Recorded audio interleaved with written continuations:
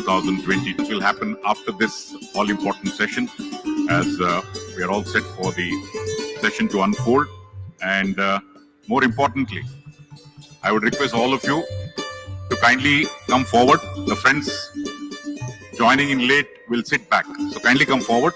We have the chair as well as the esteemed speaker ready. And in the interest of time, we are starting the session straight away. At the outset, it's indeed a matter of great privilege and pleasure to call upon the chair of this session, Professor Padmanabhan Govindarajan, Padma Bhushan, former director. Welcome to you, sir. And also, please put your hands together to Professor Ajay Kumar Sood, Principal Scientific Advisor to the Government of India.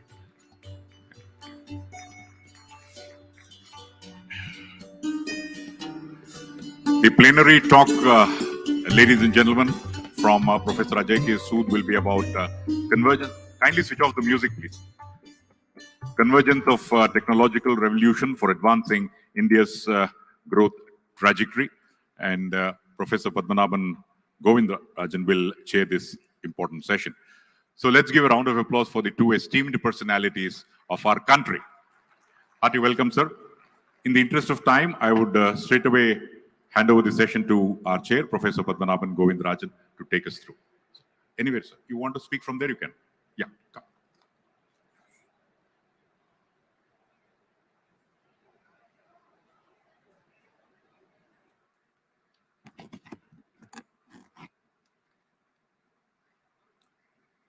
Professor Ajay Sood and distinguished colleagues in the audience, it's a great pleasure and privilege for me to chair this plenary session, which will be given by Professor Sood, Principal Scientific Advisor to the Prime Minister and the Cabinet Secretary. I have a small claim, the younger colleague at the Indian Institute of Science. Of course, we belong to different departments. An outstanding physicist, internationally recognized physicist. His areas listed as quantum materials, soft condensed matter, nanomaterials, nanotubes. I believe his perception of science is very broad. I remember we discussed years ago how his nanotubes can be used to detect malaria parasite. Professor Sood has obviously received several recognitions, difficult to catalog all of them. He got the Bhatnagar Prize. I hope this will come back in some form or the other. He's a fellow of the Royal Society, United Kingdom, which says is international recognition. He's an associate editor, he's an editor in several journals, associate editor in ACS Nano.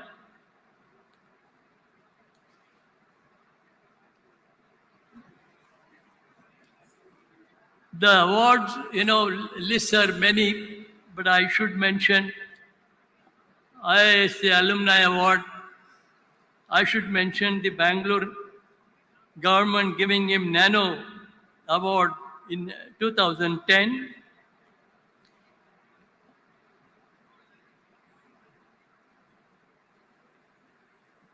So we have been extremely happy and proud that a scientist of his caliber, he must be having something like 500 publications, 50 PhDs. I can give some numbers, approximate numbers, which only says he's a hardcore experimental scientist. And so we are extremely happy that he has been recognized and then elected as the Principal Scientific Advisor to the Prime Minister and the Cabinet Secretary. I have only two requests or plea to lay before him. The state of Karnataka, as you know, Dr. Sood, is most conducive for science and technology. and perhaps the largest number of startups.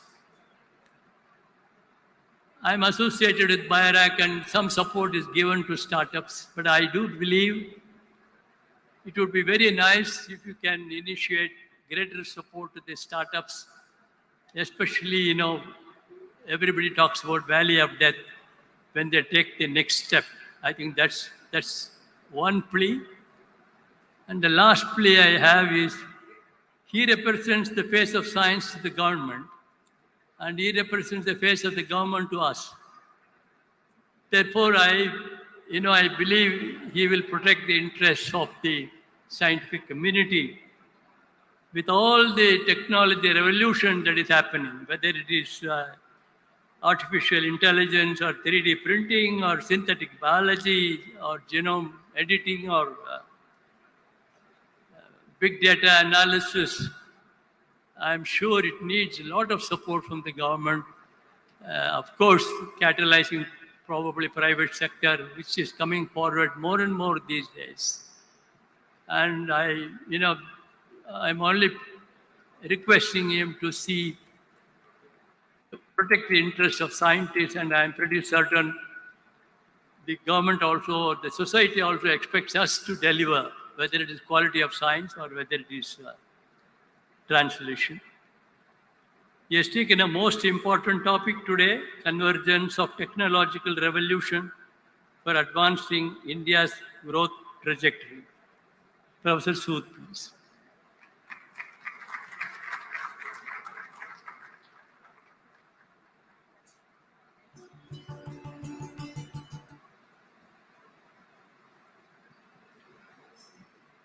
Can I have a clicker?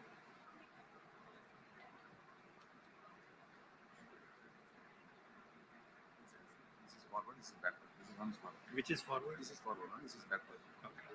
This is forward.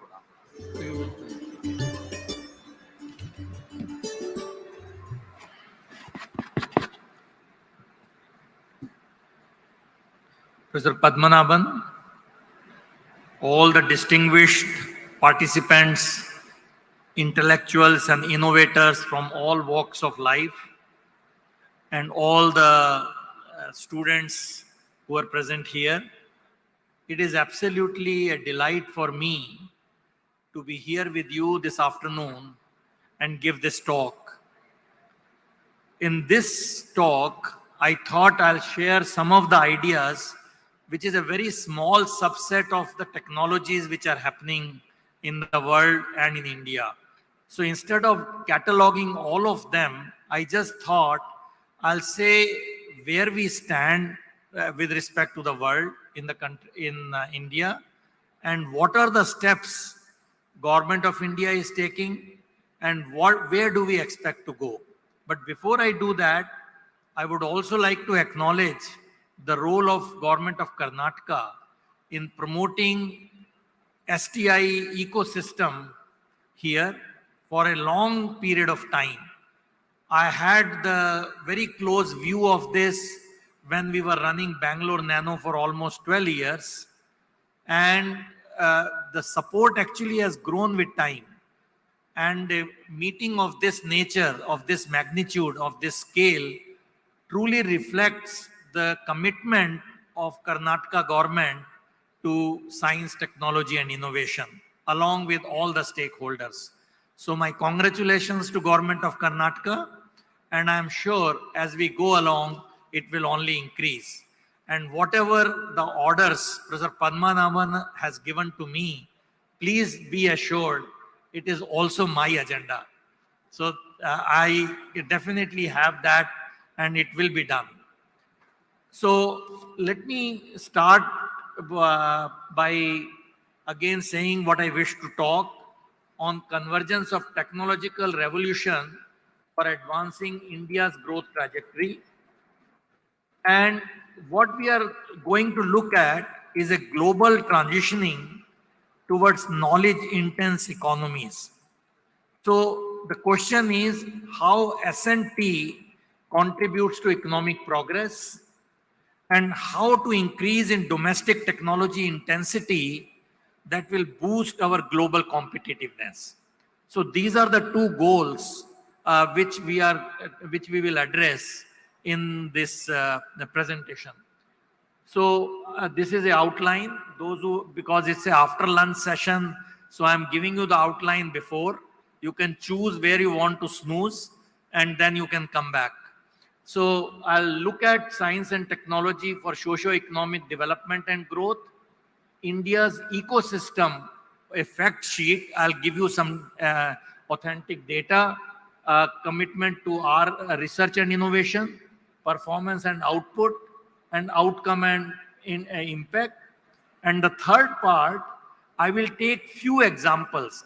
As I said, this is a very personal choice because the office of PSA has been involved in one way or the other in shaping this or discussing this various ministries.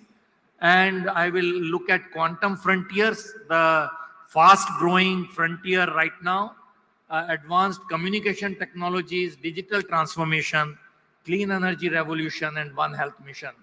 And in the end, I'll discuss a few steps which our office has taken towards policies and the role of stakeholders. So this is what I said. We will look at global transitioning towards knowledge intense economies.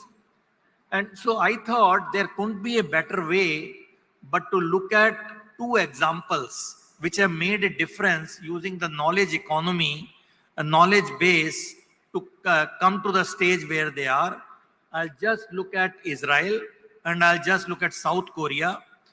Roughly the time we got independence, they also got independence here and there few years. And what have they done by intensely devoting the energy, the input into R&D. So if you look at that, Israel is a leading performer in terms of its knowledge infrastructure, and now it ranks 21 out of Global Knowledge Index. As you know that the Global Knowledge Index emerged as a replacement to World Bank's well-known Knowledge Economy Index of 2012. So this index is more holistic and it incorporates multidimensional nature of knowledge and helps to guide policymakers and researchers in their efforts to foster knowledge-based societies and bridge knowledge gaps that will help to develop the society and economic growth. I don't know if you can see the numbers. It has various sectoral indices, which you may not see it, but you should see that their overall rank is 21 out of 138 countries, and their score is about 63.7 on the average, extremely high. But the sectoral things, if you see, you will see that there are various components in this. You may not be able to read it. I'll just mention that research and development and innovation, they are third in the country, and they invest 4.65% of GDP on GERD. This is one of the highest in the world. And another one which we should take example from is South Korea. Korean Republic is a leading performer in terms of its knowledge infrastructure, and it ranks 19 out of 138 countries with a GKI score of 64.4. Again, remarkable rank, and the individual rank sectoral indices I have given.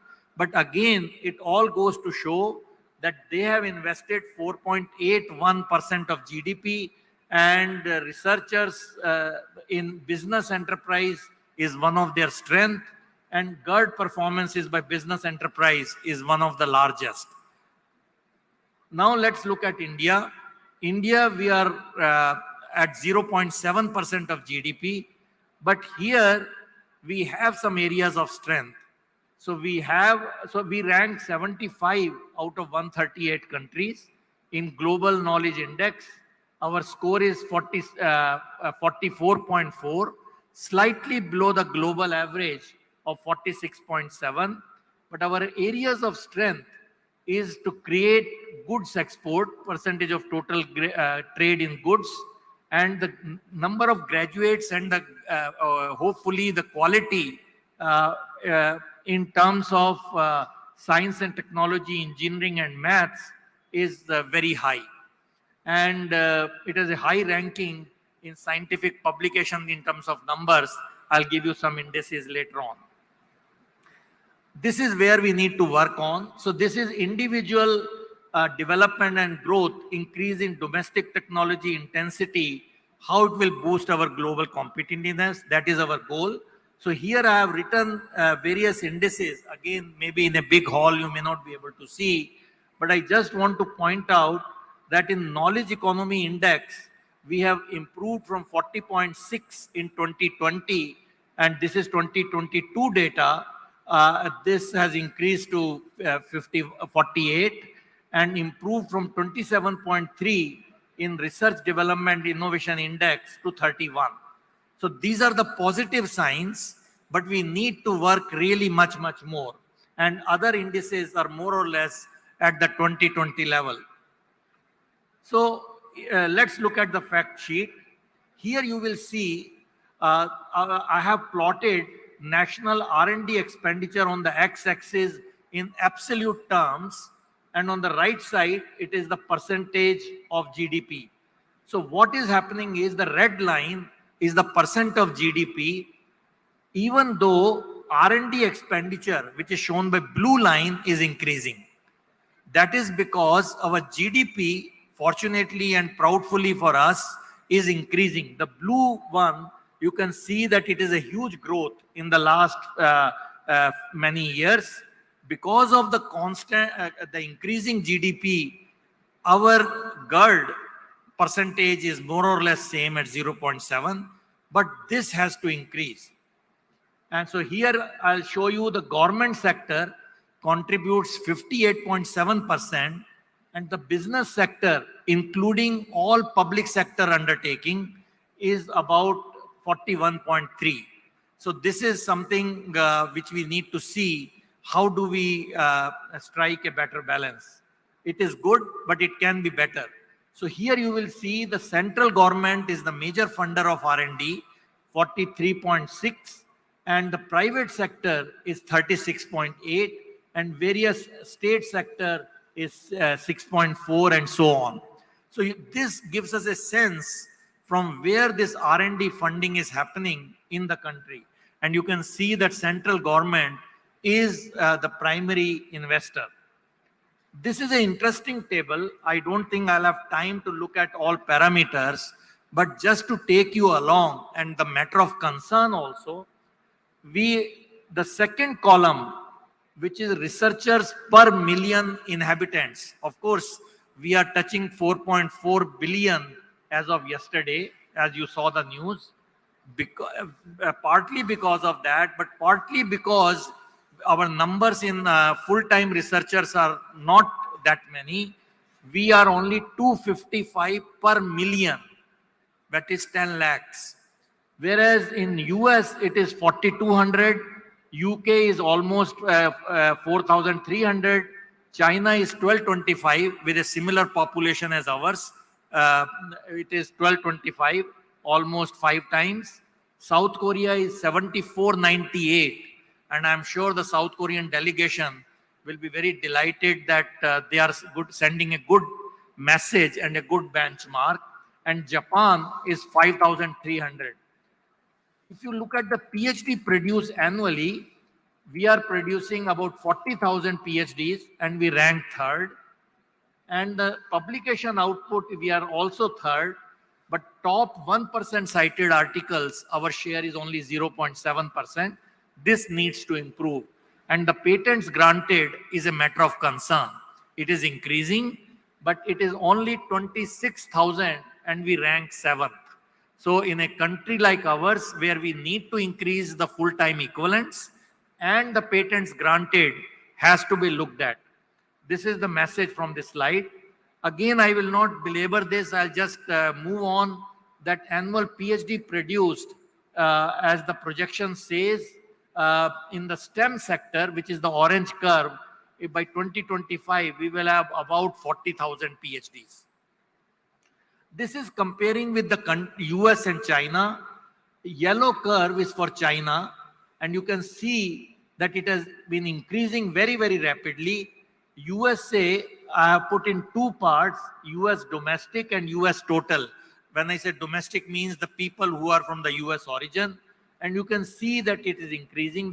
India is the blue curve, which is increasing, as I said, but we really need to see the quality factor, and we really need to see how do we strengthen it. This is a good news story, but again, much more can be done. We have jumped in Global Innovation Index in 2022 to 40.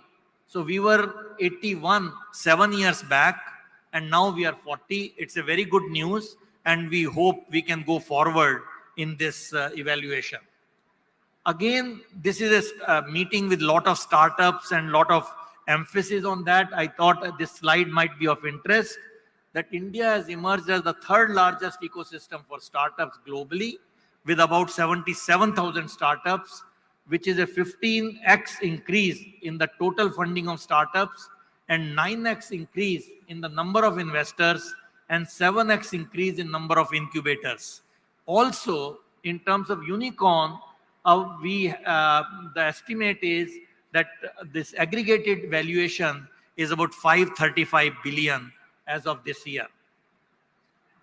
Here, what we need to focus in the next few years is the deep tech startups. There is nothing wrong in other startups, but deep tech startups are really the ones which make the country strong and independent. Here, number of deep tech startups, will increase. For example, it will be 3,000 by in next few years. It will have various factors which I have written. I will not go into detail. And cumulative funding raised will be about 2.65 billion for deep tech startup. I am differentiating between the 80,000 startups and the deep tech startups. This is again a projection, deep tech startup by 2025, at least 7,500 if it is normal, but if it is accelerated growth, sorry, it is the other way, 5,000 and 7,500 if everything is good.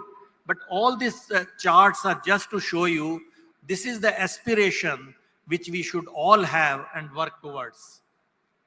So let me briefly touch upon in next 10 to 12 minutes, only give you a glimpse of this. It no means a very exhaustive study or a presentation, but many of it are discussed in this conference, and many of things will be probably discussed probably in the private domains.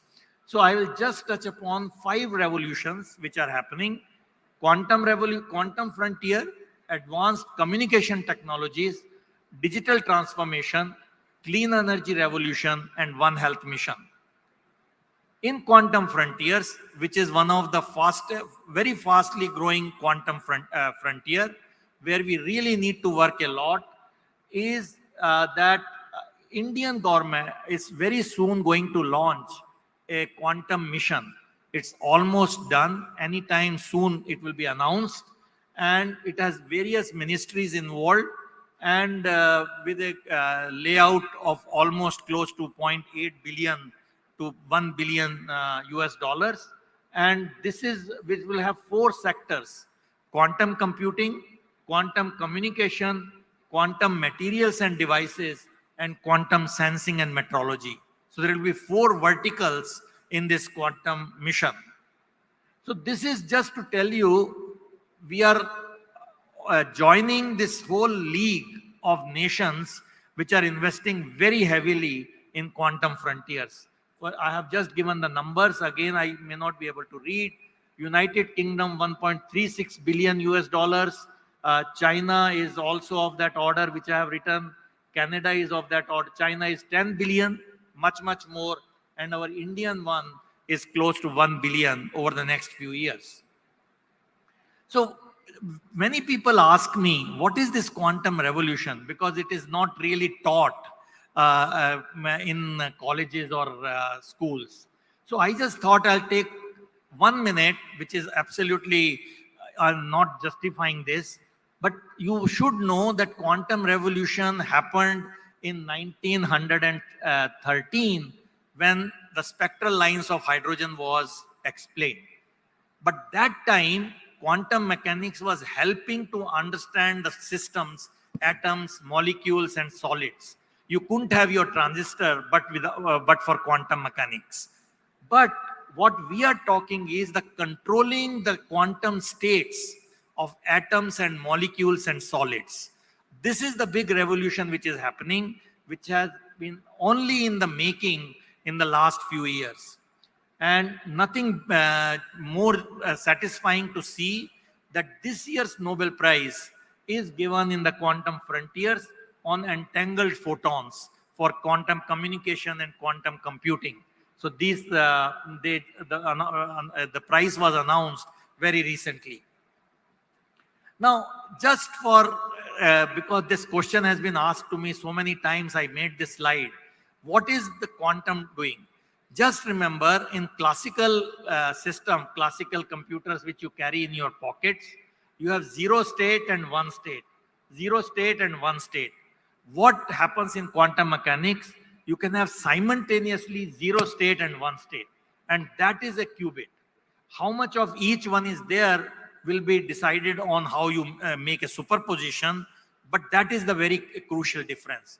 And the big difference is you can have entanglement of these qubits, which is what I have shown in the cartoon. 0, 1, which is existing simultaneously, entangles with another qubit.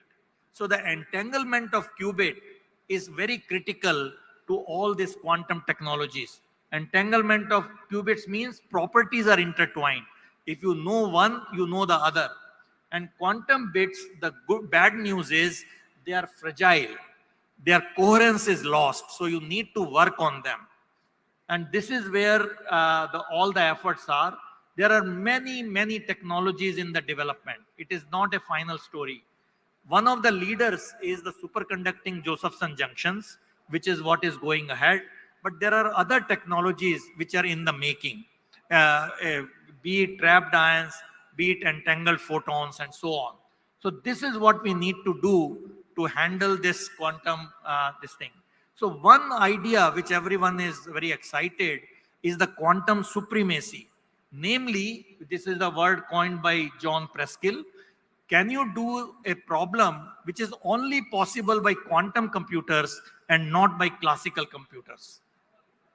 So quantum simulators, which is the dream of all of us, is to simulate the phenomena which classical computers cannot do. And it is now believed that the best thing is that wherever you have optimization issue, like in which are complex, which are exponentially in complexity, this is where quantum computer will come to your help. So what you have, for example, can we have a quantum model of photosynthetic molecule process which is so efficient, almost 90%? People are trying to duplicate that in the laboratory, not succeeded. So the idea is the quantum simulator can understand the pathways, which has not happened. If it happens, then you can do the rational drug design, you can do rational molecular synthesis, rational Haber-Smith-Bosch process, whatnot. And recent paper this week in November 14th has said we have a long way to go. The reason is the noise in the quantum computer in this process keeps on increasing. And after 300 gates, it is overwhelmed by noise. So you have this noise generated from switching of gates that perform logic operation and in reading their output. So it's a big challenge for all of us. This is a problem which is not solved. So this is why I am mentioning it. Quantum computing is another area, communication, I'm sorry, where you need to have a secure communication. And what is the idea? Idea is that you send the signal classically, but your key is quantum, so that the key cannot be broken and you will have a safe communication. So that is why you have the quantum key distribution, and there are various protocols. Good news is it is happening in our country at good pace, but the challenge is quantum repeaters, because when you use entangled photons, you cannot go beyond 150 to 200 kilometers without amplifying. In that amplification, you cannot have the quantum key. And this is where all the work will happen in the next 2-3 years all over the world. Once we succeed, we'll have quantum teleportation and quantum internet. So good news is that with this Macan network, which also has the PSA office involvement, they have demonstrated up to 15 kilometers. And very recently, DRDO and IIT Delhi have demonstrated up to about 100 kilometers between Prayagraj and Vindhyachal. So this is a good news, but we need to go to those quantum repeaters if we want this dream to succeed. The next one is the advanced communication technologies. Many of you are more experts than me. I will only mention 6G. 5G is already rolled out and it's happening. But large number of technologies in 6G have to come because it has many advantages, including extreme coverage, low energy cost, and extensive massive connectivity and so on. So a lot of work has to go on. And the good news again is that Department of Telecommunication has formed a 6G Technology Innovation Group, which is looking at all the questions I have written here to make a roadmap to make so that 6G we are ready sooner than later. So it's already started all over the world. Something is happening here, but it has to be scaled up. Digital transformation is, you all aware, that it has many sectors. It has artificial intelligence and machine learning. It has cyber security. It has Internet of Things. It has cloud computing. It has big data analytics, digital twin, robotic automation, and enterprise resource planning. All this will be really the future of this digital transformation. And this is an area where India is taking a lead, and I hope it will take more lead than other nations. So I will again say that again a lot of opportunities have come. They are there in government sector. This is an old data of 2019. You can see the number of Aadhaar we have, the number of WhatsApp subscribers, the number of social media users in business sector and government sector. And this is all telling us, which is it does not need any intelligence, that digital opportunity is really a huge one for us to come in next few years. And I cannot but mention this metaverse. Metaverse is already started.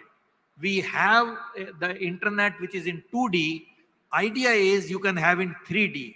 You can have the digital twins of a city, digital twins of a factory, digital twins of a hospital, digital twins of anything. And you, as you know, that the first digital twin of Seoul was demonstrated not long back. And this is where lots of these technologies will be playing a role. So this metaverse is not only for gaming. Gaming is one aspect, but this is, of course, there are many things more. We will have interactive science labs using metaverse. You will have education and science more accessible. You will have virtual commerce, but also you will empower workforce and strategic capacity building. This is all that is possible and much more by metaverse. And this is what you should look forward in a very major way in the next 3 years. Clean energy revolution is already happening. We are aware of the CO2 rise and the surface temperature rising. And already there is the signals are on that we are not doing well. India has not been the major polluter. If you look at the overall thing, this is the debate going on in this week. But nevertheless, we have taken a conscious decision that we will limit our net zero by 2070. So this will have many sectors. This is only telling which sectors are contributing to CO2 emission. But here, there are many things which our leadership has announced to increase the non-fossil energy by 500 gigawatts by 2030, reduce total projected carbon emission by 1 billion tons by 2030, and net zero by 2030. So all this is not going to be easy. Please trust me. Many sectors have to work on it. And one of them, only saying one, there are many sectors, is the green hydrogen. So the green hydrogen looks at the good old electrolysis of water using renewable energy, not the fossil energy. Once you are doing that, then you can use green hydrogen in various applications. And biomass, which is a big thing for India, you can convert biomass to give you biogas. And yesterday I visited ISC lab, where we are mixing with steam. You can make the syngas, which increases how much hydrogen you can get out of 1 kilogram of biomass. And this is really the technology which will grow. Electrolysis, please remember, was made in 1888.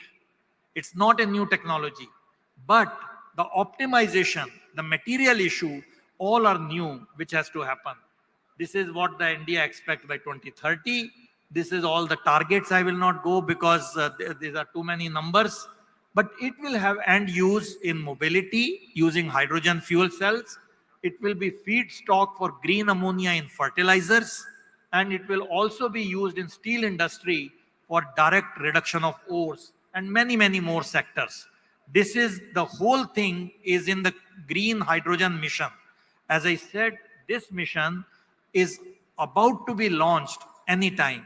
It is again a huge mission for the next few years, and India is committed to make green hydrogen as a major player in achieving net zero carbon.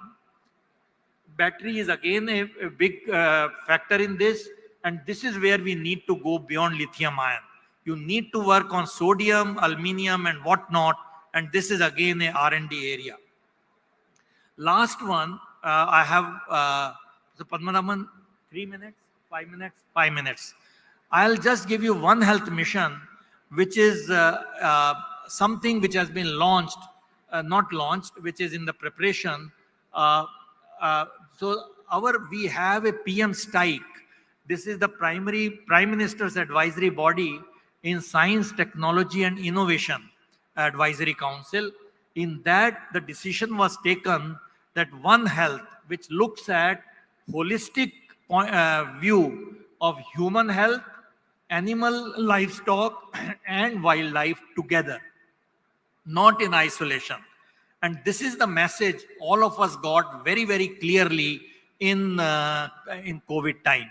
You have to take all the three sectors in a holistic manner, and this is the mission being prepared now with the participation of almost 10 ministries. They are all doing One Health, but maybe there are gaps, maybe there are improvements needed, and this is what is done. And I'm glad that Dr. Sindhura is here. He is leading this mission to make it a reality. So these are various things I will not talk. Integrated disease surveillance. We will have the disease preparedness in terms of vaccine and diagnostics. We will have pandemic preparedness, all that with interministerial collaboration, coordination and communication. This is a big mission which we are launching, in which many ministries will be involved, many states will be involved. And you know that Karnataka government has already launched One Health mission, but this is something which will have to, this has, our mission document has many more factors, and this is what we want to do. It has many technology needs. Again, short of time, I will not tell you. You can read it. It has large number of technologies to be developed. What are the new platforms you need for all the three verticals: humans, livestock and wildlife? So what are we doing in the last 2 minutes? Sorry for not spending enough time. I will just tell you that in our PSA office, we have launched this National Science and Technology Cluster, and it is relevant because after my talk, there will be a brief ceremony or brief event to launch the Bangalore cluster. So we already have 5 clusters in Delhi, Hyderabad, Pune, Bhubaneswar and Jodhpur. And today, Bangalore will be launched. So this one has a pyramid structure. The pyramid structure is a very holistic. The bottom of the pyramid is where each cluster will enable the creation of a shared ecosystem with a large number of institutes in the neighborhood working together as one large institute through a formal umbrella but retaining their internal autonomy. Very, very important. Second, so it will entail sharing of facilities, sharing of courses, and so on. Second one, the pyramid is the becoming a regional solution provider. And here we will have this clusters will be the solution provider to local bodies, state governments and industries, and creating a regional influence. And of course, the top is national and globally competitive, at least in one area or 2 areas. These are just some snapshots of S&T clusters. I'll just rush through. Pune is focusing on areas which I have written. This is a reality in the last 3 years. And all these clusters, if you go to their website, have done extraordinarily well. Our office has given a very modest grant to catalyze the whole thing. But now they are going out and generating 10 times more resources than what we have given. And that's the success of the program. And this is where I hope Bangalore will exceed all the 5, because Bangalore is a hub of S&T and I. And if you cannot do it, I'm sorry, nobody else can do. So you have to take this challenge. We have a small ceremony. You will see who are the players. But this is where we need to do along with all the stakeholders. Hyderabad, Delhi, Jodhpur, I didn't have time, but the last part which I want to mention, this is what will be populated as we speak. And the last part, in last 1 minute, is a wonderful platform called Manthan. Manthan is a platform, it's a democratic and decentralized platform for collaboration between all stakeholders, between academia, startups and industry, as well as philanthropic and government sector. This is a very unique platform with many, many USP, which I will not read. And it has a very, very well-structured features. In that, we will have the demand side. Who will be the demand side? For example, industry and so on. What are the challenges they face? And our supply side will be the research institutes, incubators, startups, SMEs, clusters, and centers of excellence. This is absolutely fabulous, where you can put your problem and really have this very collaborative thing. So already the good news is that in the last few months, this was launched very recently, 3 months back, we already have total number of opportunities on the platform, 45 in the last 2 months. Current open opportunities are 20, closed opportunities are 25, and success stories are already 7. And if you look at the projects which are going on, you can go to the website, please do that. And it has an international wing also. So the international players will also be able to join this Manthan platform. With this, let me thank you once again for having me here and allowing me to share the vision of the PSA office along with all stakeholders. Please remember, PSA office is a catalyst. PSA role is to bring together all ministries, irrespective whether they are science ministries or not science ministries, do the policy interventions like in drone. The drone policy has a lot of things to do with our office. That's why it has gone to the level which we never expected. Many, many things are happening in the technology policy front. We have another arm which is called Empowered Technology Group, which I did not discuss, which also looks at all the futuristic technologies which India is working and India is procuring. So with this, let me thank you once again. Sir Padmanabhan, thank you for chairing this, and I'll be very happy offline interaction. Thank you.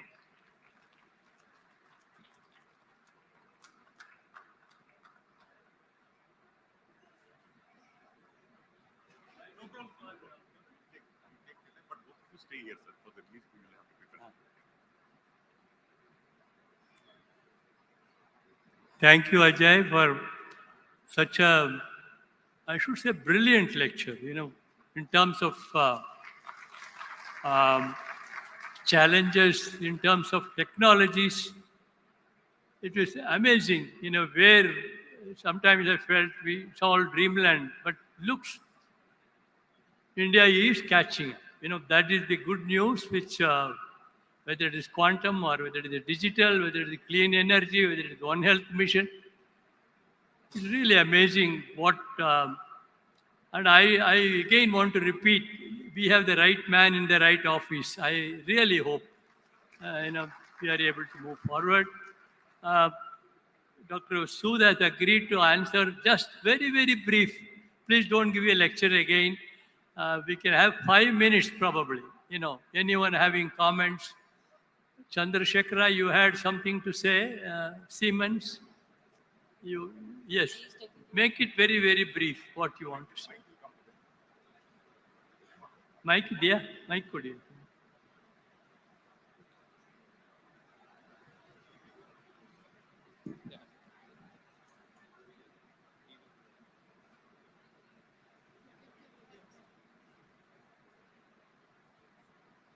Thank you. Sir, my name is Chandrasekhar. I have a question for you, Sood.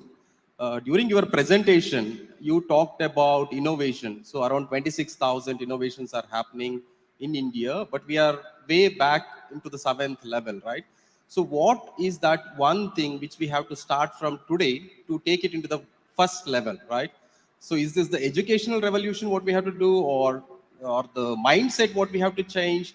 What is that we have to start doing, and how do we make it a sustainable innovation, not the innovation which is destructive but rather constructive? Thank you, sir.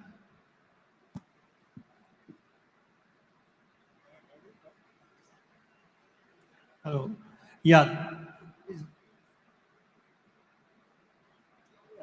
I'll just come.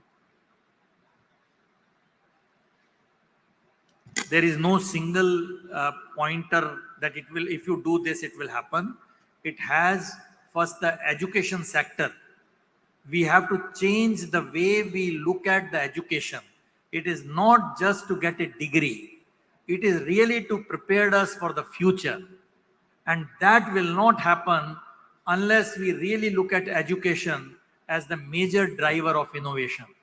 So that, in my mind, will be most important. But other than that, we need policy interventions wherever it is required. In deep tech sectors, I do feel we need interventions, because otherwise our companies will start here and move overseas. We are aware of that. So we are looking at that. So as we prepare, we are preparing the policy document.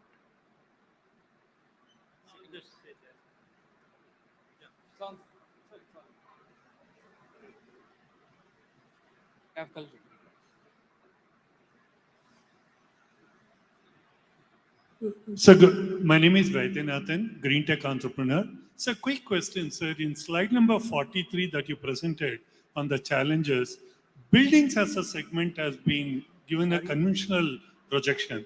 Slide number 43 of yours. Okay.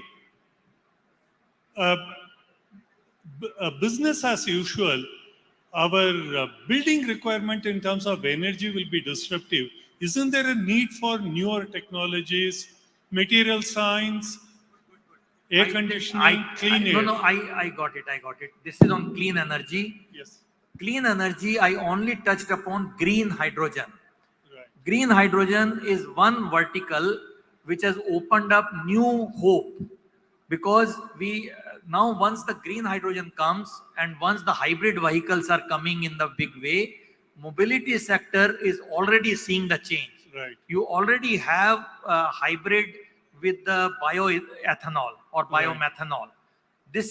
We need to now think in the direction which we have not been thinking. Green hydrogen is one, and I said this is not all. Wind energy, we almost said India is not good, but that's not the correct. Can you innovate new ways to make compact wind tunnels, not the huge ones, which can be used? Answer, we don't know. Still work has to go on. So many sectors. Right. I am saying clean energy, please remember, it will be something which will make or break us. We have no choice. Yeah. Thank you, sir. So I'm Colonel Kevin D'Souza. I'm a researcher from IDSA, New Delhi, in the defense sector. I just have one or two queries. One is that we keep speaking about investment of a percentage of GDP in research, basically putting money into it. And more money means more research output.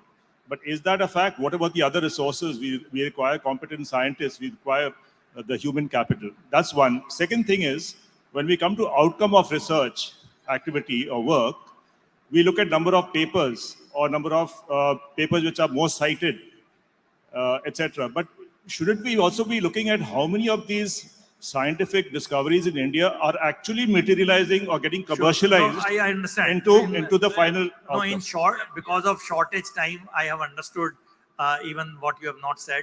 But let me just say that basic science, which you say publication, see, it is basic science or applied science is not the right division. It is good science or bad science. You would not have GPS in your pocket, but for the general theory of relativity. You could not do a money transfer without the geometric algebra. What is basic science today cannot be ruled out as the translational aspect. What is bad is the incremental science. And that has to, as I said in my talk also, though we are third rank in number of publications, I said very clearly myself that we really need to see how much is it really at the front end. And this is what we should work, not on numbers. We do not believe that numbers will help. Number of PhDs also will not help unless we improve the quality. Absolutely, you are on the dot. And there is a awareness, you know, even UGC has removed the restriction of the publications for PhD last week. So we don't need bad publication. Please don't publish bad. I think time is really the culprit here, but is there anyone who's dying to make a comment? One final comment? Hello, sir. Sorry to disturb you. Yeah. This is Professor Ranjit Raja from Tamil Nadu. I want to ask the one question, and this is the last question. Sir, as an Indian government, we are not concentrate more on the underwater computing. Why, sir? Underwater computing. Sir, it is underwater computing. Computing on underwater. We are having Underwater computing. I am sorry, I am so ignorant in this hall. I Okay. don't know what you mean. You mean if a computer is dipped into water, whether work? Is no, that what sir. you're... No, sir. Actually, we are I don't doing know. lot of network under No, the... I think we can do later offline because underwater computing, I don't know. But you know that India has launched a very, very big program, again started from the PM Strike mission as Deep Ocean Mission. You know that. Yes, sir. Deep Ocean Mission has all the aspects of deep ocean, whether it is taking the minerals out or whatever it is. So I am sure we can discuss with the experts regarding your question. Thank you. Thank you, sir.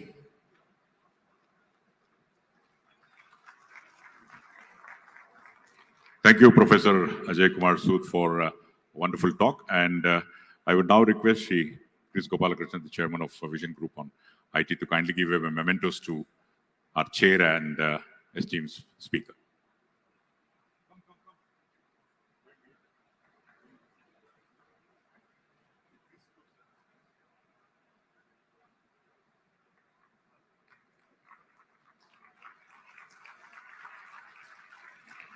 Thank you, Professor Sood, and also to Professor Padmanabhan.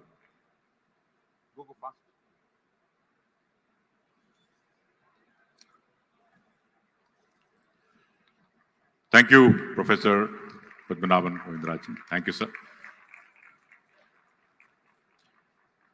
Thank you, Chris. I would request both of you to kindly be seated for a moment, as we have, as it was indicated during the talk by Professor Sood about the launch of Bengaluru Science and Technology Cluster. But before that launch, let's get a little bit of insight of what exactly is best.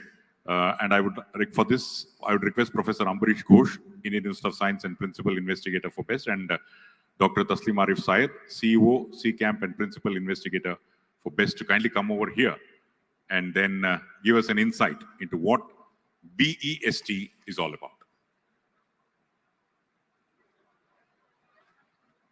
You get started, Taslim. Say the introductory remarks. Yeah. Good afternoon, everyone. I'm Taslim Arif Syed from CCAM, along with my colleague, Professor Ghosh from ISC. I think we know that we have a paucity of time, but we are extremely delighted that we are here today. Something that Professor Sood PSA mentioned about coming together of a convergence of one of the best talent that India has in a city mode, that is Bangalore. All science and technology stakeholders, be it academia, industry, startups, or other stakeholders, including government, to come together under this initiative, which is under the office of PSA, to build something what we call as a Bangalore Science and Technology Cluster, which envisages to bringing everyone together, build a conversion for the mandate that Professor Sood mentioned, the pyramid that he had mentioned very clearly, the sharing of the ecosystem, the national impact, and the global competitiveness. And I think that is something we hope to do. We all believe, including me and my colleague, that I think Bangalore is a phenomenally gifted city in terms of science and technology. We all know about it. And the hope is that this will be the first step towards taking it to the next level. I request Amrish to come and share a few thoughts about that. Thank you. Thank you, Taslim. You know, there is a concept in dynamical systems which says if your initial condition is not right, things can become chaotic. I can't imagine a better starting point, a better T equal to 0 for the launch of this cluster. Thank you, the organizers, for allowing us to inaugurate the cluster here. And thank you, the Office of PSA, for facilitating and for supporting this initiative. I will very briefly about the different problems that we are going to attack at the initial stages of this cluster. They encompass things like health and wellness, urban life, and all of these are immediate to medium-term impact. At the same time, we want to be ambitious and we want to be forward-looking. We want to look into the future. So we also have programs on futuristic technologies and solutions. I will tell you a little bit detail about these themes, but before that, let me just echo what Taslim mentioned just a minute ago. Bangalore is an amazing city. So when we realized that we have to go into these multidisciplinary themes, we wanted advice from everybody, all the major players of all these different themes. So our advisory board, which is chaired by Dr. Spenta Wadia from ICTS, comprises of academics, industry organizations like NASSCOM, DCIC, CCAMP, government agencies like DULT, Department of Urban Land Transport, strategic sectors, ISRO, DRDO, and also at the same time, we have plugged in outreach and non-profit organizations like Science Gallery, as well as venture capitalists and investors. So we have all the different, the levels in which a science and technology starts from a scientist lab and goes into the society. We have gotten all of them plugged in our ecosystem. Among the different themes, we do not have time to go over all of them, but let me just highlight, Professor Sood spoke about One Health. We have a theme going in One Health. A large number of institutions are already working on that. At the same time, we are looking at traffic. There are groups of academics who are working with government organizations to build a city-scale model that's going to completely change traffic will flow in this city. So we are really looking forward to actually make your commute slightly easier in coming times. At the same time, we are looking at futuristic technologies. Professor Sood already mentioned about quantum being one of the next new frontiers.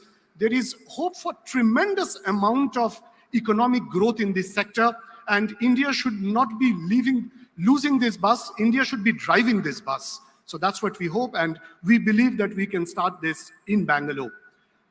Looking forward, we have ambitious plans, and I'm requesting Tasneem to tell you about the immediate plans that we have ahead of us.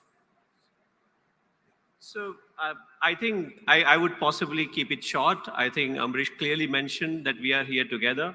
I think what we wanted to today, with presence of Professor Sood, Professor Padmanabhan, and the larger audience, we are here to say that this is a beginning of BEST, a cluster where all stakeholders of science and technology will come together.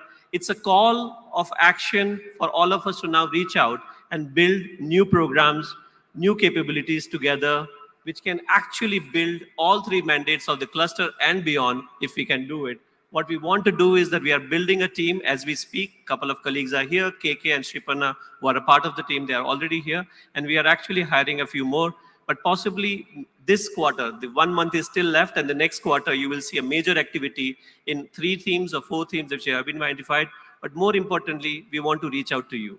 It's very important that all science and technology players of the city, organizations, individuals actually come together and build it, something that we can make it a bit more bolder, programmatic view rather than an incremental something that possibly Professor Sood mentioned. Let's make something bold going forward. Somewhere we will fail, somewhere we will succeed. The place where we'll succeed will take us exponentially very far. And Bangalore is all about that. So with that, I thank you all for being that and hand it over back to the MC for the, thank you so much. Thank you. I would give a little bit of more trouble to Chris Gopalakrishnan to kindly come back and be present for the, it's fortunate that Chris is here. So how can we do that without you, sir? Kindly come back.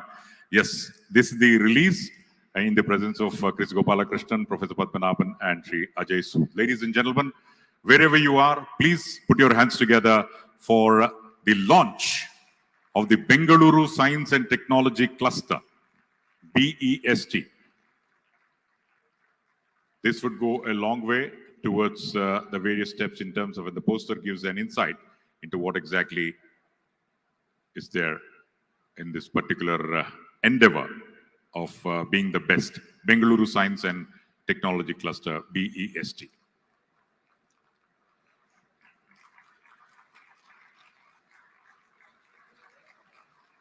Various aspects, you can watch it on the giant screen. Deep science-based solutions, collaborate across sectors, equitable social impact, and it's a combo of academia, industry, and government.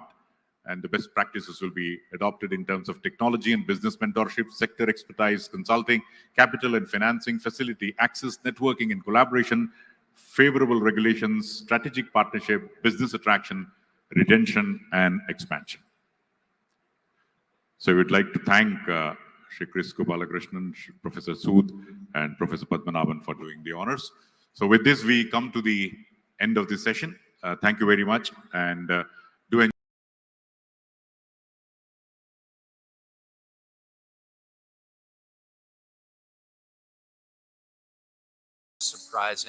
Often surprising to folks when they learn about Goldman Sachs. But just this month, I've transitioned to a new job, which is to be co-head of the newly formed Office of Applied Innovation. And so today I want to share a little bit about my professional journey as it relates to India in particular, describe what we're trying to build in this Office of Applied Innovation, and connect the dots a little bit to really express my passion for this country and my optimism for its future. So with that, let's get going. So I first visited India in the mid-1990s when Goldman had a very, very small presence here. We had a small cadre of employees set up in Mumbai as part of a joint venture. These photos depict the early days of that effort, though as I recall, when I first arrived, we were actually operating out of a hotel room in Mumbai. And as part of that first visit here to India, I had a chance to visit Infosys along with a number of other companies. And while far more established than Goldman Sachs was in India in those days, Infosys was still in its infancy. The campus was quite modest. But even then, I was transfixed by the potential for Goldman Sachs in India and for companies like Infosys, Wipro, and others to really shape the technology ecosystem around the world. You know, that having been said, while I was enthused in the mid-90s, I couldn't have imagined what would unfold in the ensuing 25 years. The startling growth and success of the ITS industry and technology ecosystems in India, or perhaps even more amazing, our own growth. From our humble beginnings with just a few employees to this sparkling new campus on the outer ring road here in Bengaluru, which is only part of a broader presence we have here in the country. We have a thriving banking and investing franchise headquartered in Mumbai. It works very closely in concert with our campus in Bengaluru, which I just showed you, which boasts nearly 9,000 employees and deep specialization across our businesses. And our newest presence in Hyderabad, where we're building deep competency in AI and digital assets, among other things. All told, we now have more than 10,000 employees here in India, more than 1/5 of our firm, which is obviously material and important. You know, I can tell you from my days of running engineering at the firm that in many ways, our engineering teams in Bengaluru and Hyderabad are the beating heart and provide intellectual leadership and an engine of innovation for the firm. All taken all together, Goldman Sachs India can be thought of as an expression of Goldman Sachs as a fintech operating here in India. So India has played a huge part of my career at Goldman, and that will continue in my new role as co-head of applied innovation. So let me just take a second to tell you what we're up to there.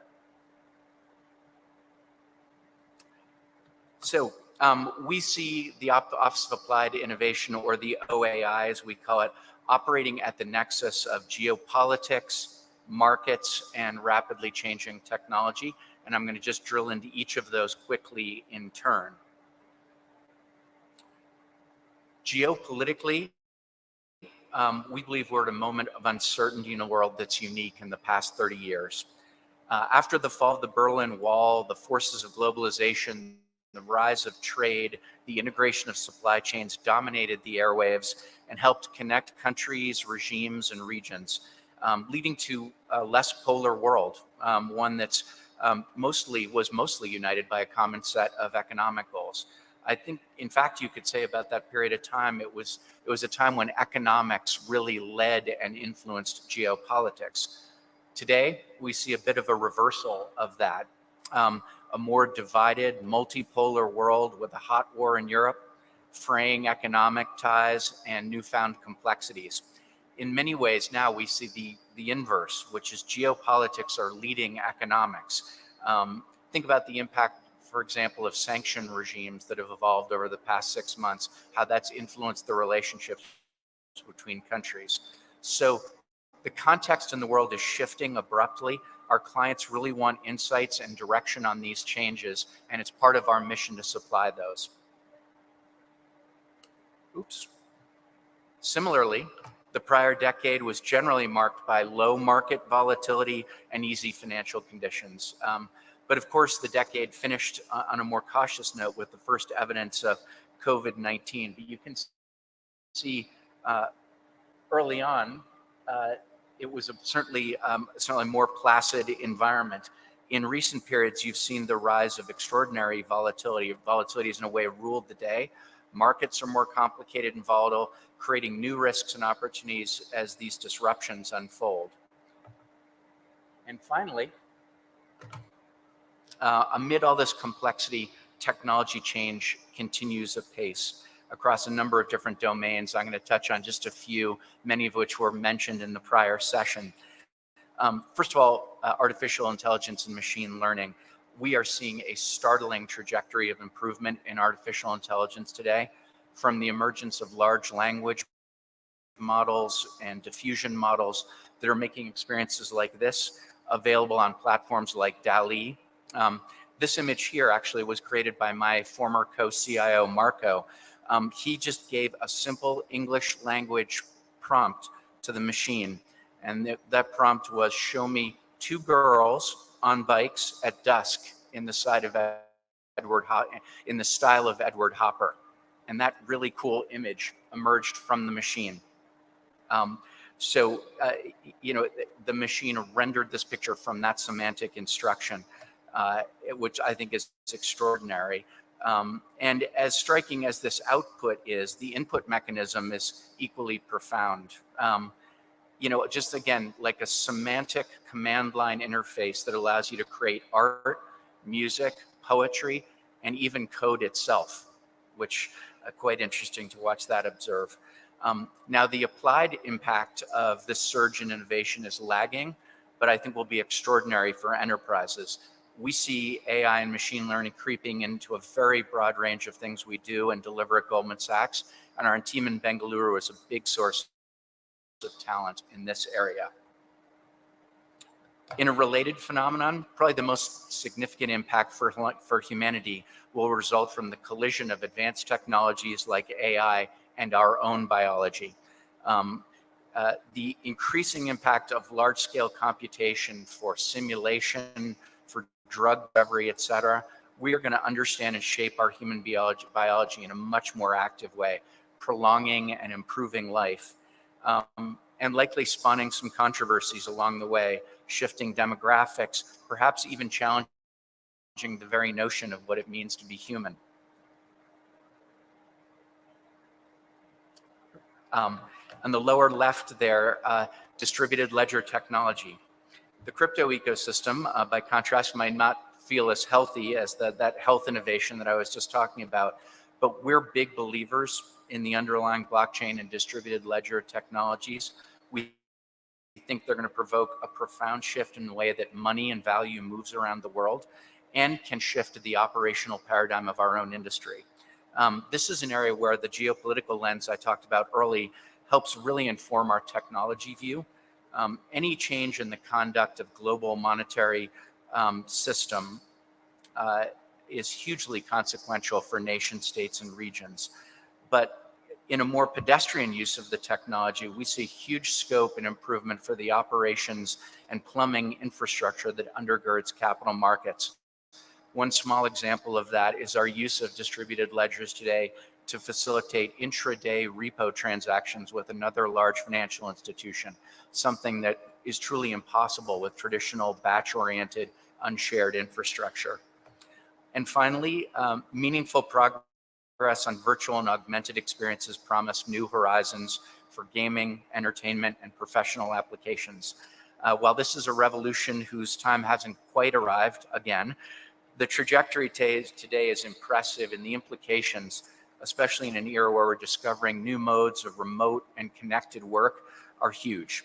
I sometimes wonder if the trading floor of the future will be virtually assembled with this technology.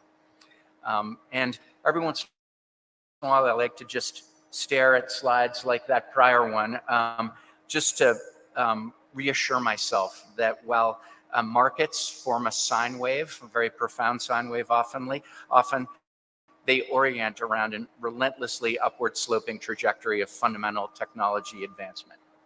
Oh, I seem to be advancing fast here. Can we move back a couple slides?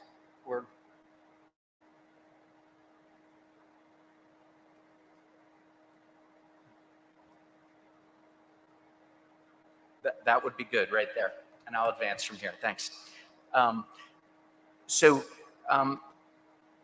there are exciting things afoot in technology, but I also described a world beset by volatility, uncertainty, and crises. Won't that slow or suppress innovation? A quick study of history defeats that notion. Just to touch on a few of these, the prolonged and deep panics and depressions of the late 1800s coincided with some of the world's most important inventions, things like the steam turbine and electrical lighting. The 1918 flu pandemic gave rise to important advances in sanitation for healthcare, including the invention of the Dixie cup, which I didn't know. And of course, the dot-com crash gave us Google. SARS helped drive the development of e-commerce in Asia. Satoshi's white paper was inspired by the challenges of the global financial crisis, and COVID-19 propelled advances in platforms like mRNA. So if history can be our guide, the current moment or period of challenge should spawn other profound advances. So how do all these themes of rapid change and unsettled politics connect to what we're trying to do in the new Office of Applied Innovation I'm building with my partner, Jared Cohen? Jared's a veteran of the US State Department and a long stint at Alphabet. He joined Goldman just recently, and our goals are really twofold. Amid all the complexity I described, we want to publish and share thought leadership with the world that addresses key challenges and opportunities and provides our clients with a blueprint for the ways we see the world unfolding. We also hope to progress beyond publication of white papers alone and seek more engaging and modern ways of sharing our insights. For example, we're hosting a tabletop simulation for a small but important group of clients and policymakers this week, addressing a critical geopolitical and economic question. Second, we want to harness all these insights and all the experience that Goldman Sachs has as a globally connected, regulated financial institution to help design and build new businesses, companies, platforms, and infrastructure, and advance this theme of changing the mechanics of money movement. So over the last 20, 35 years, the information revolution has advantaged disruptive young startups. We think this shift in how value moves around the world will be deeply influenced by the experience of regulated entities with deep compliance experience and risk management discipline. And we hope to be there as a designer of businesses, an attractor of capital, a supplier of talent, and an attractor of talent. Fortunately, Goldman has shown its ability to exercise these muscles in the past. Jared and I are inspired by the model of thought leadership demonstrated by our former partner, Jim O'Neill, who defined the so-called BRICS ascendancy with two major reports in the early 2000s. In terms of capital formation, we've also had a rich history as a designer and supplier of capital and talent, helping form businesses like ICE, Archipelago, Ready, Global Atlantic, and many others. These are businesses we help to design, launch, and build. So while the firm innovates on behalf of its clients every day, we've also shown our ability to build de novo businesses outside our four walls that really drive progress. And now, connecting it all, why do we think India is so central to our efforts in this nascent Office of Applied Innovation? Well, going back to our original frame of geopolitics, markets, and technology, it's a little bit revealing about why we are so profoundly interested in India. Geopolitically, India occupies a critical role as a more multipolar world emerges. Your scale, demographic trajectory, leadership and democracy and strategic location conspire to make this country incredibly consequential and a real pivot point for the future direction of our world. In markets, the performance of India's equity markets, the exceptional profit growth your businesses have shown, the strength of balance sheets around the country, and the growing innovation ecosystem I've been able to witness firsthand since the mid-90s makes India a natural nexus for capital flows. As someone who grew up professionally in Silicon Valley, this growing innovation ecosystem is both familiar and very encouraging. And finally,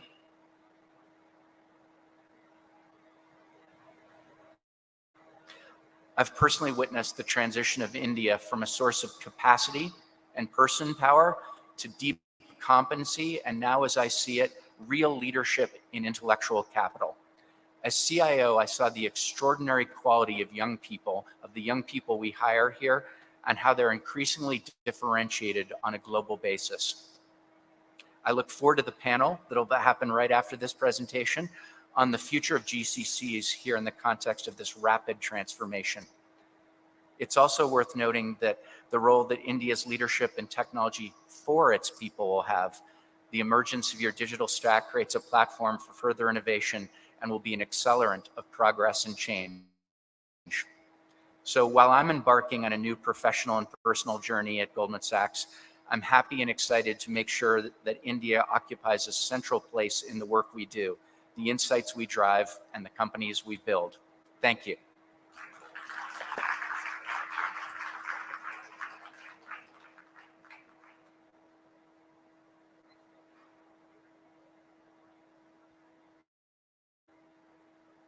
Thank you, Mr. Lee, for the wonderful speech.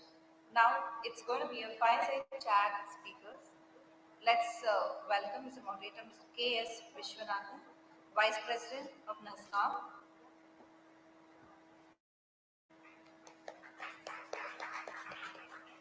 And I would like to invite Manu Sale, Managing Director and CEO of Mercedes-Benz Research and Development India.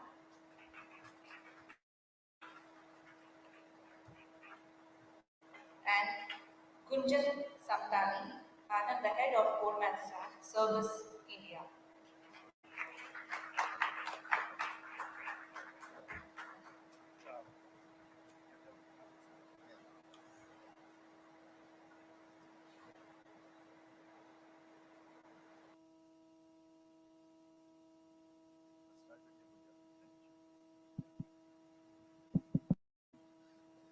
Ellarku Namaskara. Good afternoon to all of you. George, thank you so much for the earlier section. It gives set the context for why are we meeting to discuss. Those of you in this audience who doesn't understand what is the word Global Capability Center or a GCC means, they are the technology arms of global multinational corporations to enable them to accelerate the digital transformation from India set up outside the home country. Just as a context, all of you, India is the home for more than 1,500 global GCCs in the world outside the home country, and we are the largest. We hold about 48 to 50%. The journey started about 25, 30 years back, and we're going from strength to strength. But having said that, it has taken a while for all of us to reach this stage. What we're discussing in the panel today is that as a global capability center, it is no exaggeration, but for India and its technology capabilities and the global capability center, what they built up to deliver for the global market, for any reason, could be perhaps as high as a Bangalore flood, which happened in September, or even otherwise what happened in COVID nationally, etc. The challenges are, it is going to have an impact on the global market. The stock markets get impacted. The transportation industry could get impacted. The hospital industry could get impacted. The banking industry could get impacted. That is a kind of power what we have. While we take pride and privilege that India has now become the largest country for global capability center, there's also an added responsibility that we have. So in this panel with Gunjan Samdani and Manu Sale, we are going to discover as to what are those elements which is yielding India to become the trustworthy nation for global capability center. What are the risks that we have, and what else could be done so that India continues to maintain its pole position to be the nerve center for technology hub for the world. Without much ado, I start with Gunjan. Gunjan, to begin with, if you can help us trace as a representative of the industry, you've been deeply associated with what is happening in Goldman Sachs and also the rest of the industry today. If you can trace us back in the last two and a half years, decades of as a GCC experience, how did we earn the trust as a country that 10,000 miles away, 5,000 miles away, people are so motivated saying that India can do it? What are those reasons for that? Thanks a lot, Casey and George. I think the triangulation of geopolitics, market, and the talent captured it beautifully. And I think I'll start by sharing Goldman Sachs's journey in India, and then abstract it to certain practices, certain dimensions of earning the trust to becoming the platinum standard GCC in a global context for a firm like Goldman Sachs. So we started our journey in India in 2004. As George pointed out, perhaps in the early part, thinking about follow the sun model, looking at efficiencies that can be driven from the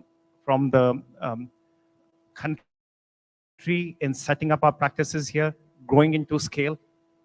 But the talent of the country truly differentiated itself in our boldness into what we can do here. And soon enough, we found that we became the hub of quantitative finance with the intersection of mathematics, statistics, computer science applied to each of our businesses, operating front to back across all of our businesses right here.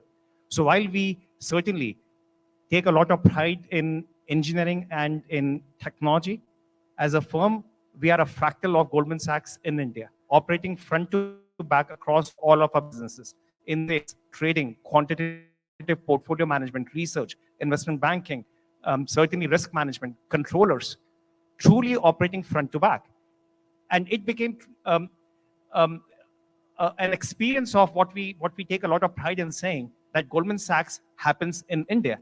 There is very little that is happening in Goldman Sachs globally that we actually are not doing or enabling for all businesses of the firm right from here. And then comes the question about, okay, so how did we earn the trust? I wish it is about one day, or it is about one person, but I think it is about the collective expression of ambition, of sincerity, of work ethics, of character, judgment, integrity. I can go on and talk about how trust is built in a global context, but it is the wrapper around the identity of the yearning of our people with the heritage of our country that truly, truly differentiates itself in how we have been able to integrate Goldman Sachs India into the fabric of the firm. And as KSV, you mentioned, there are many, many clients of Goldman Sachs, not limited to the banking industry, but across all sectors, be it industrial, be it healthcare, be it natural resources and sciences, that we host board level and C-level executives of many of these clients at our offices. And the whole idea is that talent management in India is a first order imperative at the board level, at the C-level executives of each of the companies, sectors globally. And through the forum that KSV has been organizing at NASSCOM or CII, we are providing our practices to our clients and to the industry. Thank you, Gunjan. Manu, over to you. Manu, you represent the research arm for India to be the research entity for the world. Again, from Mercedes-Benz perspective, there are many firsts that has happened in your journey in the last 2 years, 2 decades. Perhaps you could share, how did you create the many firsts for Mercedes-Benz in India, which kept your parent enterprises in awe as to what else can be done from this place? Thank you so much. I'm putting words into your mouth. Thank you so much, and a very good afternoon. Congratulations to all of us on the 25th year of Bangalore Tech Summit. I think it's really a proud moment for the city.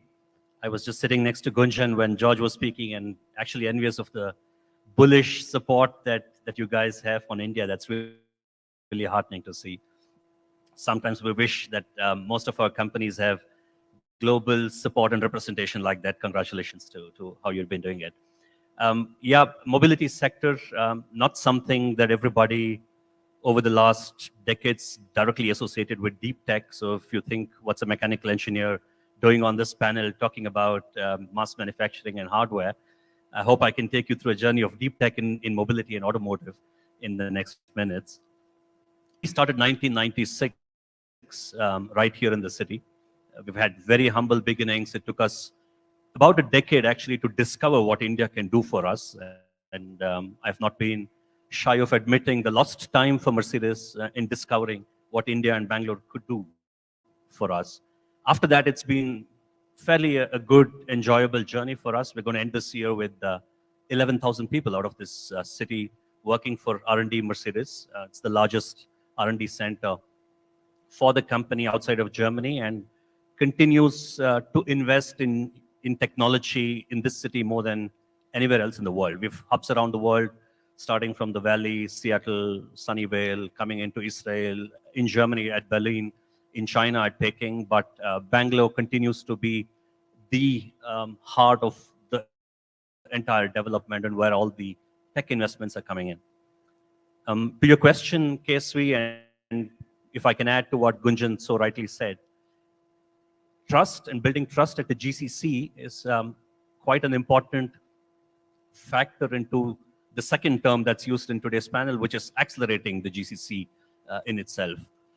if you want more of India and more of Bengaluru in this case within the product, when I say more of Bengaluru, you know what I mean, you really need to focus on the soft factors of doing business as much as you do on the hard and the tech factors, right? If India has the same thing to offer to all of us, which is great talent and extremely competitive cost base and ease of doing business in our own way in the digital space, it's the equation that you put together within the four walls of your brand that's actually differentiating GCCs to GCC from one to another. And to do that, if you call that strategy building, you really need to put that equation together with several factors. While they may be in the space of building relations with the US counterparts, I'm so focused on Germany right now, or forever. So considering the culture from a completely different continent and trying to match up to the expectations of a company that invented the automobile and has been doing it for 135 years, somewhere within that, and I don't know if I can use the next 15 minutes to unravel all of that on stage, but somewhere within that lies the magic equation to build trust and to put more of India in every Mercedes. Very right? interesting, both of you said. I would like you to spend time on this. You know, I am tracing back to, say, 25 years back, 30 years back, when IT was coming in. We were very aspirational. We were very ambitious that we will do IT business with Germany and, say, US, two countries to begin with. Completely culturally different country. So from a German culture to Bangalore culture, from a New York culture to a Bangalore culture, how did you all manage this cultural integration so that each country now looks at it as one culture and not an Indian culture or the Bangalore culture, the German culture, etc.? Is it a task accomplished or a task important to build the trust? Over to you. Yeah, I think it's about the experience that people get to witness and get to contribute to every single day that is consistent to their global counterparts. But there is a difference, and the difference is how do you respect and provide the latitude of the heritage from where people have come from in a very respectful way at your workplace, and allow for celebration of that heritage, where you have grown in, which college you have gone to, which city you come from, what accent you have, are not binding constraints of how far you can go into a global organization such as Goldman Sachs in our case, or Mercedes-Benz in Manu's case. And I think a lot is about the tonality and about the unambiguous message and cultural support that is provided to GCCs by the global organizations and management. In our case, we have been very lucky to have sponsors such as George and our CEO David Solomon, but many other that have come along. We also have been a great exporter of talent. More than 1,000 of our people have grown and are now working in different parts around the world, who have now become Goldman Sachs's India ambassadors in every business and every trading activity that they're supporting. So we have also benefited from exporting talent. We have also benefited from many expats who came and worked along with us, and in many ways were the initial hubs or anchors for the function as well as culture carriers of the firm. Manu, any comments? Well, I can trigger thought. I think if you go back, we've had visitors who come into our office wanting to hear from us. What's our magic formula in a way, right? How do we succeed? How do we ramp up? How do you place so much of deep tech, not just expertise, but dependence on the India center? We kind of put it down on a chart. It's like a 8-10 point formula. And if it's a British auto major that came in to say, you know what, sadly, I'm leaving India, the R&D here doesn't work. We've put that on paper and said, try to crack this code within your culture, because this is what I do with the German company, within the German setup and a culture. And like Gunjan said, it's the best of two worlds that the international R&D is expecting right now. Mercedes says the best or nothing, and everybody who walks into the campus comes in that mindset. If you're hired from a university or from another OEM or another company, once you kind of get indoctrined into the German way of engineering a product and talking about it in a way that you know what it means to engineer a Mercedes, I think that's when we get going. And that's the phase, the ideal global product phase, with a more global tagline and not an Indian or a German tagline that the parent would like to see. And the more you do that, the more trust you earn and the more formula falls in place in many ways. Very interesting. Just as an anecdote, 25 years back, 26 years back, when I was tracing this GCC momentum and general IT momentum from Bangalore, for many of the youngsters here, many of these people in this room, you may not be aware, when the old airport was there in HAL airport, it was declared as an international airport. And the first set of international passengers arrived, and the immigration officer was not able to even differentiate who they are.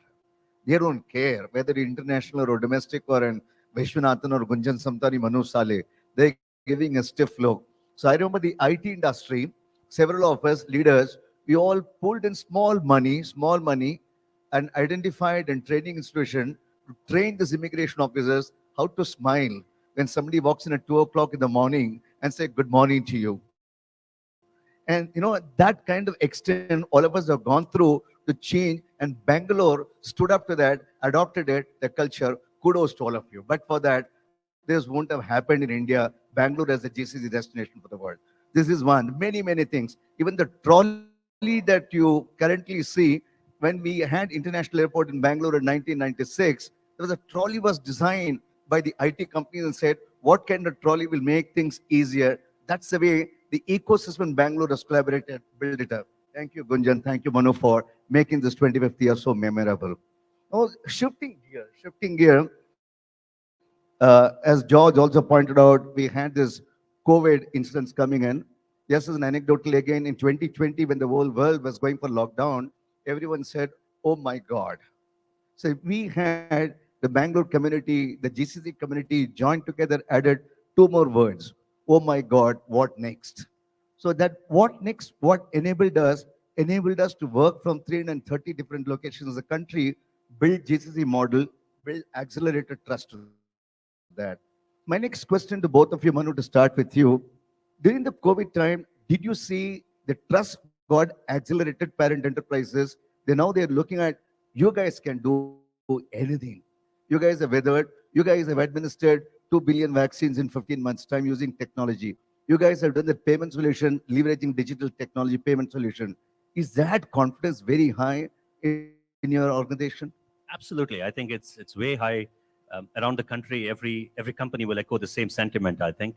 And there's a reason for it. And I believe it's less technology, but more optimism. It's more the enthusiasm, this whole attitude to just make it work and solve problems.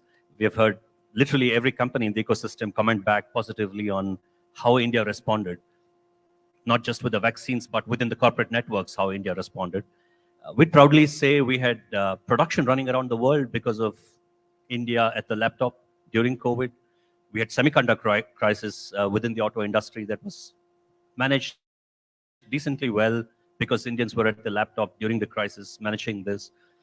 We had documents delivered around the world on time. Nothing stopped anywhere due to this. But at the heart of it was more not just this people aspect. One of the typical things that you hear outside is Bangalore was as far away, or Bangalore's engineers were as far away as the Stuttgart ones who were staying at home, right? They didn't turn up at office, we too. And digital was a great leveler somehow. But that's more to it than just that. I know that every company out here had rearranged its IT networks, gotten its VPN working in a different way, managed bandwidth differently, had its task allocation, at number crunching at its GPUs done differently. We had done a host of technical things with kind of a permanent optimism to make it work out of India.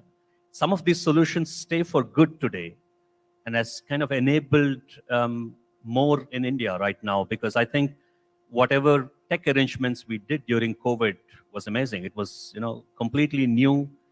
It enabled work from anywhere for mechanical engineers with heavy drawings and documents. We could compute, and we are a compute-heavy, hungry company. We could compute from anywhere. The kind of stuff that our engineers pull out was simply amazing. And at the heart of all of this, I think, is that optimism, the demographic, simply the age and the attitude to say, I want to make it work during this time. And that's at least the Mercedes story. And today that stays. The company is recognized for what they did during COVID, for the volumes that we saved, if I may say, during COVID, and that's helping a lot today. Fantastic. Gunjan, from your side, any story as to how this accelerated trust and how does it plays an extended acceleration of your activities? Yeah, I'll share something which I have shared with I won't name, but with a few central government ministers as well, which is the strength of the infrastructure of India has been an undershared and under-celebrated story. The fact that, at least in our firm, there were people who are working from more than 230 cities and villages across the country during COVID, and we were able to provide continuous support for our business operations. In many ways, keeping the capital markets of the world going happened out of India. Happened out of India, not just Goldman Sachs. I'm just talking about the larger industry at large. And how was it happening? It was happening because our telecom infrastructure was operating at a level of consistency with a level of throughput that could not have been imagined even a week before we all went remote. And that, I think, in many ways was a dramatic enabler of what companies have been able to pivot into, what more we can do out of India. Now that some of the deepest scenarios of business continuity have been addressed by this country. And now it's so much more about, as George was also talking and Manu was also talking, the identity, the competencies that we want to associate our offices with. So one can say it is about the identity, but it is so much about the identity. It is so much about the identity that gives the unlocking of the ambitions to thousands of people and gives a recognition into where you belong globally into the organization. So our identity, as an example, is we are the deepest fintech hub of Goldman Sachs globally. That's the identity. Fantastic. You had a point, Manu? Yeah, I was adding a second angle to the discussion for the engineers in the room. I think we started to fantasize product development in the computer also much more and believing in digital much more. If you're an ITS company, that comes naturally to you, right? It's writing code and you did that from your laptop for ages. But if you're a product company and you have components and you've been physically running behind labs and prototypes and testing and so on, I think COVID helped kind of fantasize the same world in digital, number one. For headquarters that didn't believe probably in that for several years, India had the solution ready. We are trying hard to sell the digital twin of sorts, if you may call. And I think COVID really helped us sell the digital twin idea much more strongly. Thank you. Now we heard from the two leaders here, how did we evolve in the last 25 years to be emerging as the most trustworthy GCC destination for enterprises. With that, Manu, Gunjan, to start with you, are you seeing any potential risk as because both of you today represent the platinum standards of what a global enterprise looks like? Are you bursting at your full steam? What else can be done? What would be the potential risk that we should worry about that we don't slip from here what we've achieved? You know, to climb up is easier. I will say it's tougher, very tough. Climb down is much easier. How do we ensure we don't climb down? I'll answer that question at a higher order for GCCs versus just Goldman Sachs. I think firstly there are still idiosyncratic geopolitical risks that may rope India into the territory of the unknown unknowns, and how we therefore manage our concentration risk and business resilience risks in anticipation of those scenarios becomes very, very important. The second dimension is any growth has to be sustainable. And India's sustainability growth is not just about a few cities where we have unlocked GCCs just till now.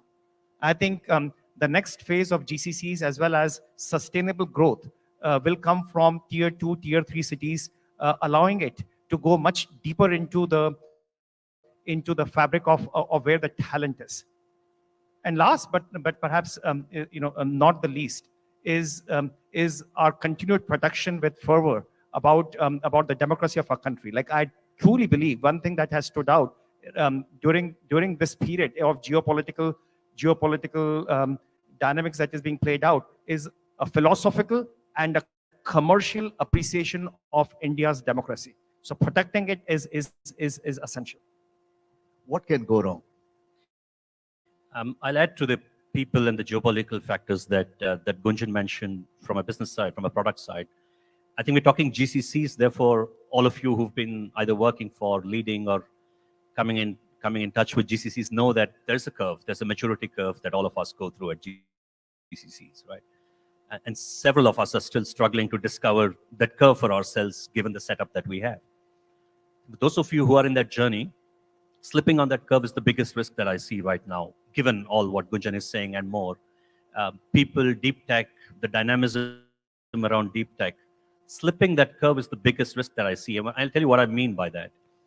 When you go up that curve and say value add from the system, from the center, you've probably already grown beyond just being a back office into understanding the product more, the system more, and thinking bigger, thinking more holistic about your own business. For me, Mercedes-Benz. If you slip that curve because the dynamics around the product are changing so much, and to everything what Gunjan said, talent has disappeared, they're not together, you can't innovate anymore, whiteboarding sessions have reduced dramatically, talent has moved into different cities, you don't get them physically anymore, and travel around the world, movement of hardware, everything is changing right now. The risk of slipping that curve is pretty high for, as we see it right now. It's nothing to do with the local system and governance that we have, it's more to, from a company's perspective, to keep focus on what you've reached so far, the risks that you have, losing control on one or the other, levers that you have. God forbid, if that happens, we go back a few years and turn back office again. I'm exaggerating a little bit, but you know what I mean, right? That's something we should avoid. Before I go to the next question, anybody in the audience, any questions you have for Gunjan and Manu Samta? Manu? Yes. There's someone in the back also? Anyone there? Or okay.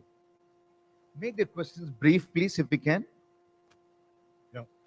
Can you hear me? Please? Yes. No, my question is only this. You're not audible. No, yeah. No, my question is only this. Since last 2 years, we have seen this COVID and after effects of that. Digital marketing has taken a boom. One. Now work from home has taken another sort of a tangent. Now that 5G is already getting rolled out and 6G is coming up, do you think that work from home and digital marketing will continue? I will attempt then before I request Gunjan and Manu to answer. All the three questions are all interlinked, but also disparate, right? I'm not able to understand 5G and 6G and working from home, how are they linked? Are you saying whether those capacity could be available at home for people to do it? Answer is yes. I'll explain that. Because today, what is the major roadblock in working from home? It is the connectivity. Your bandwidth is a problem. Sometimes the network is not working properly, and you are not able to log in at the right time and carry on working. And now that 5G is coming up and 6G is in the horizon, and everything is looking very bright, that the connectivity will be assured. But I'll put it this way. That's why I asked you this question, working from home, whether it will continue. That is one. Second, and about the digital marketing also, you should comment. Yeah. Want to answer the first one, for the working from home? Look, each organization has a different culture. Each organization operates in different constraints. The industry that we represent is a regulated industry. There are many activities of our industry that have to be actively surveilled based on the nature of the work that we perform. Not just it's an expectation of one regulator, it is an expectation of all the regulators across the jurisdictions for whom we provide support and services right from our offices. But above all, and by a wide margin, it is about what company you are, what culture are you nurturing, and what culture you feel a custodian of. And it's truly about creating an experience for your employees that is immersing them into the culture of the firm, that is giving them a career trajectory, that there is a true sense of belongingness, not a sense of completing activities, but a belongingness to a community that you feel pride, that you feel proud about. And more often than not, through many phases of phase one, wave 2 that we went through of COVID here, and looking at the demographics of our organization, which has many young people, many people who have come out from colleges, there is a deep interest to experience an in-person office environment. Having said this, there are learnings of COVID also that we have to adapt and evolve as an organization, which is, can we be more supportive of the individual constraints that people deal with and give them more latitude to have a better work-life integration? And that is exactly perhaps the and. It's not an or. It's an and, the intersection of these two sets, which is the experiences immersed in the culture of the firm, while we provide people the latitude based on their personal constraints that we have found ourselves, I would say, thriving in. Answering I'll just come. On the digital marketing, interestingly, what you'll find, the COVID completely accelerated the way online, internet commerce, digital marketing, you can imagine the realms of possibility completely got altered globally. No exaggeration to say, the place where it got it done for Nama Bangalore. It was India and Bangalore, completely transformed it. If you can look at worlds, who is doing the retail, who is worlds for the e-commerce business, for digital commerce, within the 10 square miles in Manyata Center, they have 35,000, 40,000 people, multinational corporation doing work to see them, how are they succeeding to understand the consumer preferences across the world. That's the way India is evolved. Let's celebrate this moment and put it across. And also celebrate what you said, the culture, experience, technology, all are playing together, adding to our strength. Sir, I know you have a question. Just hold on. I'll have one more question. I'll come back to the next set of questions. This is my last question to Gunjan and Manu. We done well. We have done well. We understood what could be the potential risk that needs to be done. If there is one factor you will identify, which if India can unlock, we would be an undisputed king, notwithstanding the king and queen, the undisputed leader in the GCC world for the years to come. What is that unlocking potential that we need to do? Look, if you were to plot the demographics of our country, we will have more than 20% of the global workforce being contributed from one country, which is our country, from 2030 onwards. 20% of the global workforce will be from our country. The biggest and perhaps the deepest pool of students going to college will be from our country. Through what I mentioned about the philosophical and the commercial appreciation of the democracy of our country, it's a very strong pivot. Then comes, okay, so what will unlock the opportunities at scale for our country? And I cannot perhaps think more boldly about one dimension, and that is entrepreneurship. Entrepreneurship at scale in the country, being enabled by the talent of our country, with engineering at the center, with certainly access to capital, which is where in some ways we come in as an organization, and the intersection of all of that, both for the people of our country and what we do for people around the world and enterprises around the world, will be perhaps the most important unlocking factor for our country. Fantastic point, Gunjan. Manu. I think there's a lot about talent and the whole, kind of things that come around talent and arranging talent for your business, where still there's a lot of work to be done in India. I think that's number one on my list. It's training, it's hiring, it's literally skilling, reskilling, kind of getting them to that level of maturity to deal with global products, product engineering. I think is one thing on my list. The second thing, which I hope surprises you, because it surprises me, because when I meet a lot of people, I'm very surprised about how much of, and we're talking GCCs today in this hall, how much of soft factors that I kind of refer to in this 20 minutes, trust building, understanding of the culture, delivery excellence within your network, promising and delivering what you promise, all of this that companies and GCCs ignore in their journey and slip somehow. And the amount of potential you can unlock by just getting these soft factors, if I may call, in your equations right, is enormous. Just trust me, it's enormous, because India has the same thing to offer, and I'm repeating this, the same thing to offer to all of us here in this room. It's talent, it's the cost advantage, it's the demography, it's that passion, it's the optimism, it's the 29-year-old whom you can hire immediately, depending on how much you pay and what your brand positioning is. They're all available. It is how the companies connect the dots and put this equation together that I see many ignore. And the next big low-hanging, if I may say, fruit is simply to unlock that for us. And I think there's a way to go with us understanding global business in that context and doing it. I wish I could explain this more. It's going to be a session on that completely, but I see a lot of value in unlocking that potential. My one last question to both of you, anyone can answer. Why is it India story on GCC? How do we narrate it improved and better way? That India story on GCC, how successful we are, is still known to perhaps 1,500 GCCs invested. Perhaps 2,000 more wanting to invest. They don't know the story yet. How do we communicate the story better? You know, this is something that Devjani, who's the chairperson of NASCOM, and we have talked about a few times. I think the story starts with what's the identity of the centers you want to build here. It is less about the number of people. It is less about the cost advantage. It's less about the set of activities.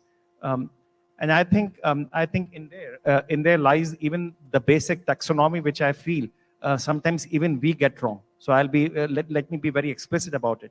There are many companies and individuals that we interact with who will still call their offices captive sites.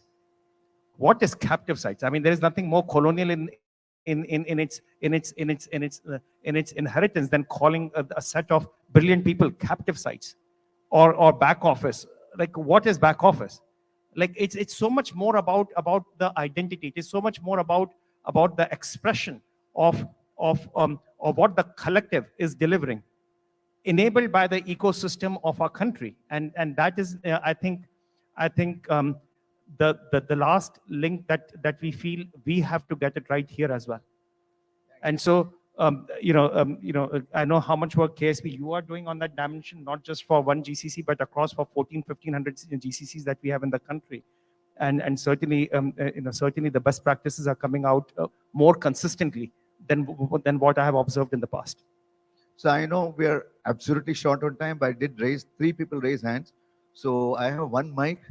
We'll circulate it, and 3. I'll come to you, sir. You're raising hand. I'll go to you first. Just put here. Ramanan, I'll come to you in the end. This row, this gentleman. Take the mic. Make it brief. Yeah, sure. If we have specific targeted to Gunjan or Manu, let me know. I know this is for both of them, and in general, it's very nice to get a very optimistic kind of a view of what's happening in this area. But to be honest, both your companies actually are very niche businesses in India, very niche where there's hardly any competition. And you've got this huge mass of base of people to select from and give them fantastic salaries. So you will get the best talent always, and they're bound to be happy. I don't think there are any Indian employees who are unhappy in the global companies, right? So for you to be optimistic is fine, but the fact is that there are many companies which are leaving India. I mean, Ford has left India. May I request you to be precise on your question? So what I'm saying is, being optimistic is fine, but if we are going to be, blindsided to our areas of weaknesses, it's not going to help. Now, trust and responsibility, to my mind, comes out, can be built up very strongly on, as we mentioned, cultural aspects, right? And bringing culture. Sir, may I request you to please come to the question? Can I ask you, how can you bring these cultural differences, I would say, how can you bridge them in a manner where the Indian industry can benefit? Okay, the question is, Indian industry, how can they leverage the GCCs to get the cultural differences, the way you manage it better for them? We'd like to choose to answer them. Yeah, look, GCCs, you have to recognize collectively employ about 1.5 million people directly as employees. But the ecosystem is more than 7 million people, because 5.5 other million employees are of the ecosystem of the service providers, of the network providers that are all connected to the GCC, and in many ways, the ecosystem is representative of all of it.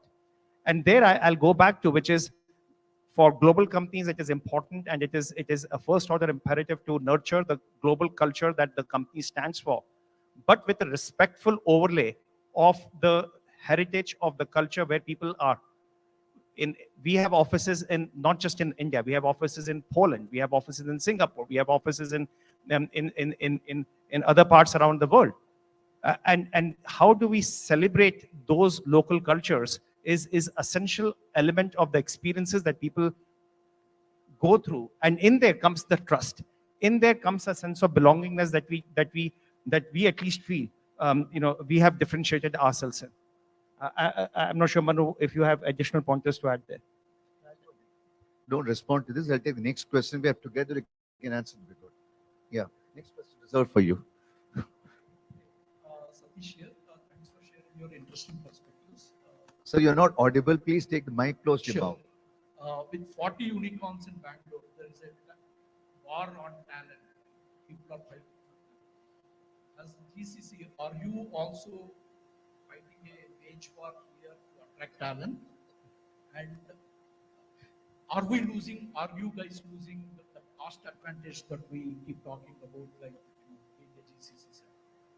I run a startup, and I'm ex-Goldman Sachs. I happened to work with Gunjan before. I just want to get your perspective. Thank you. I'll take that question and keep you safe from Gunjan now. But first, to the gentleman's question in the front, I think I'm still complaining, despite having a brand like Mercedes in my hands, that we're not doing enough in India.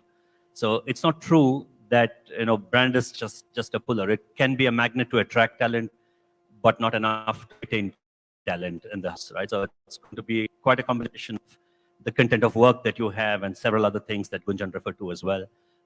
We learn right now as a brand, we are learning from much smaller brands, but larger operations in India about how they do things in India and are trying to continuously better our formula as well. So that's not fully true. I've been part of a German automotive tier 1 before joining this. They are hugely successful in the country too. So it's not limited to GS and MB, I think, that way. I would be overstating it a little bit. But we can talk offline about other factors. To your question, sir, absolutely. There's a war for talent out there. We believe, and I'm sure Gunjan will chime in, money is not sustainable as a lever alone. We've been working on the quality of work within the four walls of the company to be a huge lever to attract and to keep talent on board. I think the young talent is talking a lot about purpose statement, about why we think they should join us to build the world's most desirable cars is actually pulling a lot of young engineers. We've been discussing about the future of mobility, and if they'd like to reinvent it with us, they are with us. So leadership has a huge role to play in constantly kind of ingraining this concept of purpose within the company, and that's working for us right now, to keep it short. The moderator has already come on the stage to say, please keep quiet now. So I am thankful to my panel. Thanks to George. Thanks to all of you for the wonderful time what you have given to us. And my request, people at the back, please give a big round of applause to Gunjan and Manu. I'm not hearing you at all at the back. Thank you all. Thank you so much. And George, if I may request you to come to the podium again. Yeah, we will have a moment, please. Yeah. Thank you for the leaders for the sharing the wonderful information to all of us.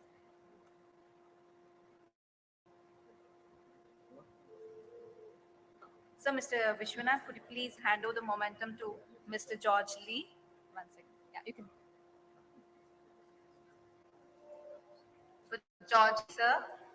Applause, please.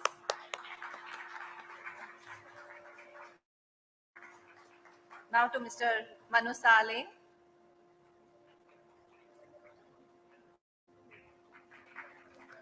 And to Mr. Gunjan Samtani.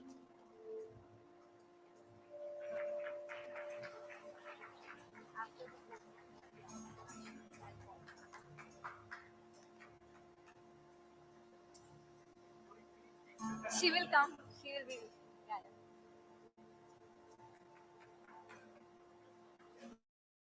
yeah.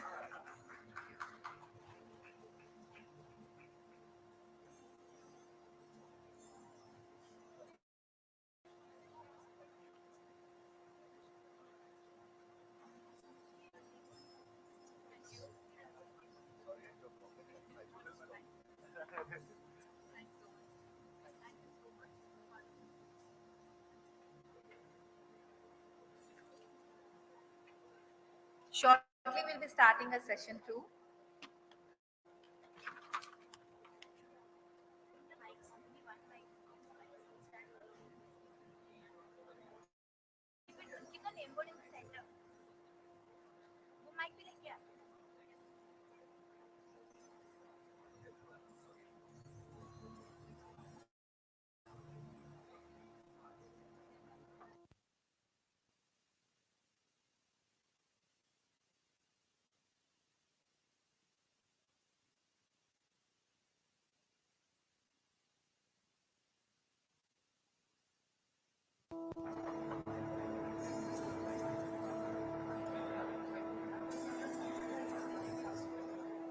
Excuse me, somebody has lost your credit cards or your wallet. It's with me. Very thankful to Mr. Prabhakar who handed over to us. This belongs to Mr. Nitish. I want the surname, then only I can give you the card later. There are many Satish.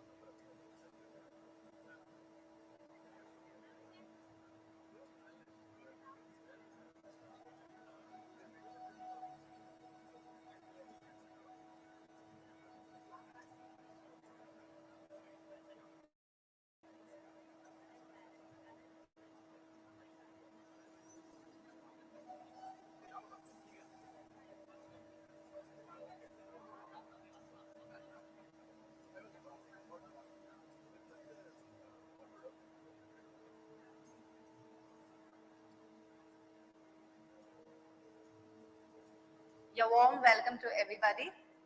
The session is Emerging Technologies and the Indian Opportunity. So I would really like to welcome Dr. Gopi Chen. Yeah. Please welcome Mr. Gopi Chen Kattaragadda. Yes, please.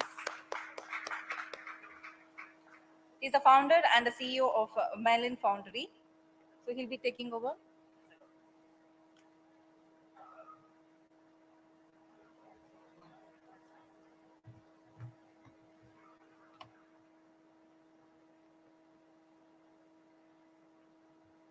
So thank you. It's a pleasure to be here. I'm a Bangalorean, so Bangalore Tech Summit is obviously some place where I would enjoy being. I'm also a technologist. Amongst many things, I also did my undergrad project here at Aeronautical Development Establishment. So a lot of links, technical links, personal links, and otherwise also. I'm a Bangalorean enough to let you know a few anecdotes about this place, but I'll save it to one. I'm sure that many of you know that the main reason we come to Bangalore Palace is what? Anybody? The main reason we come to Bangalore Palace is weddings. So if somebody is still in line, take the chance. There are many opportunities around to have the wedding conducted, but you will have to do more work than that, I guess. Today, I'm going to be talking about technology and the India opportunity.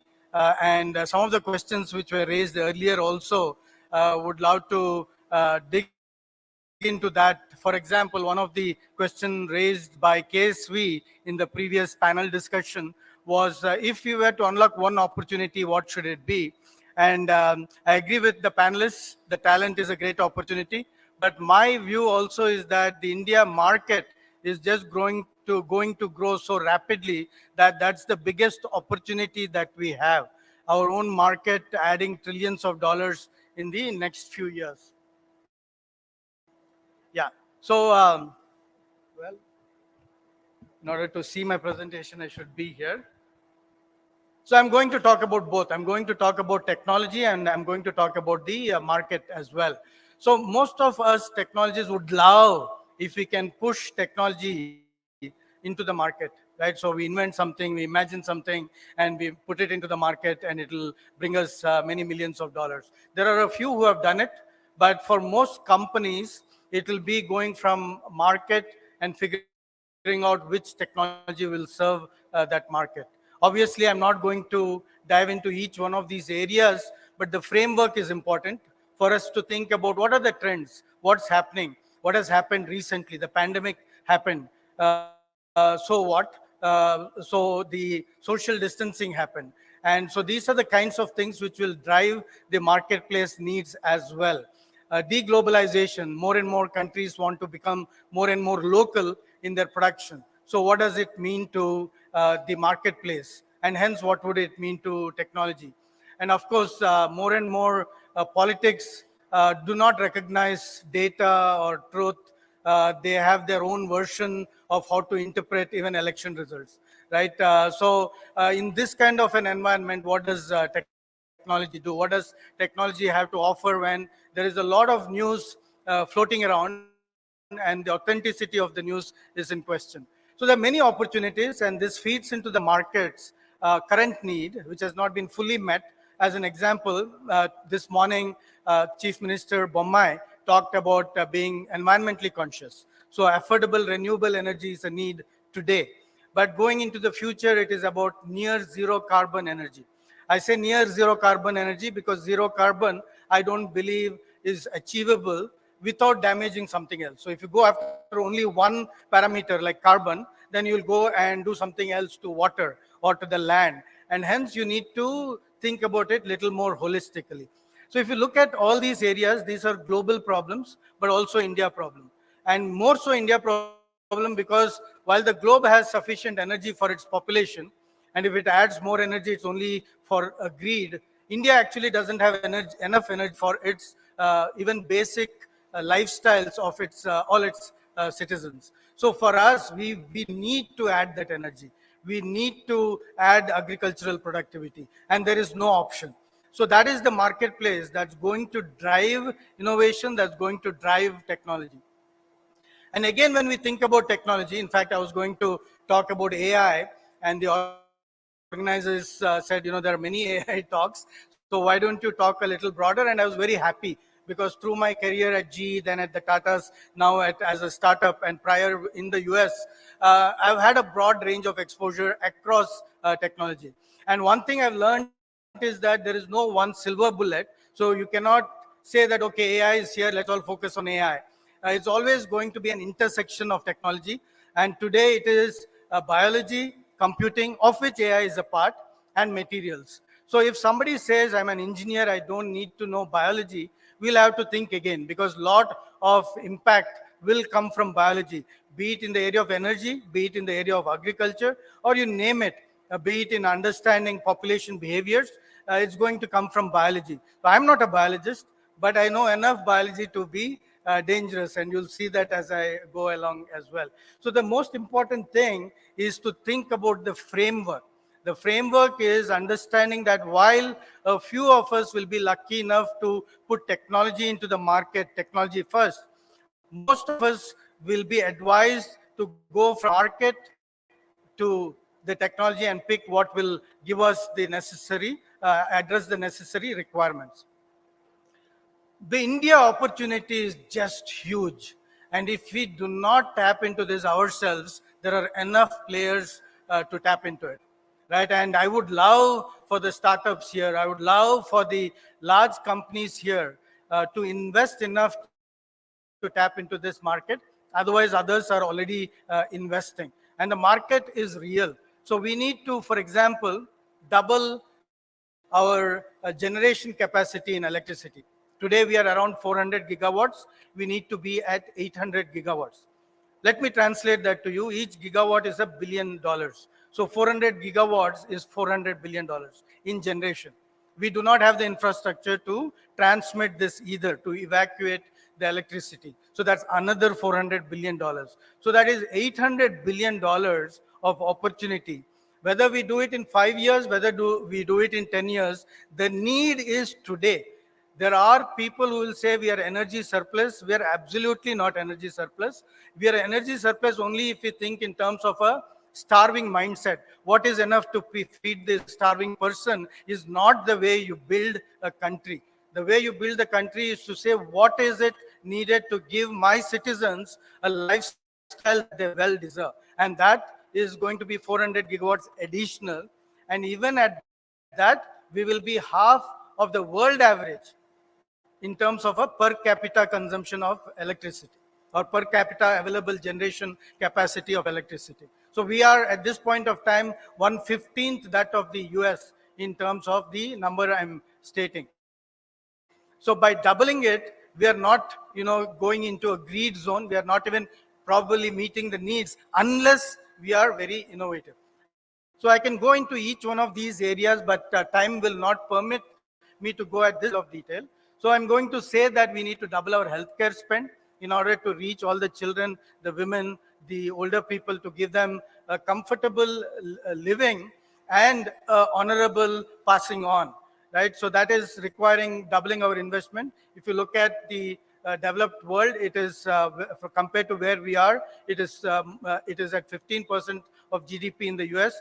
We are today at 3.6% of GDP. We need to get education into remote corners. Technology can help with that. We need to double our sewer treatment facilities. You all are from Bangalore. Many of you are from Bangalore at least. And much of our sewer is left untreated into the Belandur lakes, which flows into the Vartur lake, and then it froths and fills the roads. This is not what we deserve.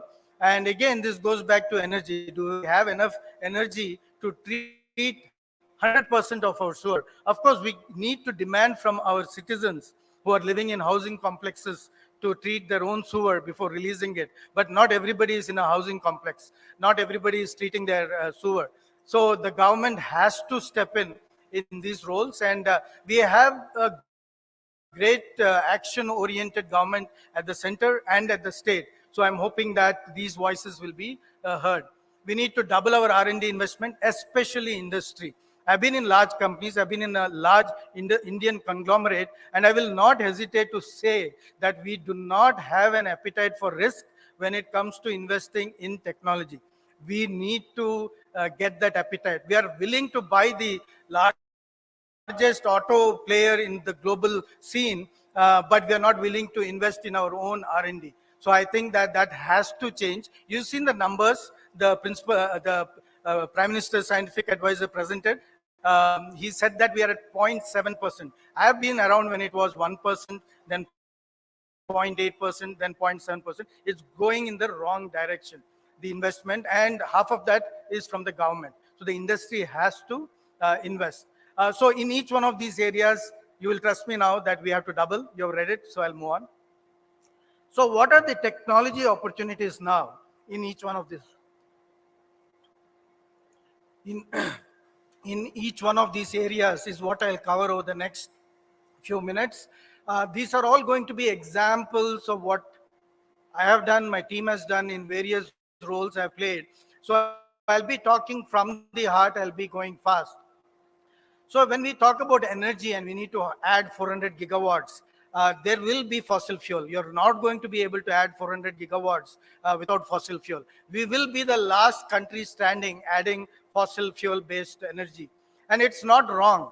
Like I said, we need to get the lifestyles to our people, and we need to do even fossil fuels in a clean manner, cleaner than what it is being done today. But we need to excel at cleaner energies. And we talked about it multiple times today. While in the Tata Group, we worked on hydrogen as a fuel for automotives. We worked on methanol as a starting point of a fuel for the stationary power. So it's critical to point out that hydrogen doesn't exist freely in nature. So it is not a fuel. Even though I said fuel, that's because all of us say so. It is not a fuel. All you can do is separate it let's say from methanol, or you can separate it from water. If it is water, the amount of electricity you put into separation is maximum that you can get at the other end, which means it's a carrier. Right, so we need to know this and not be swayed by people who say, oh, hydrogen, you'll only get water at the end of it and power, and so it is clean. Well, where did that hydrogen come from? From water? Okay, where did that splitting happen? Did it happen with the coal-powered stations? Then it's not clean. Did it happen from renewable powers? Then it is cleaner, but it is not going to be the full story. So you have to dig deeper. Similarly, wind, our wind corridor is 100 gigawatts. Wind corridor is 100 gigawatts. So if you want to keep adding wind, there is no possibility. Solar is a great option. And at the same time, the best solar is available in land masses which are distant from any population. So we need to keep these things in mind, and it is going to be an optimized solution. There is no one bullet, one technology that's going to solve everybody's problems magically. So next I'm going to talk about agriculture. If I can. Yeah. So here's the example of a drone flying over a field. This is in India, this is us. By the way, like I said, everything I show you will be something that I worked on with my team, of course.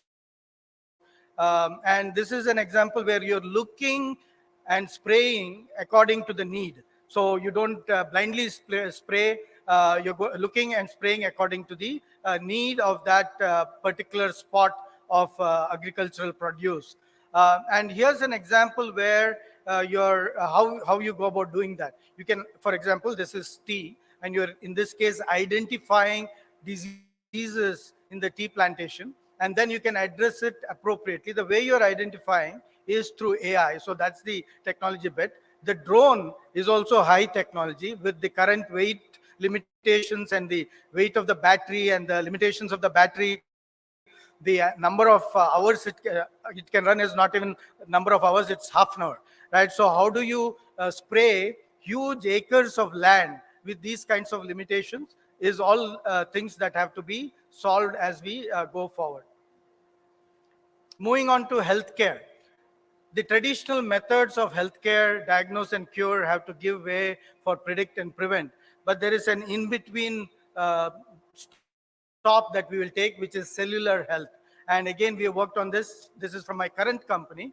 Is how do we look at chronic inflammation? How do we non-invasively detect chronic inflammation? And chronic inflammation is the starting point for all chronic diseases. And chronic diseases are all diseases which are not infectious, right? So that's pretty much all that you can think of: heart disease, diabetes, cancer. These are all chronic diseases. So using AI, which is trained, when it is trained with both non-invasive and blood test outcomes, we are able to give technology which with only non-invasive measures can predict if somebody is going off the charts on chronic inflammation.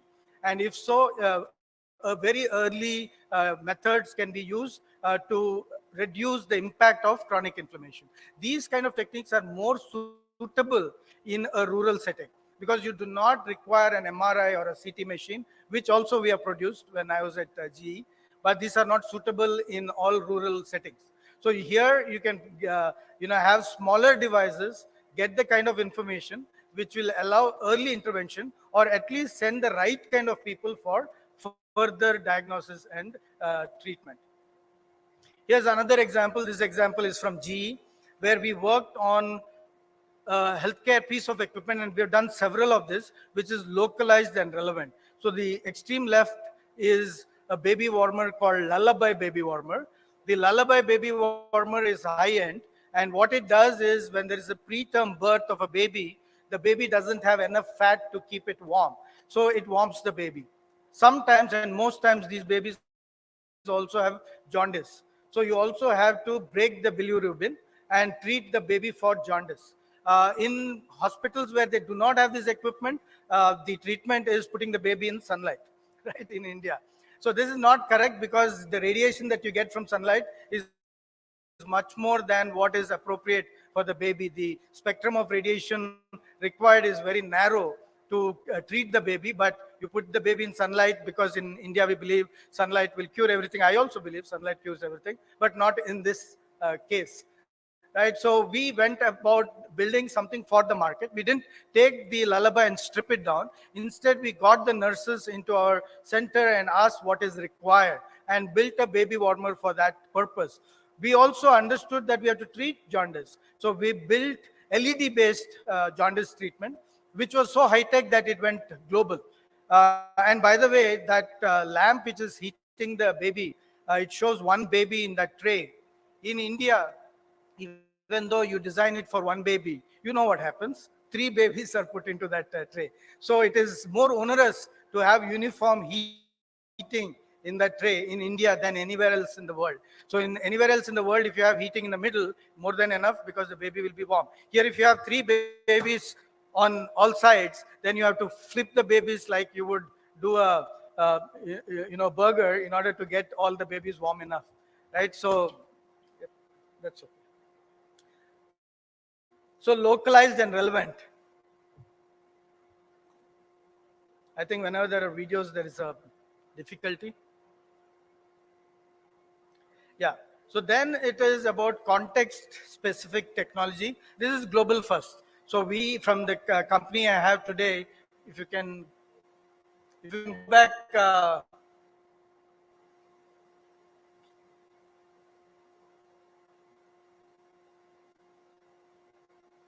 Yeah, just leave it, let it play. So if you look at the technologies that we have today, content delivery is just booming. And when we watch a video, we do not realize it, but we are contributing to carbon in the atmosphere. So the ability to, for example, in one case, send across an SD video and view HD is a capability that we have built, so that you can send content at a much lower carbon footprint, much lower cost. Or you can premiumize content which was never in HD, which was never in 4K, can be made 4K, but you do not have to transmit 4K. You can make it 4K at the edge. And also the other video, if you caught the quick glimpse, was the ability to take nighttime video and enhance it to look like daytime video. So those are the kinds of things that you can do today with context-specific technology, depending on the problem you're trying to solve. Here's another example. This is for national security requirements, and it can be used for surveillance of power plants or anything else. But really, just imagine sitting and tagging a port, sitting and tagging an airport or a seaport. It will take for hours for individuals to do it. We can do it near instantaneously, because we have trained the neural network to tag all kinds of objects with the probability and possibilities of errors. And that is going to be a requirement in India, of course, globally also. And these kinds of requirements are not restricted to one area. While we build it for national security, you can use it in many places, including face detection. It uses similar technologies. So the reason to invest in technology in India is that we have a market which will pay for it. And the ability to invest in technology in India is there.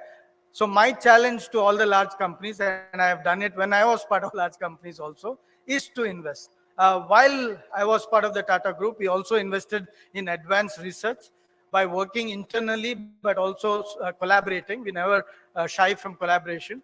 And again, I wouldn't shy from collaborating locally and globally.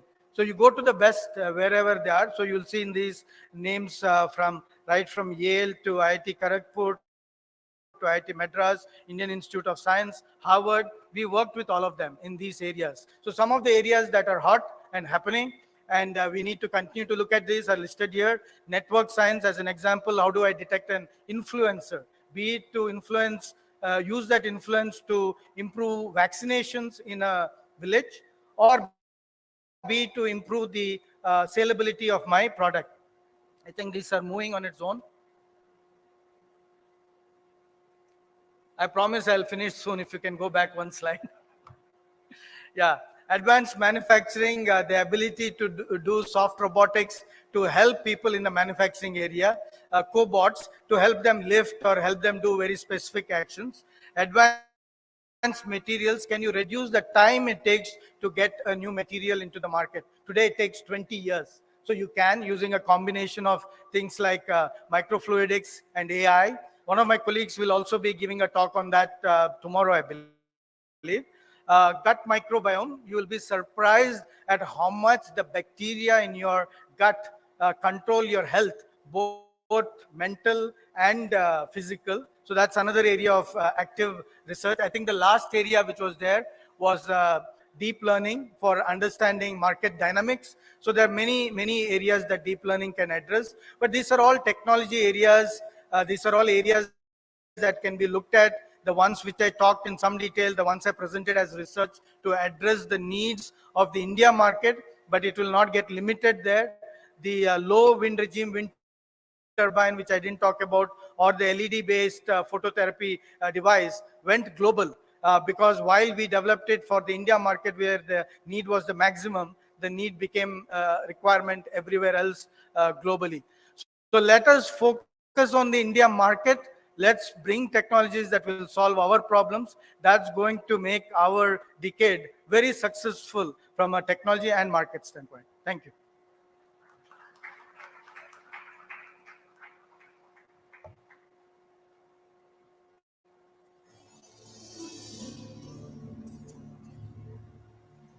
Thank you for your wonderful information, sir.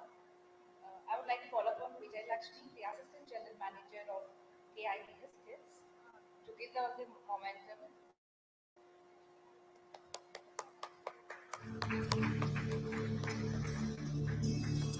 Thank you, ma'am.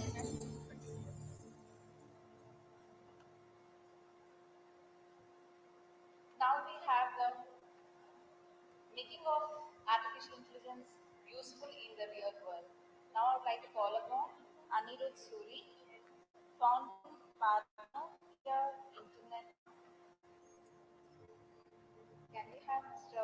Anirudh Suri on the stage? Okay, take a moment to come on stage.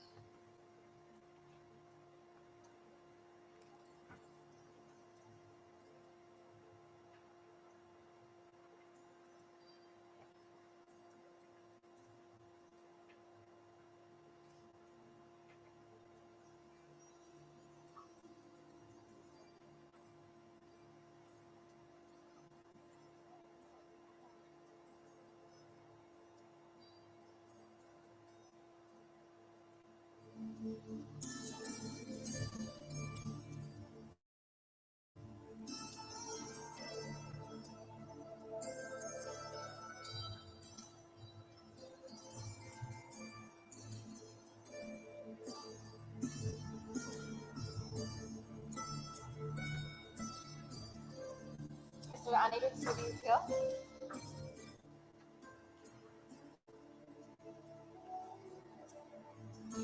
And we have Anna Maria.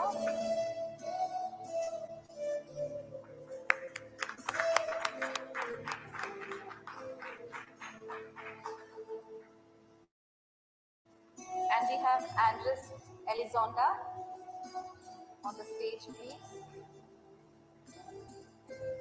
Which will be virtual, will be on the screen shortly. And Dr. Tobis Fagin is the ambassador of the Cyber Affairs.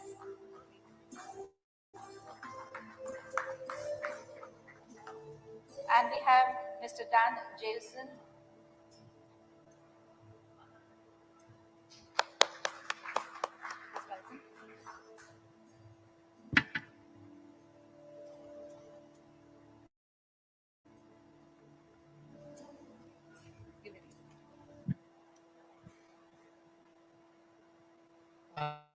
Good evening, everyone. Thank you all for being here today. I couldn't be more excited to have the illustrious panel that we have here today. And what a grand venue, obviously, as Bangalore Palace to be doing this at. And obviously, congratulations to all the organizers of the Bengaluru Tech Summit for its successful 25th edition. And I think the only thing that probably exceeds the grandeur of the Bangalore Palace is the crowd of people interested in tech that we have here in this room and surrounding rooms.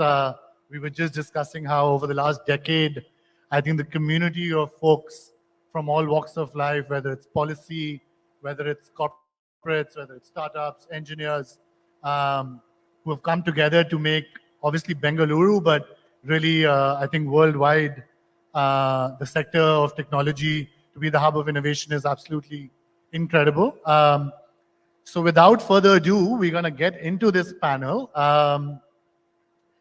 We obviously have Aaron, who's joined us online, and I have Ambassador Fikin with me. I have Dan from Shell and Anne-Marie, who's the ambassador for tech as well.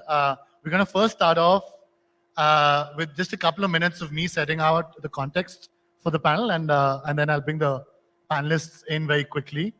So I recently studied the history of technology as part of the research I was doing for a book that I published. And one of the key lessons that I drew from that, which is pertinent for today's conversation, is that if you look back several hundred years, you'll find that most nations, when they had to leapfrog from being a relatively, I would say, laggard country economically to a more advanced nation economically, technology was usually the path to do that the fastest.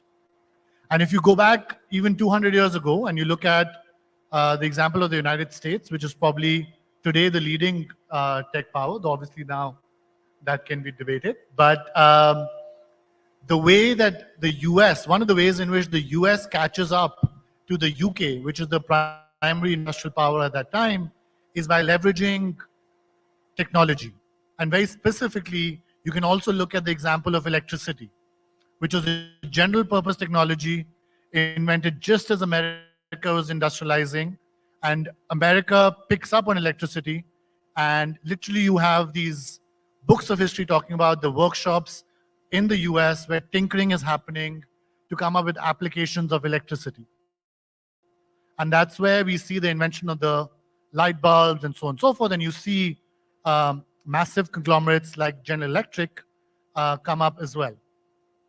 I bring that example up because today we are actually talking about artificial intelligence, which is being talked about as a general purpose technology, which will have applications across sectors.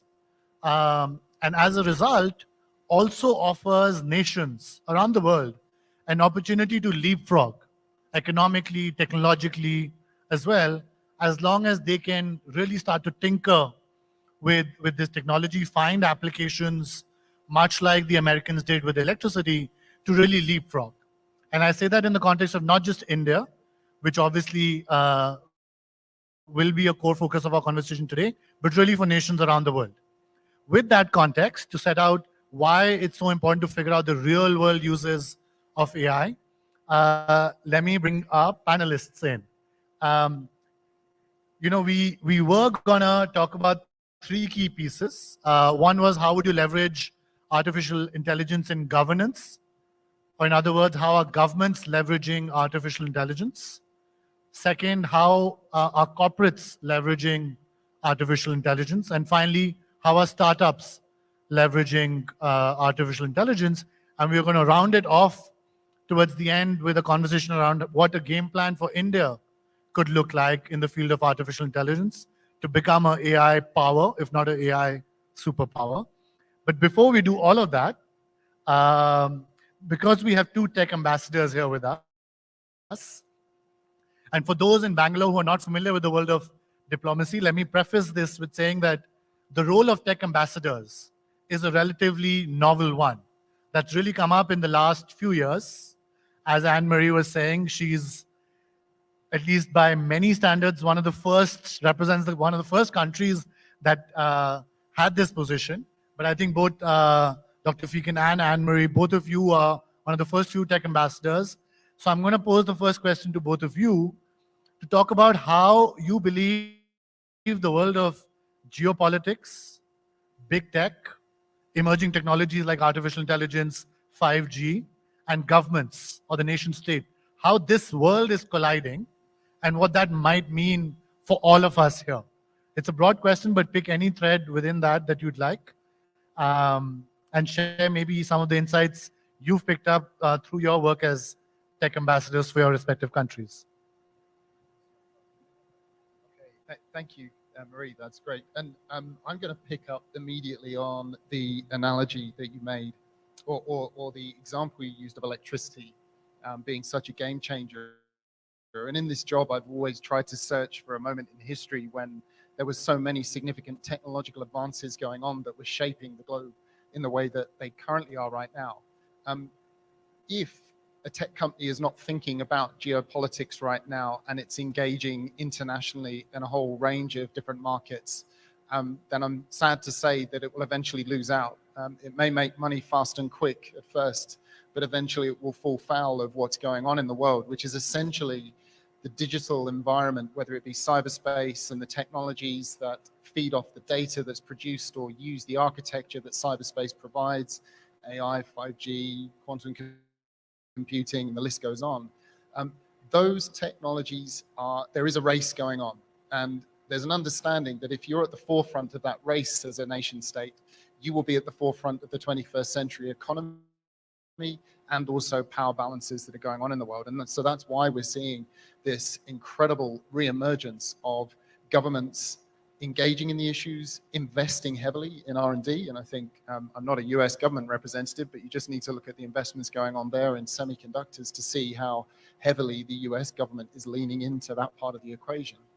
And increasingly roles like mine and Amarie's are appearing because technology now is an absolute top tier foreign policy issue as part of your bilateral exchanges, your engagement in multilateral forums, where we'll no doubt come into a bit of a conversation around the AI piece later on.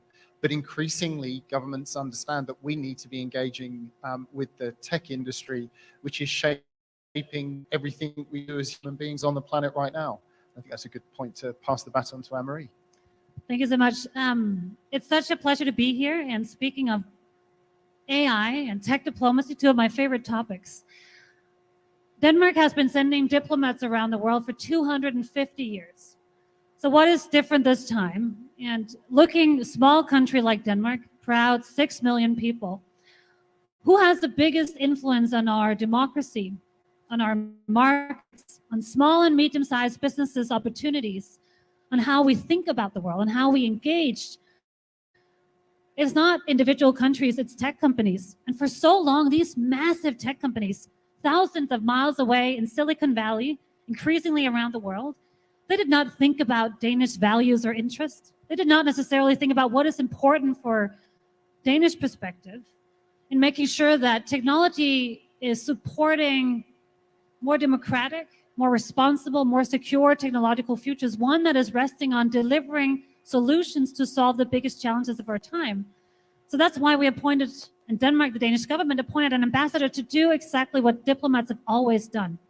Go out where there is great power, great transformation, and try to talk with them. Because we recognize that while we need to regulate technology, in some instances we have not been doing it for 20 years, we're not going to have perfect regulation tomorrow. Even the EU is trying to do that, but I think we're very far away from having perfect regulation. We need dialogue, diplomatic, challenging dialogue about how to see that this is not only what's happening in Silicon Valley, it's just something over in sunny Silicon Valley where you can move fast and break things. It has an impact.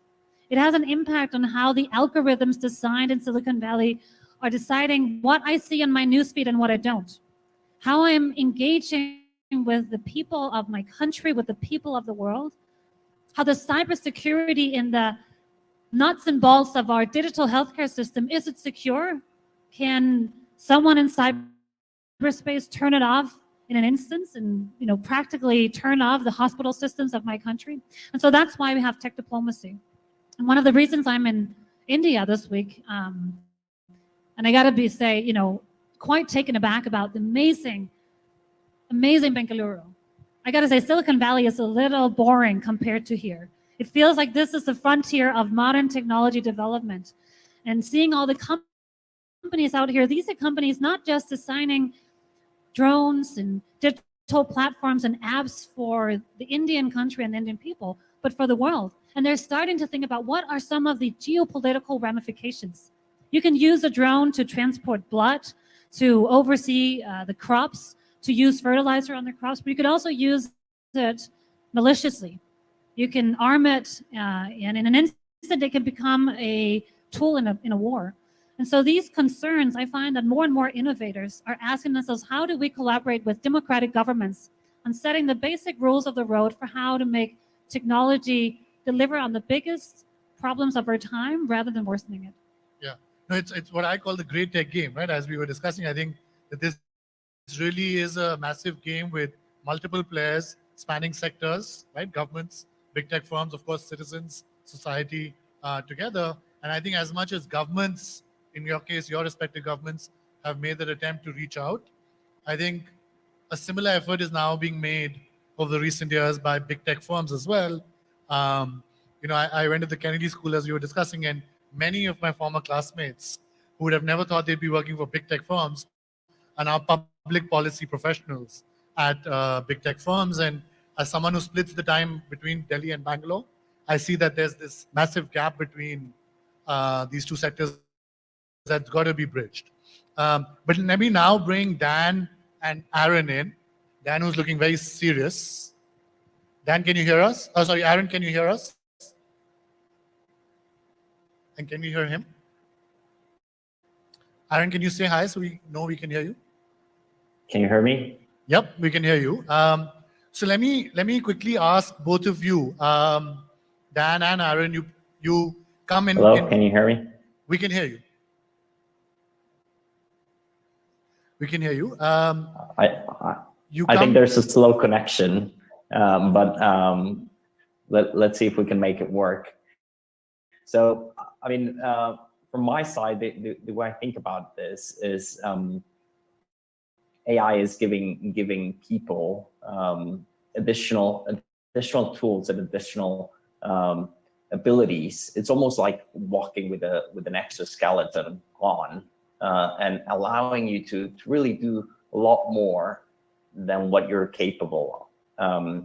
And we're seeing this across the board, right? We're seeing it in different fields and different sectors.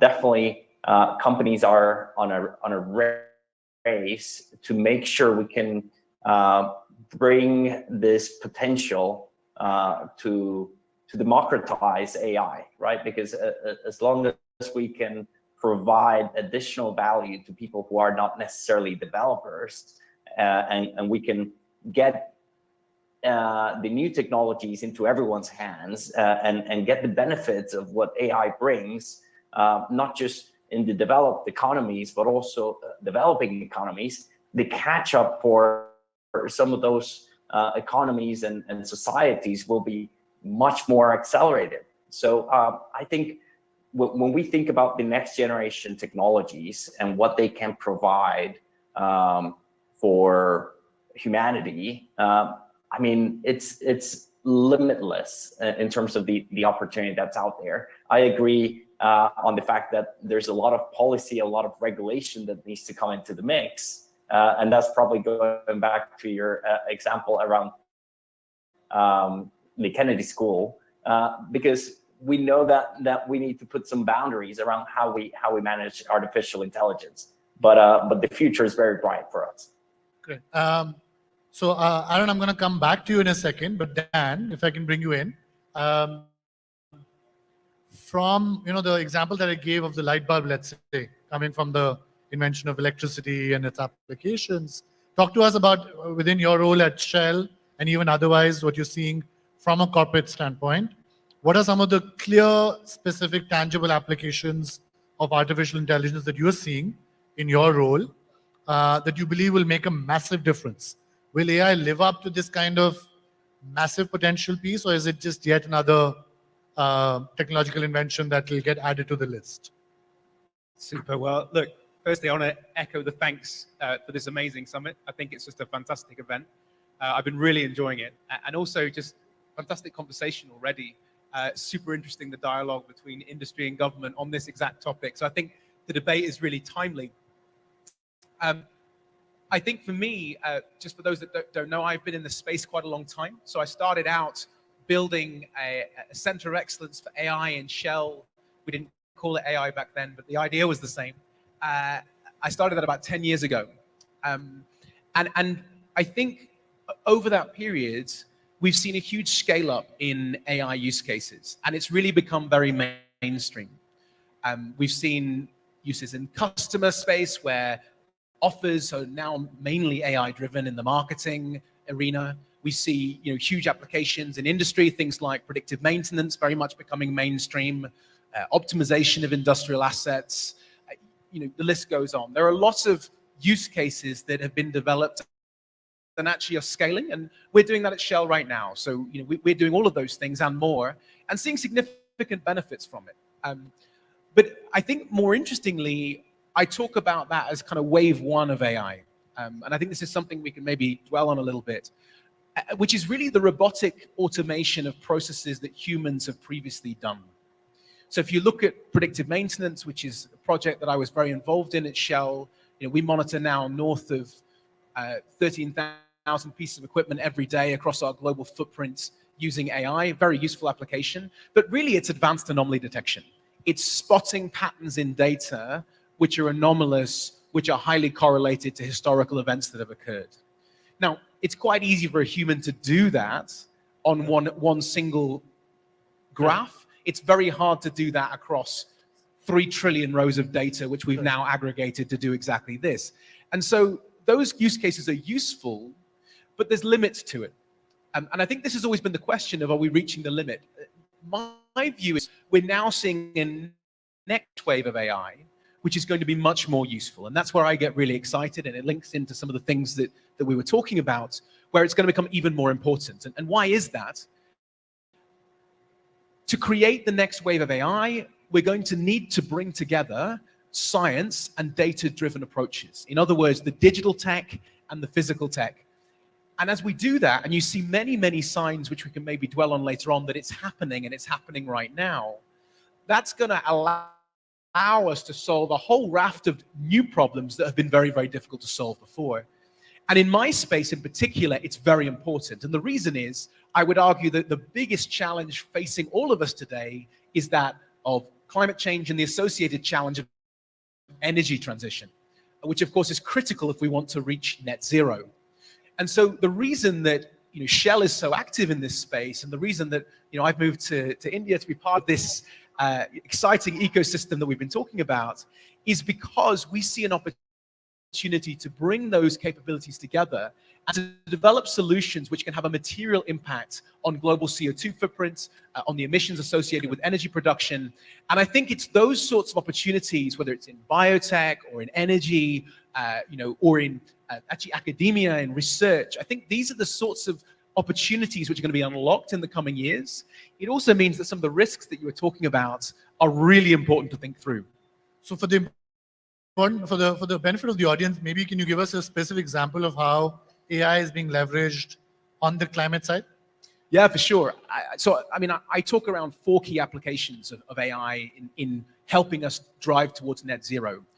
Making things more effective and efficient. We kind of alluded to that. Also helping us design new systems, and I'll come back to that. Helping us operate systems that are very complex, distributed, and diverse. And then also developing new business models. And I think maybe just to give one specific example, the one we were talking about earlier on, one of the opportunities that we see is to use technology to take CO2 and turn it back into products. So CO2, a waste stream gas, kerosene, very useful, can be deployed in things like aviation fuel. And if you can do that in a low carbon way, it's actually quite a good way of dealing with some of the CO2 emissions. We've done that. We've developed the technology to allow us to develop synthetic kerosene. We showed it works. We were able to fly a plane down from Amsterdam to Madrid using kerosene that we manufactured from a CO2 stream, which I think is very cool. Now, why is AI important in that? Well, AI gives you the ability to figure out how to optimize that process in the first place, to make it efficient, but also secondly, to design a scale up of that process, which could be operated much more quickly than would have been done through conventional methods. Not impossible to do, but we believe that AI and computational science can help accelerate the process. Correct. No, so thank you. And if Aaron, if I can bring you in on this from the perspective of a startup that's in this space, a question I wanted to ask Aaron is, as you think about the possibilities that AI brings out, do we imagine that in the coming decade, the Facebooks and the Metas and the Googles and the Alphabets and the Amazons of the world will increasingly integrate AI into their products and offerings? Or do we envision some of the AI companies like yourselves maybe to become platforms in and of themselves, where you are no longer actually just being integrated, your technology or your tools, but you are actually driving a lot of the product agenda around AI? So any thoughts around that? Does AI get integrated, or does AI lead to the generation of another whole set of big, large tech firms?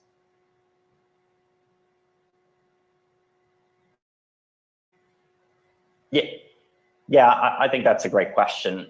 Look, the way we think about it today is we're building. So from our side, what we've done is we've actually built a next generation assembly line for software. So think about a regular factory that has an assembly line in the way Henry Ford was thinking about it 100 years ago. We're doing that same approach, but now for producing software. And in order for us to do that, we're actually leveraging significant amount of AI to understand, first of all, get very close to the customers and understand what is it that they want to build. Because the way we see the world going forward is a world where you don't need to be a developer, or you don't need to learn code to be able to produce software. Right? And this is where we can see AI being a significant contributor to that future, where anyone and everyone should be able to create software to facilitate day-to-day processes, to drive business transformation, to drive efficiencies, or simply to build a Pinterest for butterflies if you're a little girl on the street. Right? And we want to create the ability for people to become those creators. So again, going back to the question whether we see AI being integrated into today's platforms, or do we see a new wave of companies and technologies also coming alongside with the existing technologies? I think it's a little bit more on the latter, where there's a new wave of companies that are very dynamic, that are already breaking ground when it comes down to AI, and they will in some cases run in parallel, or in some cases integrate to bigger technologies. If you think about augmented reality, if you think about virtual reality, in some cases those technologies do come together to create even further value, because once some of those technologies get adopted by the masses, then this is where things are going to be happening. Great. Now coming back to a question that I mentioned we'll cover towards the latter half of this panel is, how do nations now, it's clear from your remarks that there's a lot of innovation happening.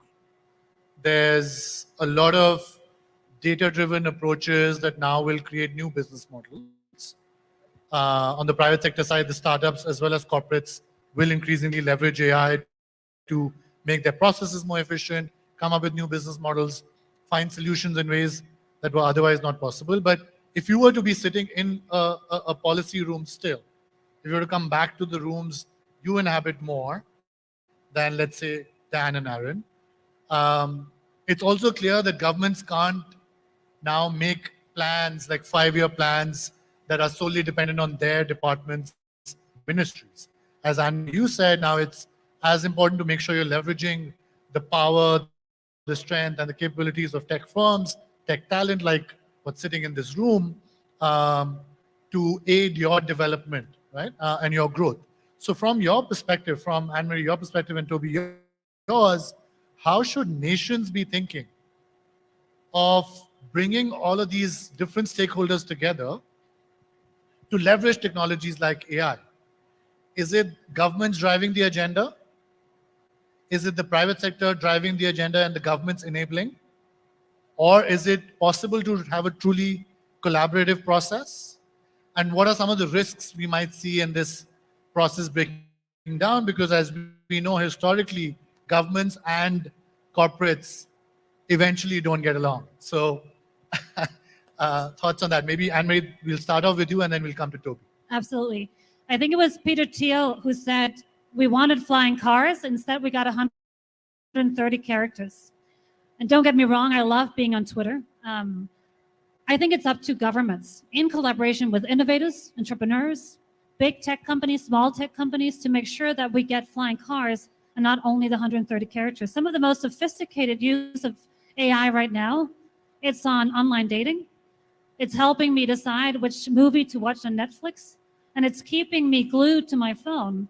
And while it is of great entertainment value, and I think now 50% of all Danes, they meet their significant other on an online dating platform, it's not necessarily what's going to be transforming our societies fundamentally, what's going to be delivering on the sustainable development goals. And so I think this is a task that's so important.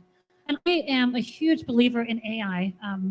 We see now how using satellite images, thousands of satellites going around the globe, every minute, using those images, AI is now detecting deforestation before an individual across, whether it's be Kenya or Copenhagen, Denmark, can go out and actually see that deforestation by herself. That is AI giving us that.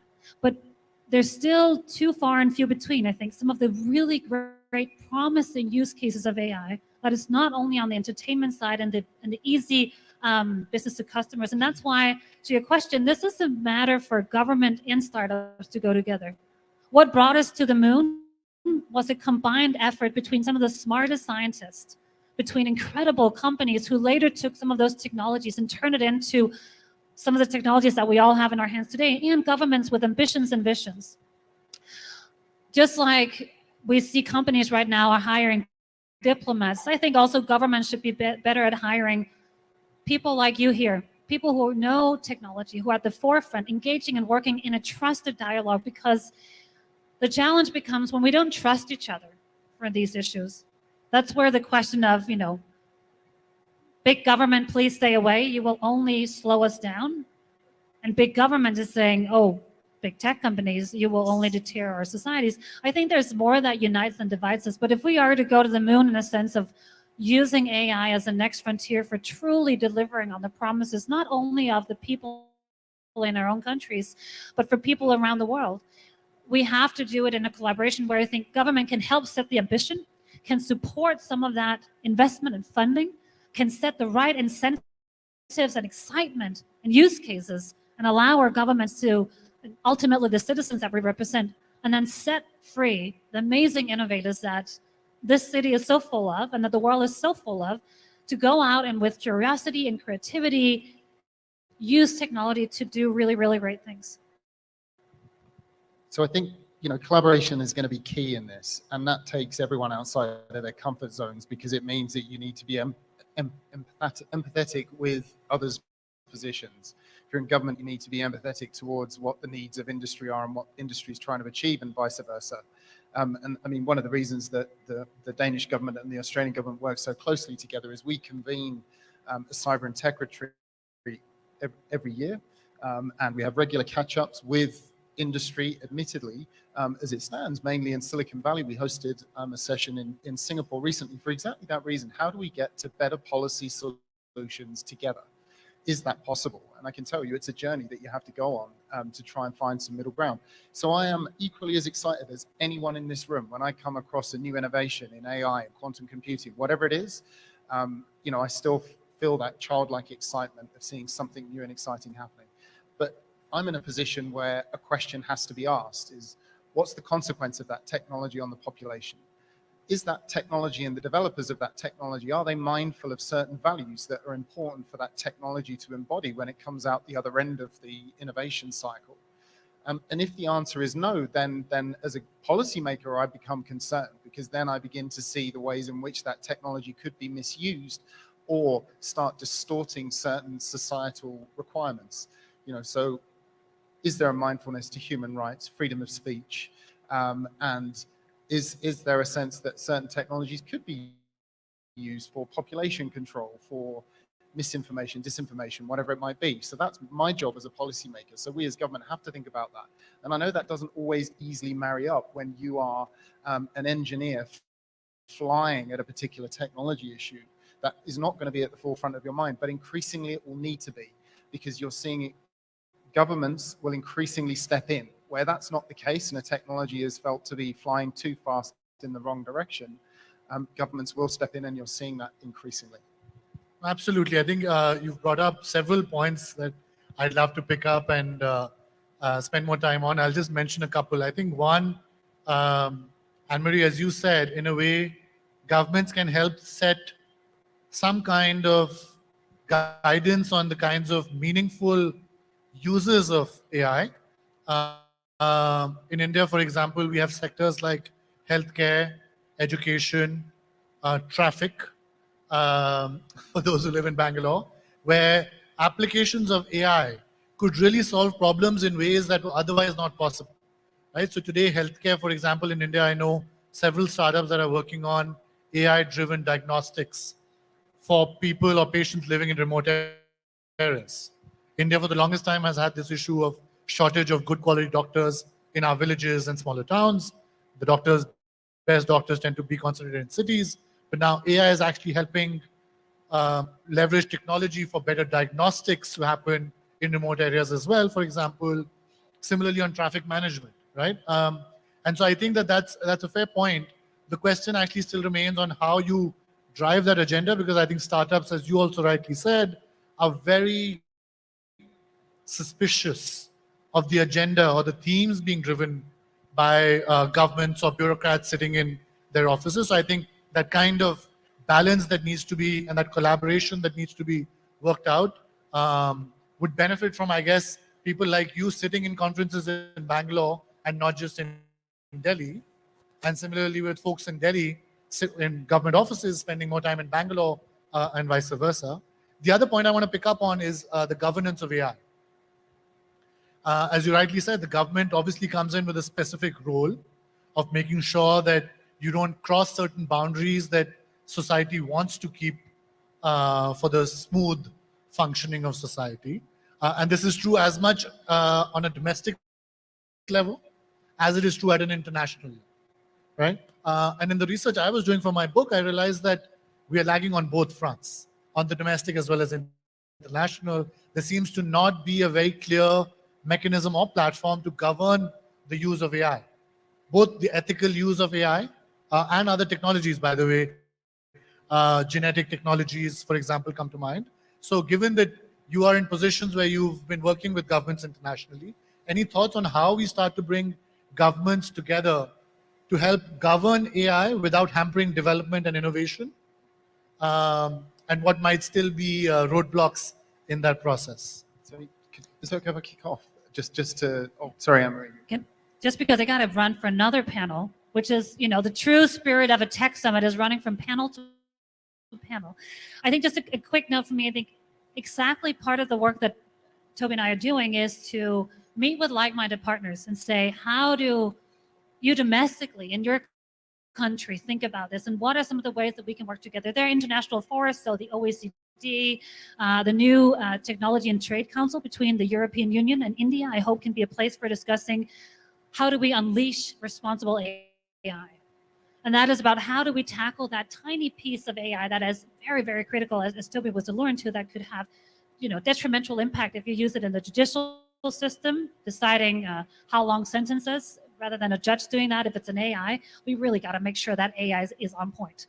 When it comes to paying out welfare payments, we saw the government in Holland was actually taken down because there was a bias in one of the AIs that it was using, and it had a huge ramification. So We got to work on the challenging, small pieces of AI that have real ramifications and negative influence on people's lives. And then I find these conversations, and we got to do a lot more in governments and going out and talking excitedly with startups, being excited about innovation, engaging with it, because this is really not about big government coming and taking away all the fun. This is about big government coming and saying, we are so excited about the products that you're doing, the massive steps that you're taking in creating a better world, that we want to work with you. And so finding that trust and building that trust on both sides is key. I'm sorry I got to be running off, but handing it over to I know great both of you have to colleagues. run, but I'm going to take just a couple of minutes from both of you. And Anne-Marie, you can take this first because you've got to run first. But as you think about India and the strengths that India today has to become, let's say, a power in the world of AI, what are some strengths you see and what are some gaps do you see? I have been so inspired by the India Stack, the digital The public India goods. stack, correct? It is really a human-centered approach to technology that's solving real-life issues. And I think it's asking the right question, which is not the first, how do we make a lot of money, but it's asking how do we support and help a lot of people? And then secondly, how do we turn that into a thriving business opportunity, not only for India, but to be used around the world? So I think that, and then secondly, India's amazing talent. Okay. I am, I think no jealous doubt. looking at all the amazing talent out here that will be really at the future of driving so much of this. And that's why so many Danish companies are setting up not small, but huge shops out here. It's to tap in and to build strong Danish-Indian relationships and that. So looking forward to much more of that. Thank you for having me. No, And sorry thank for you. running off. No, you're still here within Palace grounds. We won't let you leave so easily, but thank you so much for spending time with us today. A round of applause for Anne-Marie. And we'll quickly open up for questions. I'll just give Toby the last word on the point on gaps and strengths that you see in India as far as AI and other emerging tech is concerned. It's always a dangerous position to put yourself in as a government official from another country to talk about another government's policy, if indeed is that. I think I would say, I would talk more about the opportunity, and it's just the market scale and size of India for what you can do in the innovation space in AI. If that's done with a mindfulness to some of the issues that we're discussing here today, and consequence of action, then I think you can be one of the absolute powerhouses of AI innovation. But then the other important part of that is, how do you then export that responsibly to other countries? And how do you engage internationally and take a really positive message? I was really inspired by some of the opening speeches today about that idea of global leadership. And I think in the AI space, that's certainly one of those areas for India to push on. And equally, I've been just so inspired by being here and seeing what's going on. It is really remarkable. The final thing I'll just say, in terms of global governance initiatives, it's certainly focused to begin with on the ethics of AI. And I still think that's still got a fair way to go. But again, it's really important that we have technical knowledge in the room in these multilateral discussions. So if I think back to the UNESCO AI ethics negotiation, which maybe nobody's really heard about, but it was the first time that there was a multilaterally negotiated document on anything to do with AI. And I can tell you, some of the geopolitics that came out there would have had severe consequences had it not been the marrying up of diplomacy skills with tech knowledge and deep AI expertise. So also I would make a plea, you may be going great guns on developing the latest AI widget of any kind. And sorry to be totally technically on the ball, but don't think for a second that you couldn't end up being a fantastic diplomat by having that background. So I like the recruiting pitch. I like the recruiting pitch. We are obviously short on time, but we're going to take a couple of questions quickly. We'll club them. One-line question, and I'll take these 4 right here. So we'll start with you. We'll go to you, there, and then here. 4 questions if we have a mic. Otherwise, you guys can just... Hello, sir. I just want to know, what is the most important concept of AI that is misunderstood? How would you explain in such a way so as to clear the apprehensions on top of AI? Sure. So what's the concept about AI that's the most misunderstood? Great. Short question. Yeah.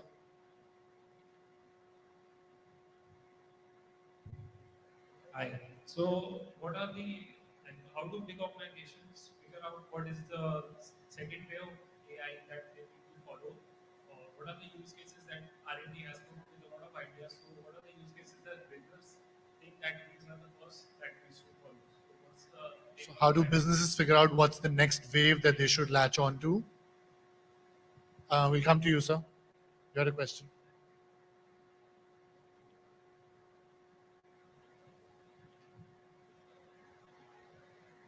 Thank you for the wonderful session.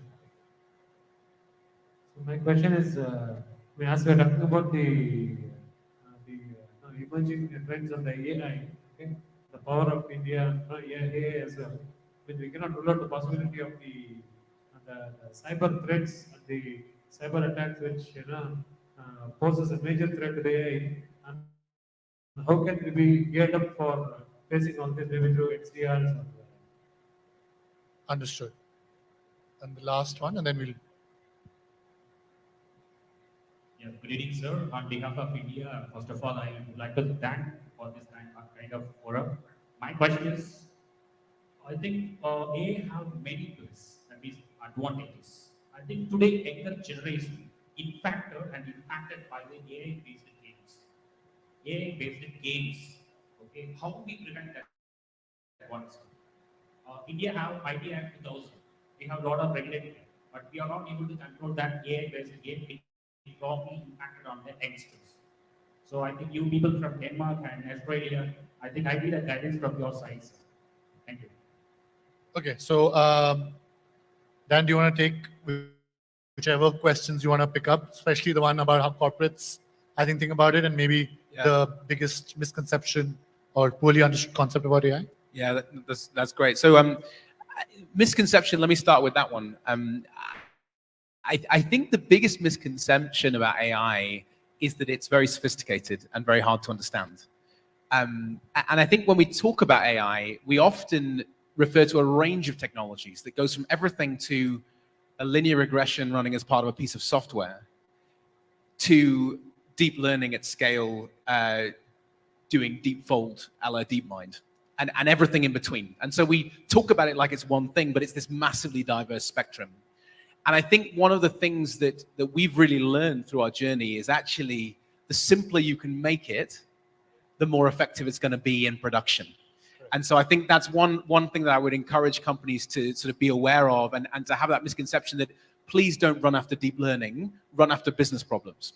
That's right. And I think the second thing I would say, just about where to get started, so for companies who are thinking of embarking on an AI journey, I'd link it to the same thing, which is start with what are the big problems that your company needs to solve and focus on those.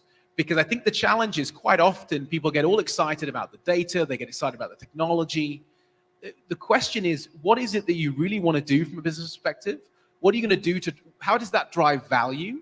And I think the other thing is, how does it link to your purpose, which I think should be hopefully aligned to some of the sustainability goals. And if you can find things that are at the crux of that, that's how you're going to get management engaged, how you're going to get management attention. It's how you're going to deliver value in the short term. And it's also going to, it's how you're going to make sure it's sustained. Because at the end of the day, these things can be flash in the pan proof of concepts that look very nice but don't deliver anything. Absolutely. So instead of force fitting the technology and starting technology first, start with the problem or the gap and see what technology or range of technologies you can leverage to solve. Any? So I think the question at the front maybe was on the kind of increasing cyber threat landscape, which that's right up your alley. Yeah, well, in Australia, you may or may not have seen that we're dealing with 2 pretty significant data breaches right now. And I think it's just one of those problems that is not going to go away. You know, if you have anything to do with the hacker community, and I suspect there's a few people at this tech summit who might, they may not be doing anything bad, of course, but you know, there's all sorts of different hackers doing all sorts of interesting things. But one thing that is the kind of culture of one-upmanship, of seeing what's the latest way to get inside a network and do whatever it is you want to do, whether it's you're you know, looking at information, extracting data, disrupting networks, whatever it might be, and then you see the copycats begin. And that's what we're seeing in Australia right now. We've seen that in the past with these large-scale global network attacks, ransomware issues. Unfortunately, that's something that will continue and only grow more as the threat surface increases through IoT beginning to become much more prevalent in our everyday lives, which obviously has huge applications. Our international treaties in this space, I know, have been very hard to reach. Treaties or agreements on cybersecurity, what constitutes cyber war, etc. Every country seems to not want to commit, at least the major cyber powers, to your question, sir, don't actually want to commit to any agreements that restrain their capabilities also as governments. And obviously hackers as non-state actors are anyways running loose. But So- any chances of that happening? Literally, before I do have to step off stage because I'm being told to move, there is an architecture there.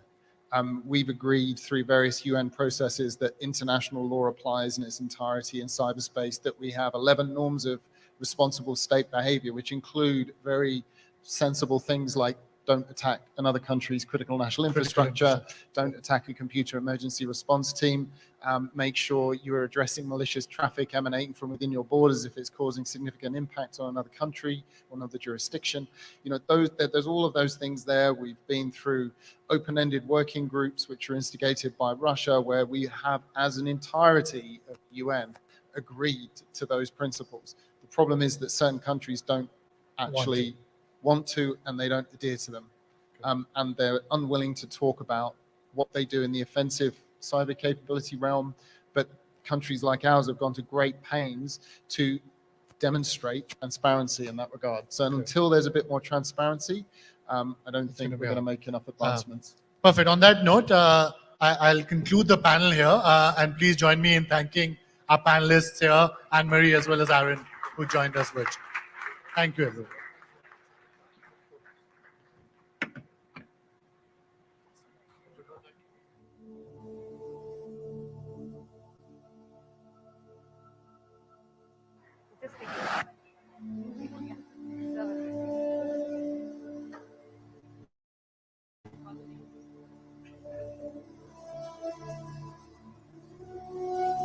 You can give it to them, yeah.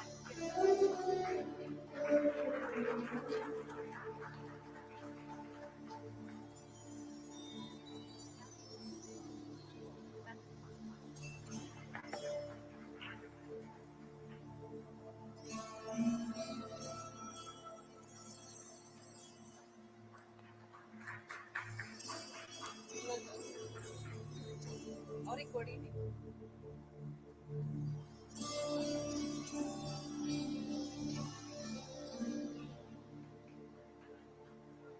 Thank you. Interesting. Let me know what you think. Thank you.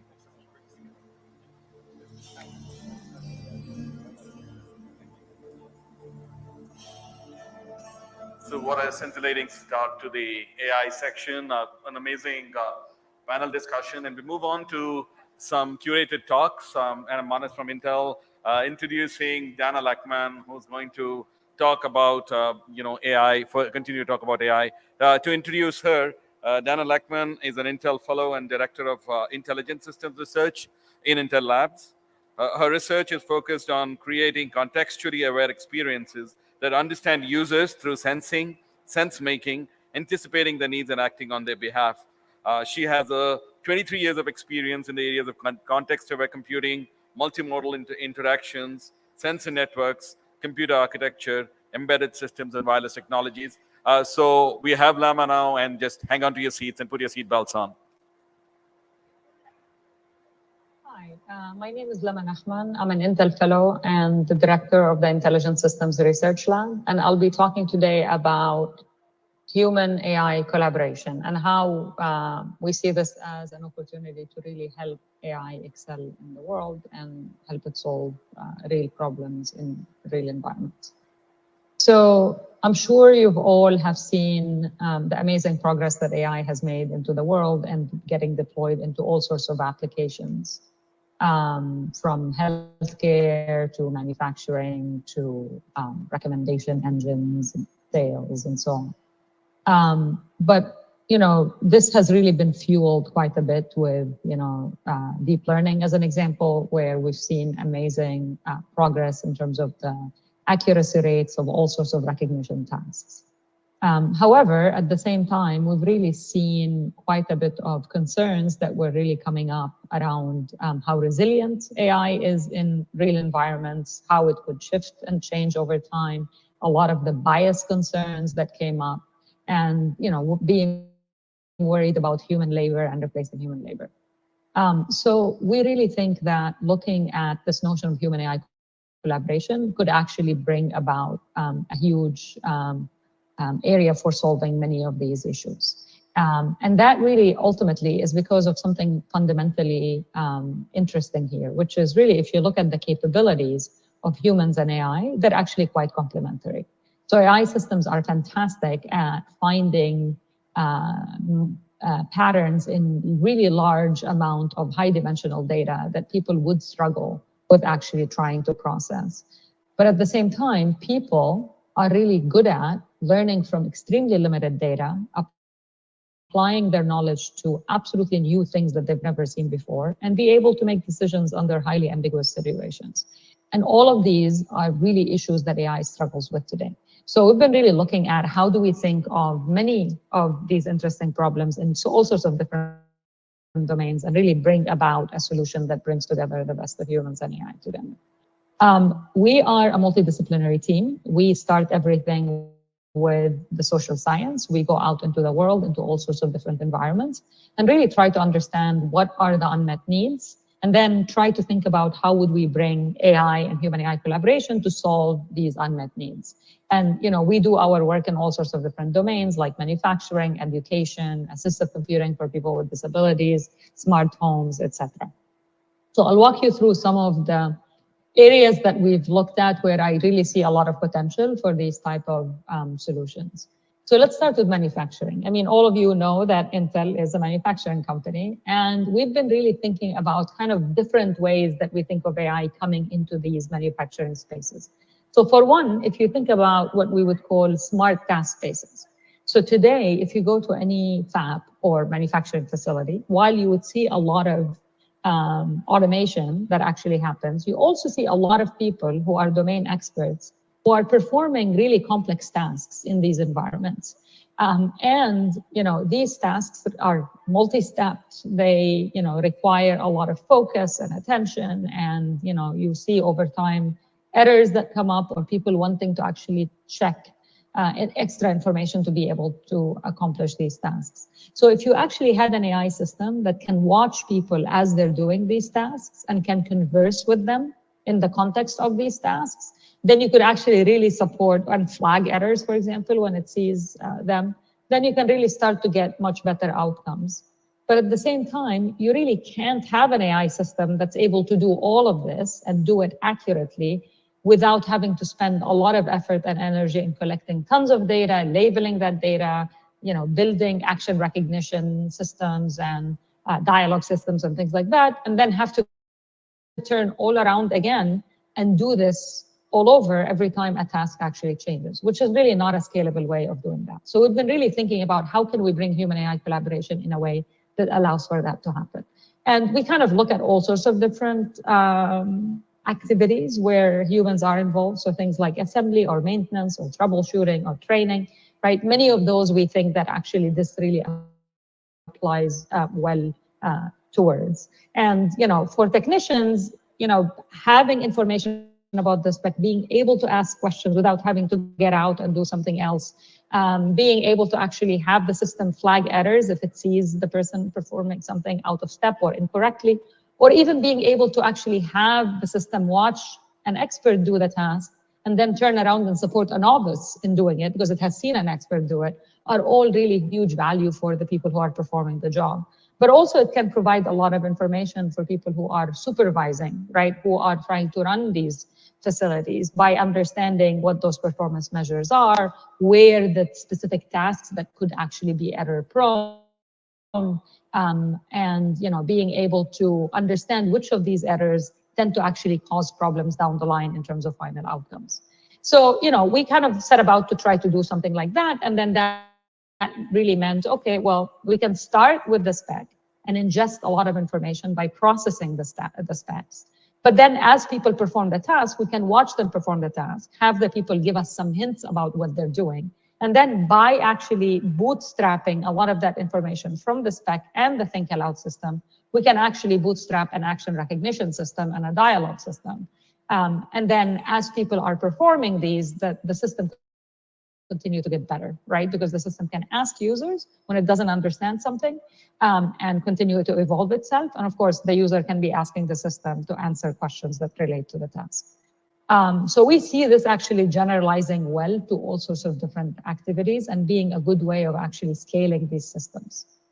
But not all sorts of tasks that happen in that actually require physical action and physical labor. So we see a lot of opportunity for bringing AI systems and human AI collaboration to improve in things where people are analyzing tons of data and trying to really look for the needle in the haystack, right? So you could start to use ML and AI to help identify issues that could be possible root causes, and then have the person engage in an interactive process to validate hypothesis, find where things are actually, really problematic versus not, looking at different factors and aggregating these different factors together. And we do that a lot, for example, in yield analysis. Another area that I want to talk about is actually the third area that I think of in that space, which is really where AI is embodied. So we think about human-robot collaboration. And one of the issues that we typically see in robotics is that, if you can amortize the cost of programming the robot over, tons of volume and the same task being repeated over and over again, then it kind of makes sense, right? But what happens when you actually have small tasks, not, or at small scale and very flexible, that could change, right, from one moment to another? So really the scalable way that we see solving that problem is through what we call programming by demonstration, right? So here you essentially would have the user explaining to the robot by actually performing the task in front of the robot, and the robot being able to, through this visual system, being able to actually understand these different actions, map these things to different primitives, and essentially come up with really what the language is of what this person is performing. And then you can start to think about that system really needing to then explain to the user what it has learned, and for the user to be able to possibly edit or manipulate what it has learned. And that we see as actually a great opportunity for enabling, tasks that are really kind of at a smaller scale. And here we just kind of show an example where you could think of a simple validation task where the system is picking these different chips, putting them in the reference platform for testing, and then putting them in the right place based on the outcome of the test, and then continuing to do that. Even if you had, 1,000 chips to go do, that's still actually worth it, right? Which wouldn't really be something that you would scale, you would see in normal scales of high volume manufacturing. Now, what's interesting here is to also think beyond just programming by demonstration is how, human-robot collaboration is actually happening. So here in this case, you could see the human and the robot performing a task. And one of the interesting things here is if you can actually see in slow motion, as Javier is trying to reach for something, the robot is actually happening to be going after the same place. And it recognizes that, and it goes, away because it's trying to avoid the collision.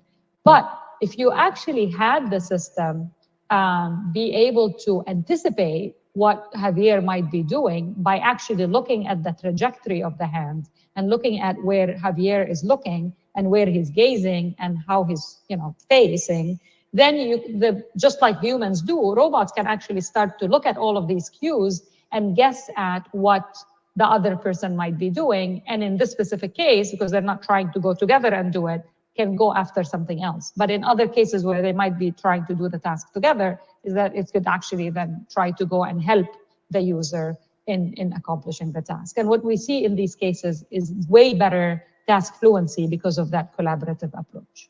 So, beyond manufacturing, as I mentioned, there are many other interesting applications. So we've done a lot of work in assistive computing for people with disabilities, and essentially trying to allow people who have ALS to be able to utilize any simple movement that they have to be able to completely control their machine like, all of us do today.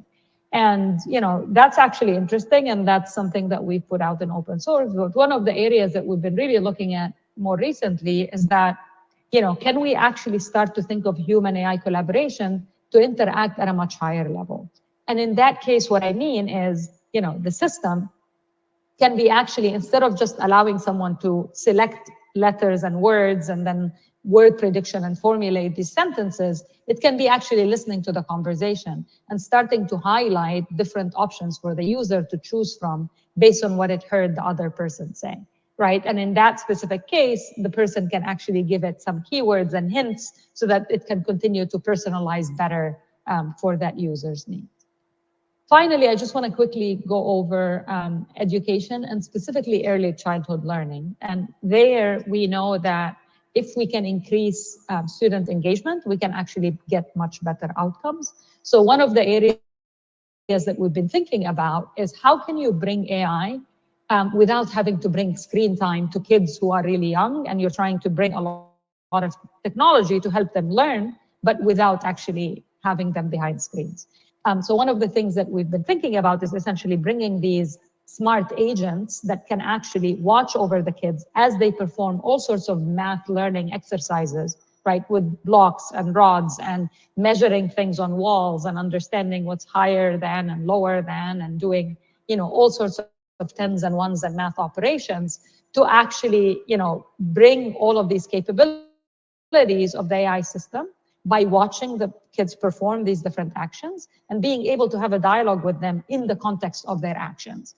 And then, you know, get them much more excited and engaged. And we've tried some of these things in different schools, and we definitely see a huge increase in student engagement and feeling like, okay, they can play with their whole bodies and learn and move all of these different objects and so on. And the agent is able to actually not only cue in on what they're saying, but, you know, their gestures and their gazes and everything else that they're doing in that space. So clearly, to be able to bring that vision to reality, you really have to start to think about how do we build all of these different robust perception and action in the real world by building all of these different building blocks that can understand activities and understand intents and understand dialogue and multimodal dialogue and all of these different things.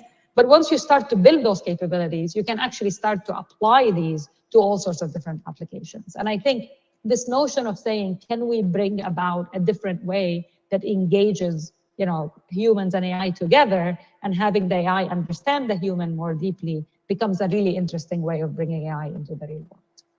Finally, I just want to end with, you know, this notion of, you know, I talked a lot about human AI collaboration and, you know, amplifying human potential and supporting people. But at the same time, we have to be thinking about how do we develop AI more responsibly?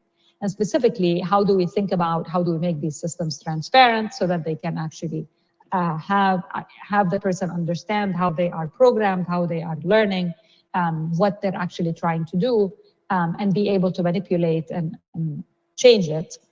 We also need to be thinking about how we're training these systems in a way that they don't become biased, right? Make sure that these data sets are not biased, that we're checking the algorithm for biases and so on.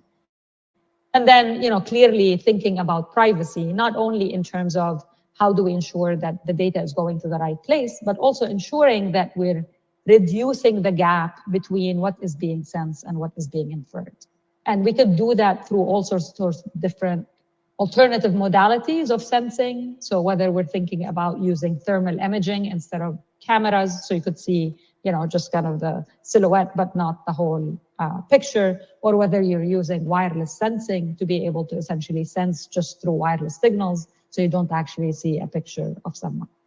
So with that, I just hope that you have a fantastic conference, and thank you so much for listening.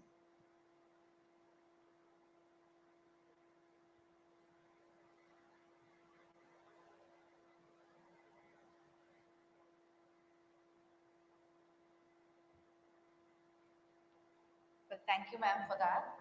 Now we have Guru Prasad, yes, to give the keynote. He's a Vice President and a Global Director, Healthcare and Data Science, Bosch Global Software Technologies. We are going to have a sustainable digital dispersion for a better future. Let's welcome Mr. Guru Prasad on the stage. Yes, sir. You need that big one, right? Yes, sir.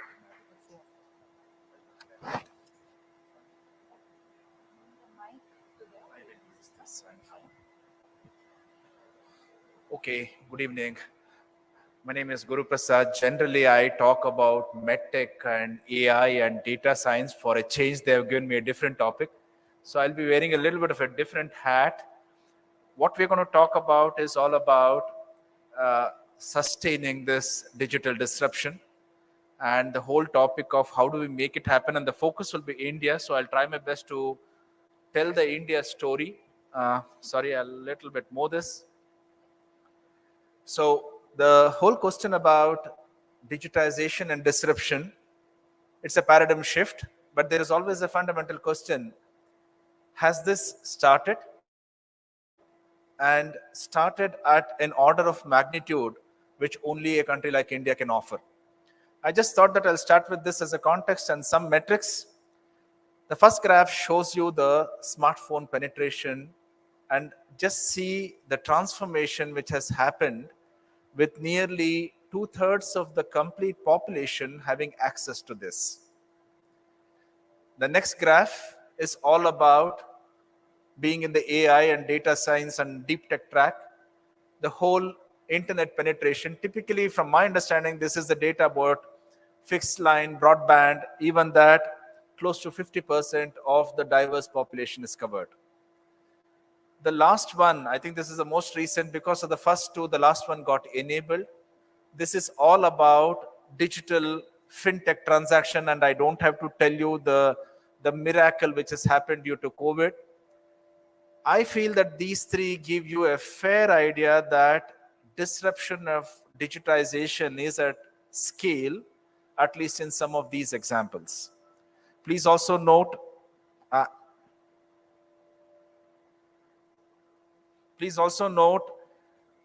the most famous ones, the digital identity, the Aadhaar card, and the, I don't know why it moves forward, and the whole direct benefit credit to, it keeps on moving forward. I'll hold it. So I think it wants me to go forward. I have not timed it. Long story short, clearly there are signs that things are moving forward. We need to do something about it. You can navigate. I can even tell if you can navigate, I'll stop this. Let's go to 3. Yeah. Okay. So is this all really honky-dory? Absolutely not. These are some examples, what we call as green shoots. Lot more which are need of the hour. Look at, I think we're jumping. Can we go back? Okay, the next one now. A lot more needs to be done, but what are the key challenges typically in a large country like ours? Just see the population growth. I think we had the milestone yesterday. We're going to have further milestones. I'm guaranteed we're going to have. Literacy rate, we're climbing, but there is still 1/3 of the population of this country who will not be able to converse, communicate. Can you go to the PDF version? You can skip the PPT. I'm sorry about it. There is another file. Yeah, this is also okay. We'll just use this. Is this readable? I think it should be readable, right? So the whole challenge about being literate, and then look at the next dimension. Being literate, but I have 1,600 different languages I can be literate in, so I don't have a common media to converse as well. 15% of the rural population actually have internet access, so there is this whole divide about the rural and the urban. And what does that lead to? What type of typical challenges? Look at the topic of healthcare, which is a topic very close to me. I work in the medtech field. Less than 1/5 of the population have access to any form of digital health. All others continue to be manual. Education. Thanks to COVID, it has gone a little bit beyond, but still 2/3 of the population still have the traditional ways of education. They don't have access to digital education. And of course, governance, we still want that it is much more inclusive because of all the challenges on the left side you see. The governance can also be doing a lot more So these are some of the actions or the call for actions from the good story which we had in the previous slide. Next slide, please.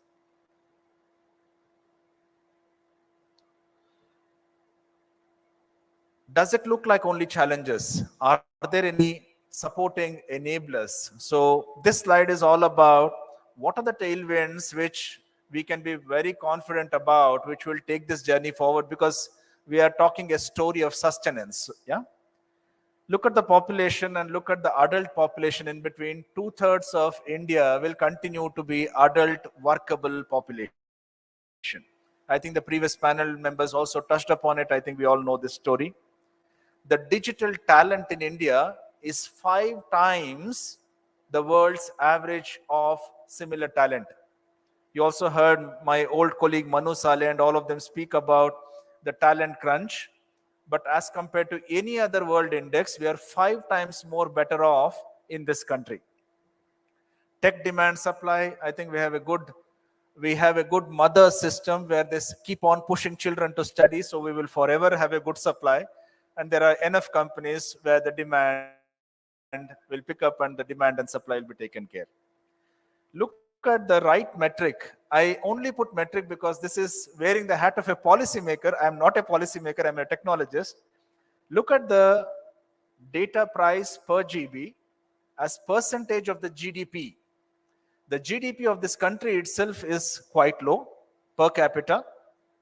And then you look at the data price per GB, how it has dramatically fallen. The latest information I have is somewhere now it is less than 1% or even a decimal percentage you are able to access data.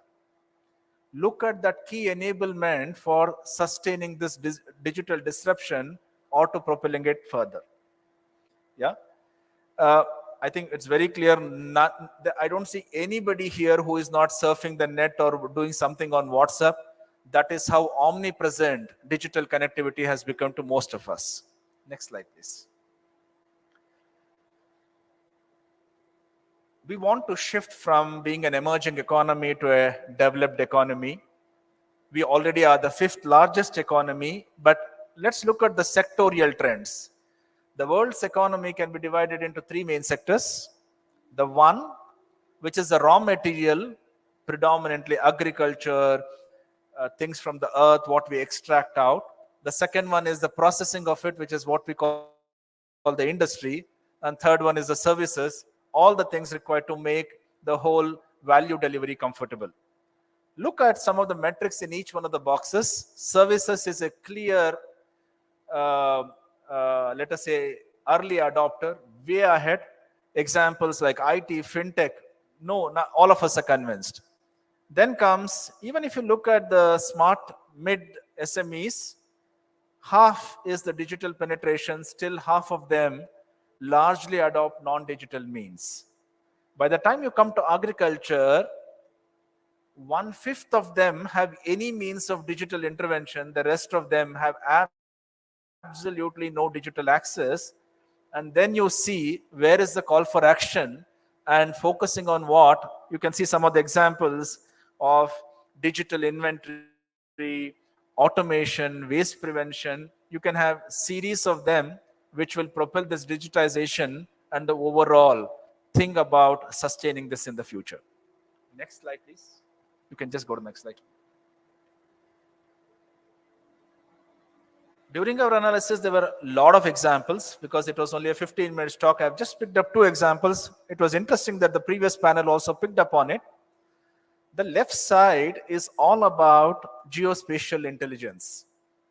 If you see some of the organizations like ISRO, NIC, and all of them, they have a treasure trove of information. Of course, the previous panel also spoke about the sensitive nature of this data. Largely, there is a military connotation, a defense connotation. But even then, imagine the benefit of unleashing this data for a meaningful benefit to the society. Geospatial intelligence can have far-reaching impact across the length and breadth of this country in bringing about a digitized decision making, be it in agriculture, be it in any number of applications. Look at the right side one. You have countries who have no access to water and they're landlocked. We have 2/3 of our borders which are opening into large water entry or gateway points. So this is all about blue economy and the leverage of blue economy. Please note, in both of these cases, digitization has really not started at all. So imagine if you unleash the digitization, what we see in the services industry, in some examples like geospatial intelligence or in the blue economy for you, I'm sure you would have heard about this thing. 15% is our logistics overhead. A typical developed country should have nothing more than 5%. How do you bring 15 to 5? The right side one may be a potential answer, because these are the ones which are the choking points, and digitization upfront will leapfrog what we have lost, which I'm sure we have lost quite a bit. Next slide, please. I'm almost about to end, so I'm not going to bore you too much. More or less the last slide. We saw the green shoots. We saw the challenges. We saw the compelling enablers. We also saw our footprint of digitization in the major sectors. And then we spoke about where all are the big ticket items where digitization can play a big role. This is the conclusion slide. Imagine we want to be a $1 trillion digital economy. That is absolutely essential if I have to climb up from position number 5, which I am in the world's GDP, to a position number 2, 3, or ultimately 1. So I need to propel that. We need to leverage technologies. Look at the left side of the graph. Technology leverage is absolutely essential. I normally lecture upon AI and machine learning and cognitive intelligence and all those things. For a change, I'm not going to do that here. They all come under this bracket. Innovative business model. India has been a great adopter of innovative business model. We need to continue that for our sustenance. We are resource strapped. And when we are resource strapped, the third one will play an important role. I need to have a circular economy in place where waste is kept at the bare minimum, and the things from raw material to useful life and back to scrap and to recycling, I am able to complete it in a much more efficient way. Co-creation, I think we discussed. Industry, startup, academia, absolutely they are enablers. Look at some of the impacts we're going to have if we do this.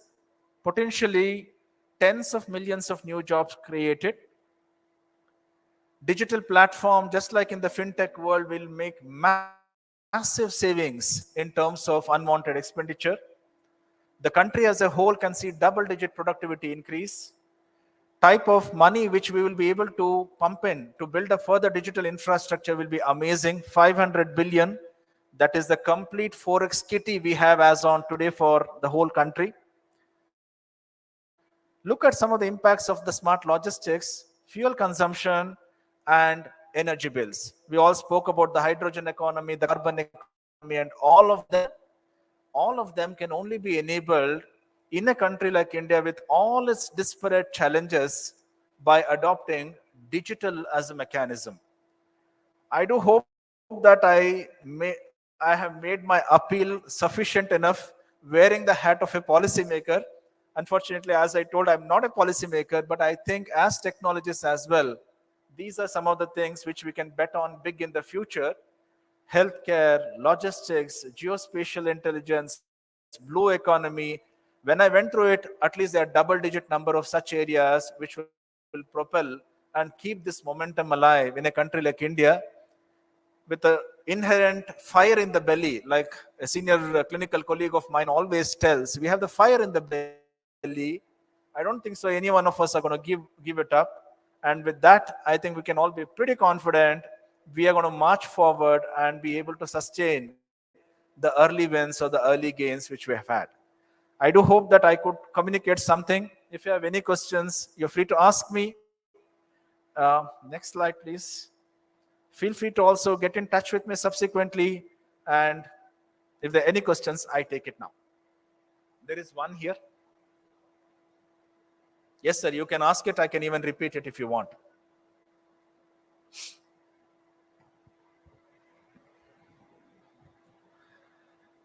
Can you switch it on? Check. Yeah, it's on now. Yeah, thank you, sir, for a very nice coverage. I have one query. Basically, I read an article saying that even though cell phones and even the internet in India is very high, the amount of digitization, digital transactions is very low compared to many other countries in the world. Actual purchasing and actual transactions is not as much as it could be. Now maybe that's one reason possibly is that the language issue, which we know, as you Possibly. mentioned, 1600 different diverse languages, or say 200. So what are the major challenges you feel in this progress, and how can we overcome it? For example, languages. How do we get, let's say, 200 different languages onto this digital platform where they can easily converse and understand across, and place orders and purchase and whatever? Thank you. It's already started, sir. If you really see, just go through our WhatsApp messages. At least I see multi-language communication already which has started. It is just not going to stop. Again, like I say, we Indians have that fire in the belly. This language integration is a big topic being addressed by the policymakers, and the technologists will play a significant role in making it happen. To your question on number of transactions, I think we are the world leader. We should be proud of it. We are today able to process a transaction of less than 10 rupees in 0.002 seconds anywhere in India. So in that sense, we are ahead. Again, I like your spirit. We should not give up. We should climb up higher. And the way it is going, I think it's going to test even a technologist in the transaction processing capability and the redundancy, which we all take it for granted. But imagine processing that across India. It's a major achievement already achieved, I feel. So it's going to only continue. Any other questions, please? If not, thank you very much and have a nice evening.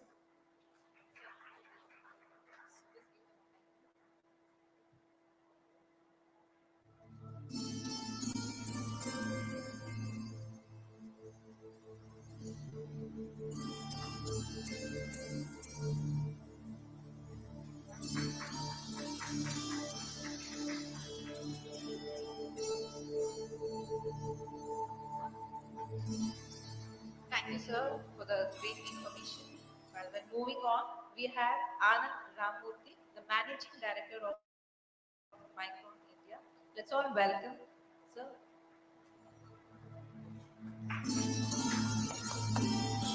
Can we engage by applause? That's really needed for everybody. Thank you. Hello, everyone. Good evening. I know I and my colleagues are standing between you and your evening lunch plans, so we'll try to keep this useful and so that you have some interesting takeaways. Glad to be here in one of probably the best tech summits that I've been part of in our part of the world. I represent Micron India, and I represent over 3,500 plus professionals that we've hired in the last couple of years, including a lot of data scientists, domain guys, AI specialists, with the intent of enabling transformation in many walks of life.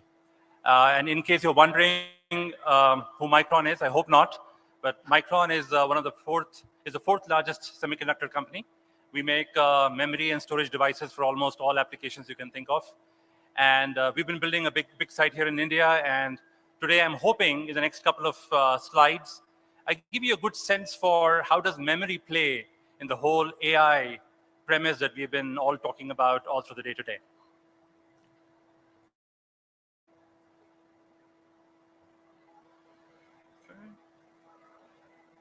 What am I doing wrong? Okay, good. So I think AI is all around us. I think we have gone way past the stage where we would start questioning about what part of AI is impacting our lives. We see AI at home. I wake up to Alexa telling me what my favorite song is. The weekend has Netflix pushing a lot of targeted consumption content towards me. You go to office, you see processes are automated. On your car is telling you all the time how smart it has become in the last couple of years. But as I was driving down to Palace Grounds, I was asking this question: what would be the most profound thing that AI has delivered? as a technology vector that we can all go back and reflect very strongly about. And I was reminded of this very small company called Moderna. Moderna was small, it's no more small now. This is a small pharmacy biotech company out of California, and they had actually done no commercial vaccines up until a few years back. Here is a classic startup, no track record of having delivered any vaccine. And then lo and behold, the Chinese government starts sharing the first draft of the GNA mapping. And within 42 days, you have this small startup in Boston, Massachusetts, come out with the first commercially available vaccine for the entire world. And when you pause and reflect on how did this happen, you see a couple of themes that we all can learn from. Micron is learning from it. I'm sure other enterprises are. Here was a company that actually is a classic digital native, but more importantly, the first set of people that Moderna hired were all what I call converged professionals. These are people with background in physics, in biology, neurobiology, data science, mathematics, coding, you name it. And by having that kind of initial hiring, what they made sure was almost every aspect of the vaccine drug delivery system, from concept to design to eventually production, was completely AI controlled. And they also had a very unique mechanism. I won't go into the details of it. It's called a messenger RNA technique, whereby it works in a very specific way, very different to how normal vaccines work. And here is an example of a company that actually has now created a platform, an AI platform. I think I'm jumping here. I don't know what's happening. Can someone help me here, please? So here we have a company that has actually built an AI platform, hired people keeping the whole AI strategy in mind, making sure that every single employee in the company has a good sense of data science, machine learning at a unit level principles. And I know it's more easy for a startup to do all these, more difficult for large companies like Micron and others to kind of do it, because we've already had a lot of people with no background in data science or domains of AI. So the takeaways from the Moderna experiment is, if we put our mind to it, we have a platform approach, we can actually have a very profound impact both within and in the societies that we serve. Next slide, please. So this one is a little bit of the Micron lay of the land. As I mentioned, Micron is a memory player.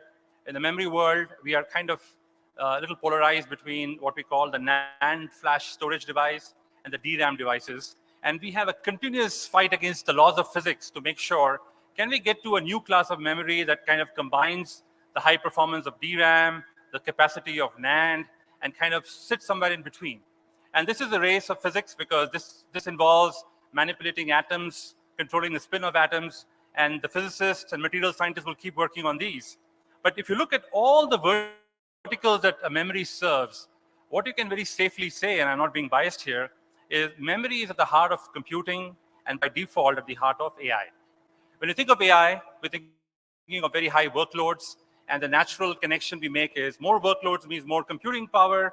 And if you look at the last couple of decades, thanks to Moore's law, thanks to innovation, we have more and more of cores getting added. We have multi-core, general purpose processing, specialized accelerators. But please don't forget that as you increase your computing speed, if you're not keeping in sync with the way you access memory, it goes nowhere. Which is why, if you look at the biggest advancements that has happened in the memory AI computing space, and Micron is a big part of it, we are focused more and more on what we call in-memory computing and near-memory computing. And what it broadly does is, in a typical computing paradigm, you have data move from the computing part to the memory part, back and forth, before you have a decision or an inference or a recommendation. This process of movement of data is very intensive. And the statistic that really scares me is, as per one indication, the amount of energy spent on training a simple NLP model is equivalent to the carbon emission of 5 cars over its lifetime. That's the kind of energy involved in training model. We very easily say, oh, I'm going to train in the cloud, but that's the kind of energy intensive these operations are. One way of obviously solving the problem is to make sure that you throw a lot of computing in the cloud. The other way of solving it, which is what Micron is doing along with our peers, is to make sure that the processing and the inference is happening very close to where the computing is happening. So making sure that closer to the DRAM chip Or if you're talking of a system design, we want to make sure that the logic part, the processing part, and the memory part are stacked up in a way so that we have more bandwidth access, and we are not completely outlived by the shortage in computing or computing access times. So at Micron, on the right side are some very good examples of what we call the Industry 4.0, which is a very classy term coined by World Economic Forum. What it basically does is the 4.0 revolution is essentially happening in some of the best factories in the world. We are proud of our smart manufacturing assets that we have within Micron. And these two factories that you see on the slide are examples of what we call lighthouse factories, which means we have actually taken the principles of machine learning, data science, AI in its purest form, and made sure it is impacting almost all aspects of the line flow and production. The other thing I want you to highlight here is, as we talk more and more about, in fact, I'll talk about it in the next slide, so maybe the next one. But this one is a little bit of a primer. I mentioned about Moderna. Moderna is a startup. So they had the luxury of hiring people a certain way. But if you are like Micron, where you already had an established employee base, how do you make sure that you do what we call the three different parts of the entire life cycle of data? It starts with what we call the definition to data, where we're trying to define a problem. And in this process, we are identifying probably three different sets of skill sets that we need in an enterprise. We obviously need a guy who understands the domain, because without the domain expert or the subject matter expert, you can't really define or look for the right data. Then you want the data scientist, the guy who's going to use all his programming and data skills to make sure that he's developing the right algos. And then eventually, all of us are looking to make sure this is getting monetized. Because what is the point of developing all these algos? They would look like a school project unless we have a way of monetizing it and getting both productivity and dollar benefits out of it. When you look at this flow, it's very important that there be a driver and a drafter. The driver is the one who drives that part of the value chain. The drafter is the one who listens, follows the coach. When you define, it has to be a subject matter expert. When you're doing actually the model development, data to decision part, these are data scientists. I mean, you want to convert it into value, which is very often the toughest part in the value chain. You need actually the functional stakeholder. This could be the person on the factory floor. This could be your R&D engineer. These are the folks who have to make sure that these models actually work in their workflows. There is one interesting statistic I want to share with you. When you look at the data of how people have used AI and machine learning in delivering outcomes, almost 10% of that effort is in the algo part. The remaining 30% is in technologies. These could be the IoT sensors, building cloud capacity. The bulk is in the process and people. And which is where, if you don't streamline, if you don't have a platform approach, you don't streamline the skill sets, you will not get to what I call eventually the decision to value part. And in the semiconductor world, semiconductors today are roughly a $500 billion industry. The improvements and the monetary benefits we get from AI is supposed to be around 10 to 20%. And we really want to move that needle in the next couple of years. I'll tell you why in the next couple of slides. Next slide, please. So this is again, why does AI mean so much for semiconductors, right? And specifically for memory that I represent. Let me start with the statistic first, right? Of 80% of the semiconductor devices that were actually shipped in the last decade were memory devices. So memory by default is a very big part of that semiconductor value chain. And the cost of actually developing a chip on one of the advanced, let's say the 5 nanometer nodes, is almost $500 million. The cost of establishing a front-end fab to build these modern nodes is getting into $5 to $7 billion. So with that kind of capex intense dynamics we are part of, this is by default, this innovation is so fundamental to deriving more benefits, and broadly, as we call, the shifting left methodology, whereby if I can predict either through simulations or in my qualified silicon samples, what I'm going to see post in the manufacturing, high volume manufacturing zone, I'm truly, truly helping my company. So what you see on the top are some principles that are used in manufacturing. When I think of semiconductors, think of two streams. There is the smart manufacturing stream, where we use a lot of machine learning and modeling. Then there is a design stream, and both have their unique challenges. Let me talk to the manufacturing part first and then move to design in my next slides. We look at the genesis of smart manufacturing. we started with more traditional statistical process control. This is more like statistics 101. You would have a parameter, every time you deviate, you will catch it in the manufacturing flow. Then we moved into a little more of evolved, automated, and simulated process control, where, you know what, not only am I catching, I am able to simulate upfront, and I'm also able to feed the correction so that I can keep on correcting and improving the process. But if you take this one step further, if you look at the next frontier for smart manufacturing, I think what we are trending to get at is a more adaptive, more comprehensive model. Because think of it this way: if my engineering, design, and manufacturing business units are able to talk in the same language of data, machine learning, and the outcomes, you have significantly more compounded positive impact on the outcomes that we're talking about. Because today, even in manufacturing, many of these are still very unit process based. This is like improvement happening in a very isolated, small process-centric operations. We got to abstract this to a point where these benefits are much more macro, substantial, and material. Next slide, please. Next slide, please. Yeah.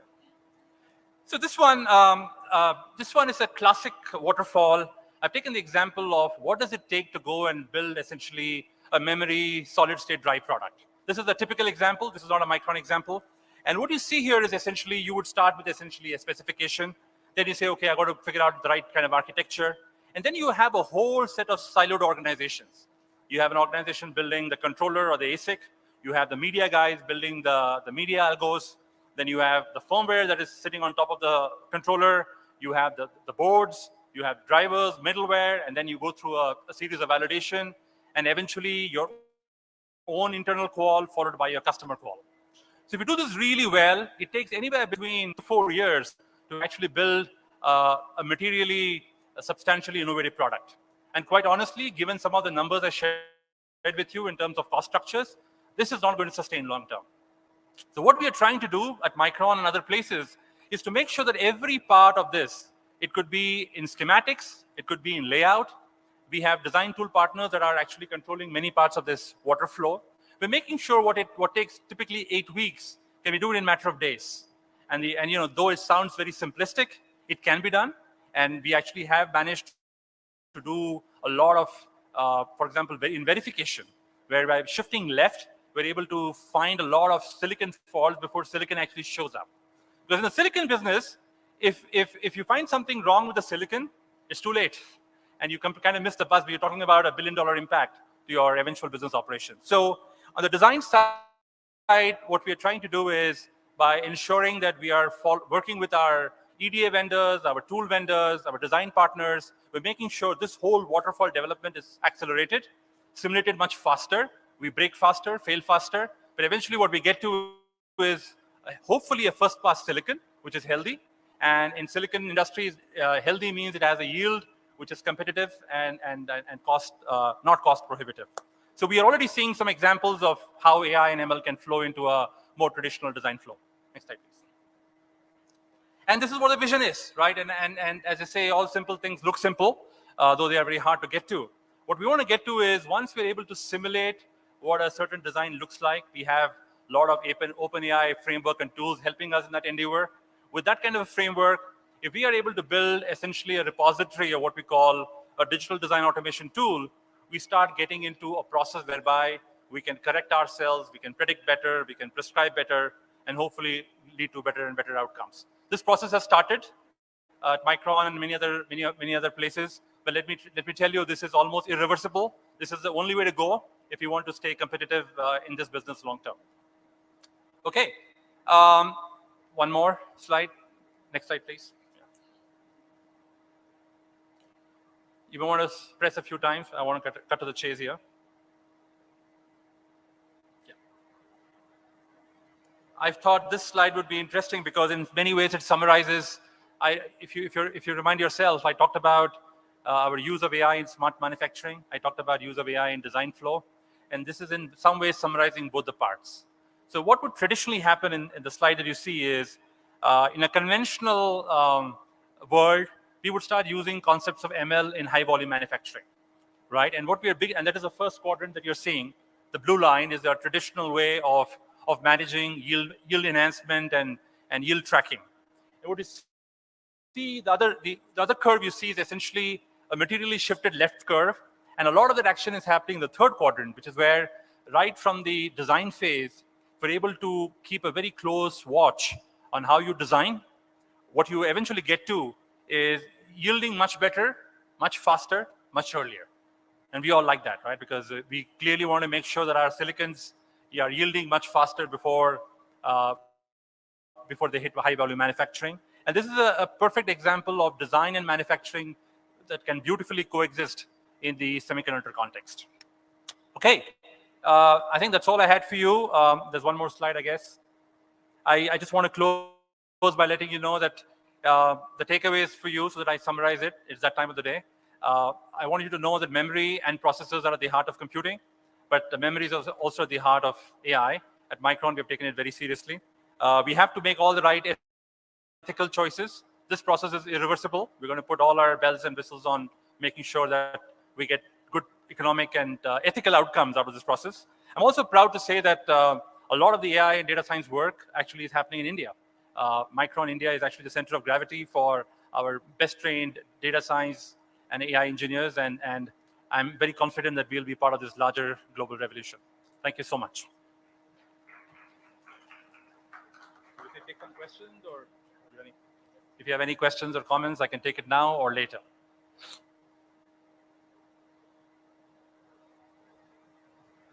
No issues. I think Sandeep is on time, so see you guys later. Thank you, sir, for your wonderful information. I would like to call upon Devabrata Das, sir, on the stage to give the momentum.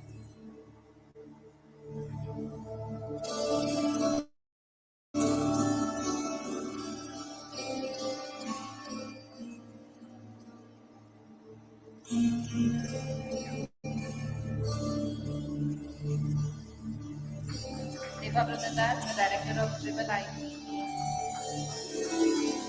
Thank you, sir.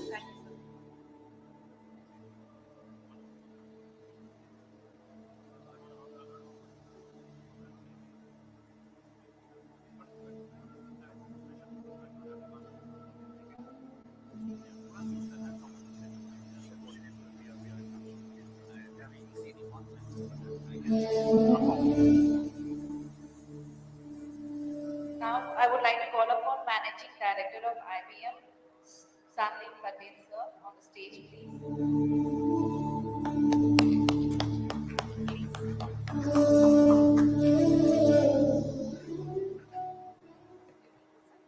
I don't.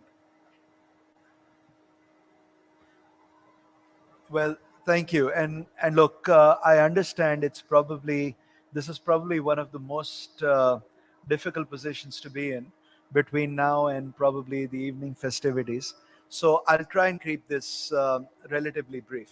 And what I want to do is talk about a few things. And by the way, I'm not going to use slides because we saw some of the issues that people had with slides. So I'll try to avoid that. But my theme was mostly to talk about AI and some of the emerging technologies that we are seeing in the world today, and how these emerging technologies can really accelerate the whole proposition of making in India, and for the world. So, look, this is one of probably the greatest tech summits that I've ever been in, and I want to congratulate the government of Karnataka for hosting this. I think it's a brilliant summit, and given that this is now the 25th year, want to congratulate them and commend them for doing that. I'm not going to talk a lot about technology and what the digitization is happening around us. I think all the speakers have talked about how things have accelerated during the pandemic. But what I want to focus on is talk about three things. One is how exponential technologies are going to continue to shape the world around us, particularly given the spur that we've seen with digitization. Secondly, I want to talk about how is this relevant in the Indian context today, particularly given what we are seeing with connectivity and the broadening of this outside of metros. And the third point I want to talk about is how do we make this real in India if we want to sort of take advantage of the perfect storm that we are in today. So first of all, exponential technologies, and when I talk about exponential technologies, I talk about hybrid cloud, AI, cybersecurity technologies that are actually helping us keep things secure, as well as future technologies like quantum. And these are fast shaping how the world around us is going to operate. In the India decade, which is sort of what we are now calling this current decade, right? We are calling it India's decade, will witness a convergence of these technologies to really help accelerate the rate of scientific discovery like never before and make this accessible to a large number of users.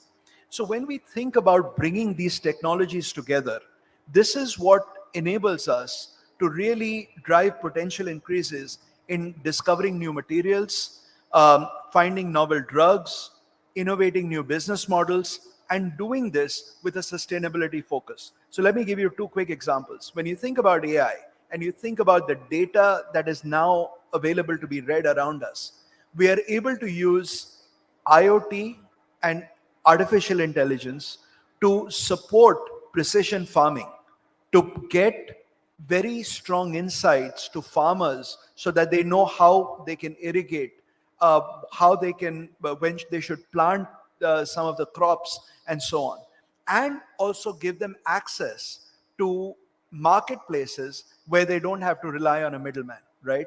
And this is now available to be done in multiple languages. Someone asked the question earlier about, what do we do with languages? Languages can now be codified within artificial intelligence and made available to people at large. Let me give you another example. And when I talk about new business models, I've spent a lot of my life in financial services industries. But when you think about the kind of data that is now available to us, it enables us to change business paradigms. So for example, today, we think about insurance as managing the risk of loss. That's what insurers do. But with the right kind of data sets available and IoT and others, we can actually start to manage the risk of prevention. You can actually prevent losses from happening. And those are the kind of paradigm shifts that we need to think about when we bring the convergence of these technologies together. And clearly, what we've seen with its diverse human capital and technology prowess, India is now uniquely positioned to lead this next decade in driving real innovation using these technologies that are made in India and for the world. And clearly we know that, today is all about Karnataka, and Karnataka has been in the relentless pursuit of creating opportunities for everyone. I think that's the logo that they've been using. And it is one of the leading beacons of innovation because of its focus on talent and technology. I'm confident that our Honorable Prime Minister's goal of making India a $5 trillion economy will be significantly boosted by Karnataka's contribution to Digital India. And I commend their work on the initiatives that are aimed at accelerating efforts in moving technology and innovation related activity, particularly to the emerging cities outside and beyond Bengaluru. 80% today of global IT firms have based their R&D centers and India operations in and around Bengaluru. In fact, I'm very proud to share that IBM India conducts all critical activities pertaining to research, innovation, software development in artificial intelligence, cybersecurity, quantum, and cloud research and design, and in addition to a lot of the services work we do, in India, for the world, and with a primary base right here in Bengaluru, as well as in emerging clusters like Mysore and others. This year, we also set up a cybersecurity center here in Bengaluru, which is a strategic hub for our company's cybersecurity activities across Asia Pacific. So these are the kinds of investments that Karnataka and the work that is happening through the government here is driving. However, let me just give a couple of thoughts on what is happening, particularly with connectivity and skilling. So there was a point in time when Mahatma Gandhi had said that the future of India lies in its villages. Now, let me give you a couple of data points. As of 30th of June 2022, the total number of startups that were recognized by DPIIT was 72,993. 50% of these recognized startups belong to non-metropolitan cities. Just think about it. So these are not happening in the clear hubs, right? You all think another data point. There are 692 million active internet users in India. But much of the growth in this user base continues to be driven by rural India.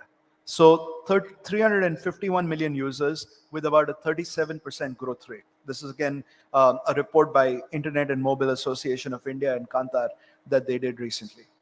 And we are continuing to see this momentum through what government is doing with activities like BharatNet and others. In addition, 5G is expected to contribute $450 billion to the Indian economy by connecting rural India with the urban landscape. So when we think about all of this, the growth in India is not just going to happen within the urban cities. It's going to happen in emerging clusters, which is where a lot of our skilled population and talent also lies. Let me talk about the third thing which I wanted to, which is talent. Our Prime Minister, our Honorable Prime Minister, about a decade ago, he had said, for me, IT plus IT equals IT, which is Indian talent plus information technology is India tomorrow. And this is so very real. If we put this in the context of the golden demographic dividend that we have in India, couple of other data points. India will add another 183 million people to the age group of the working age by 2050. And what this means is, as defined by the UN Population Fund in 2019, about 22% of the global workforce added over the next 3 decades will actually come from India.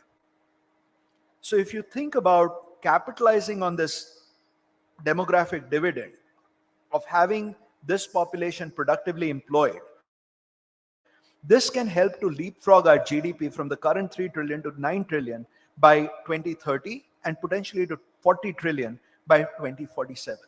But what this requires for all of us, and I think this is where I would like to close and sort of leave this as an action forum for the Karnataka government as well, and what we can do collectively across government and private, is really expand this base as you continue to talk about beyond Bengaluru.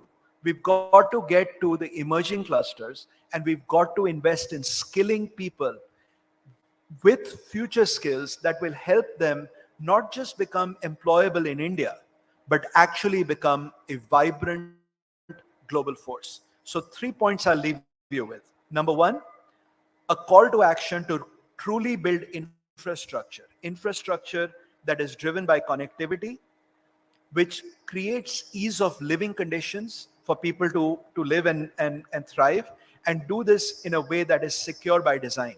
With the world where it's going, cybersecurity is going to become very, very relevant, and that needs to be built and embedded into whatever infrastructure we build. Second, skilling. We currently do a lot of work with the Karnataka government and many governments, state governments around India in the skilling space. But it's skilling people to make them ready for the jobs of the future, and not just for India, but for the world, and them becoming a part of the global workforce. And the third charter that I would give the government, and actually a call to action for industry to work with government on, is creation of vibrant ecosystems. Vibrant ecosystems around startups, around academia, industry like ourselves, and creation of centers of excellence where we start to build out deep technologies that can actually make innovation real for the world, and do this in a way that evolves with the needs of the world. And I think that collectively will enable us to really spear this whole technology growth and capture what we can get through these emerging technologies. Again, made in India, and for the world. Thank you.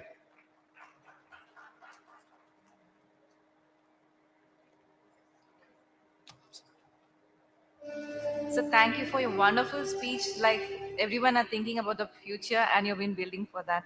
That was very nice. And I would like to call upon B.V. Naidu, the chairperson of KDIM, to hand over the momentum.